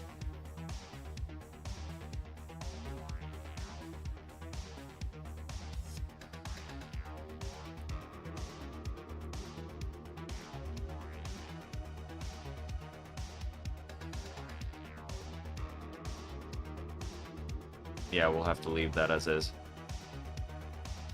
I'm not gonna mess with that. But at least I got that on there. It's already gonna do the fade.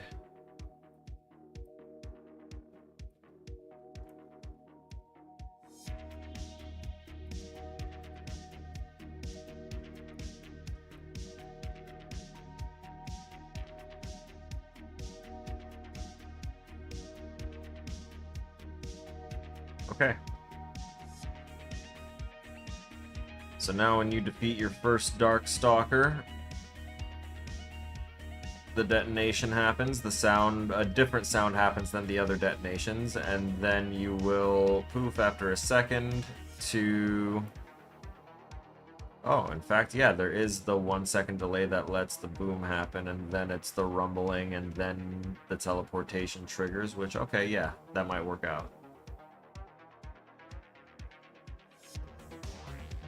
Negative, actually.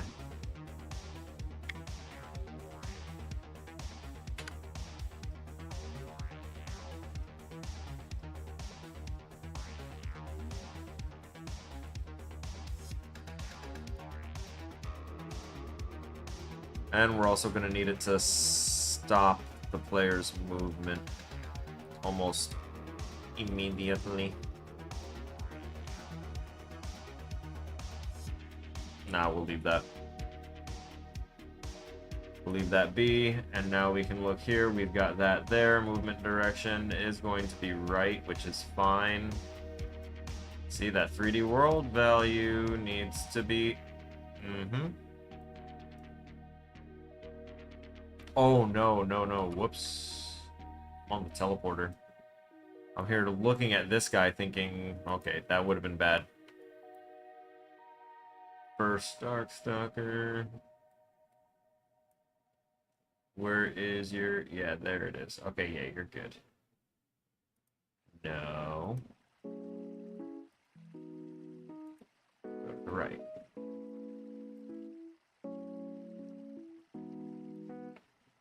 And we're going to go back to the slimes because we want them to actually maintain their original idle.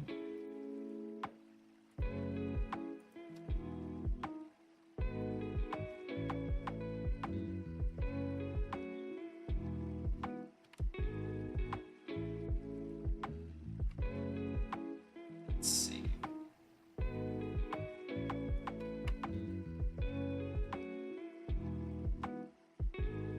These guys need to be moved over here.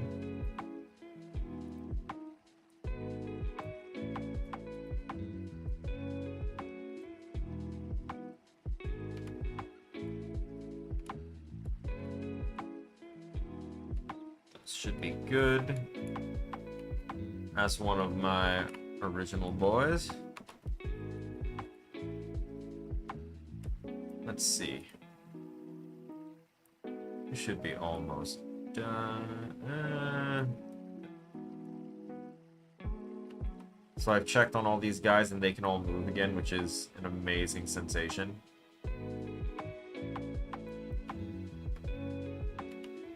You're not gonna get cut off by anything, right? Yeah, no, you're fine. I got my RPG chest to work as well. Nice simple gameplay going through. I need to drop some chests here and there.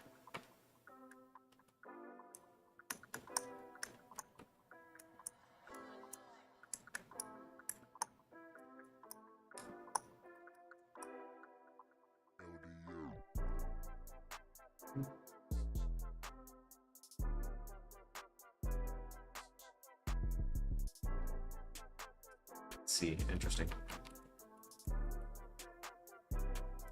Shit. Fine. Break time over.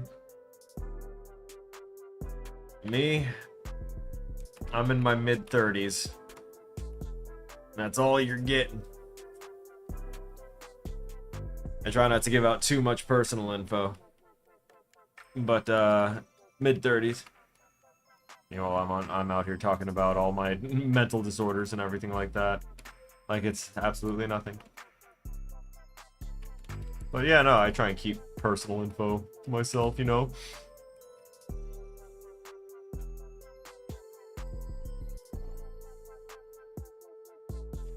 The sign should say store, right? Where's your welcome customers, sawed-off solicitors?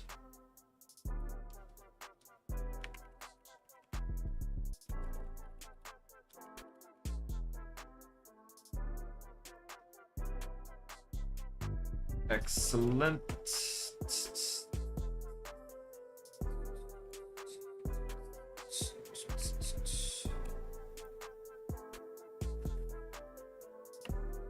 I'm gonna drop a developer text here. You know what? We're gonna copy this one over. Thank you.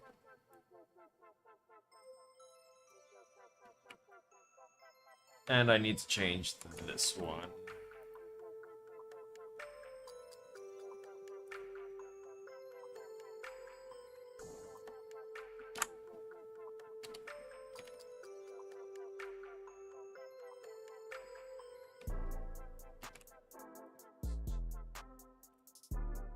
This one, we're gonna change that text render to say that's Dahlia up north.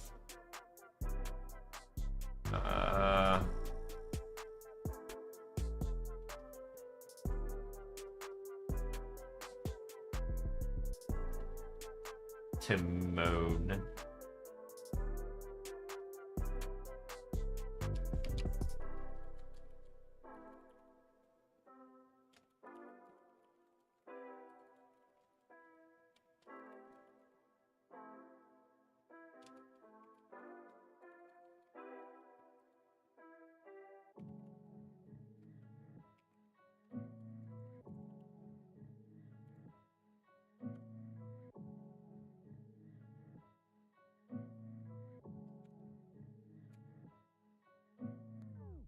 And then we go to this plane and we shrink that up.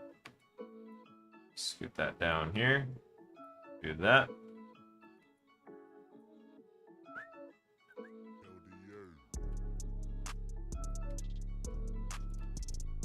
Alright. So I'm gonna have that, and I'm gonna have an actual invisible wall.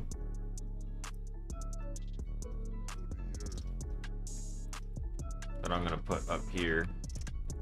Make sure that the player doesn't just walk off without doing that. Cool. So that will be a thing. And these two things will disappear.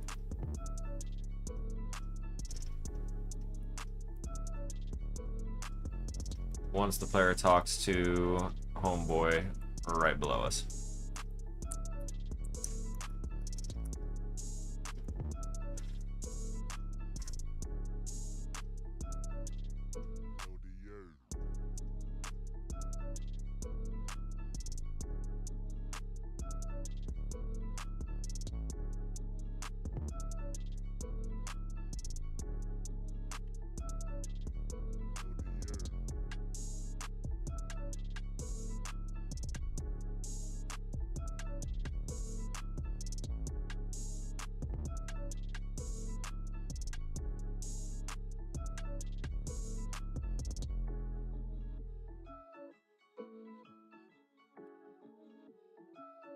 This one's gonna have to be attached to the tick.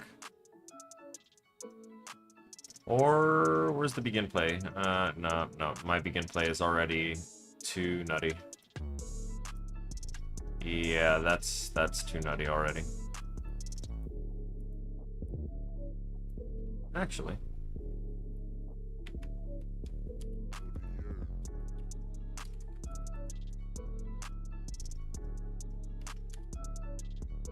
There we go.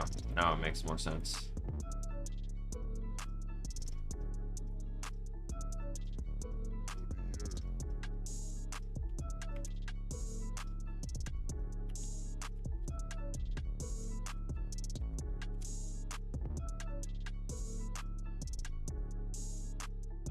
There you go.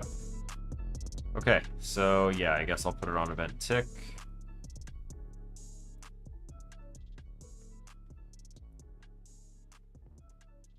Branch.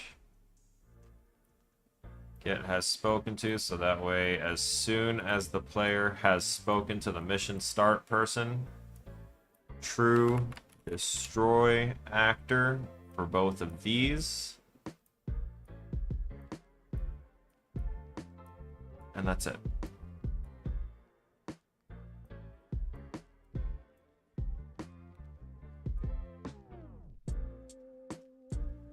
I'm going to put this one up here just because I'm going to take this out of it. And by the way, we're basically done right now. I'm just doing a little housekeeping on this. We're going to press in a sequence, so in case I need my event tick for anything else, I'm not bound to trying to mess that up. It's already on a sequence. The first thing it's going to do is keep searching for that. Which means that when we hit play,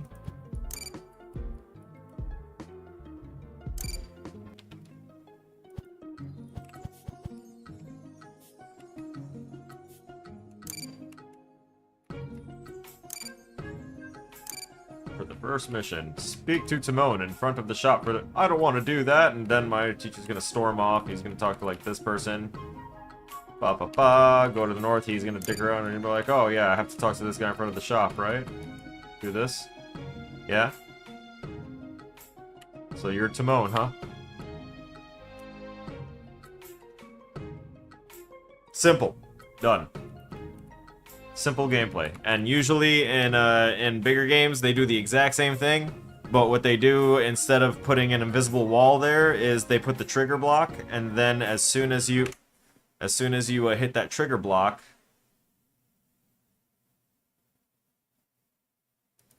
I need to clean up that code a little bit by adding a do once.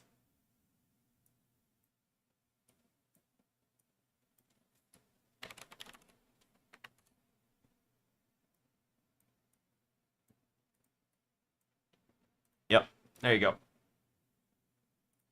So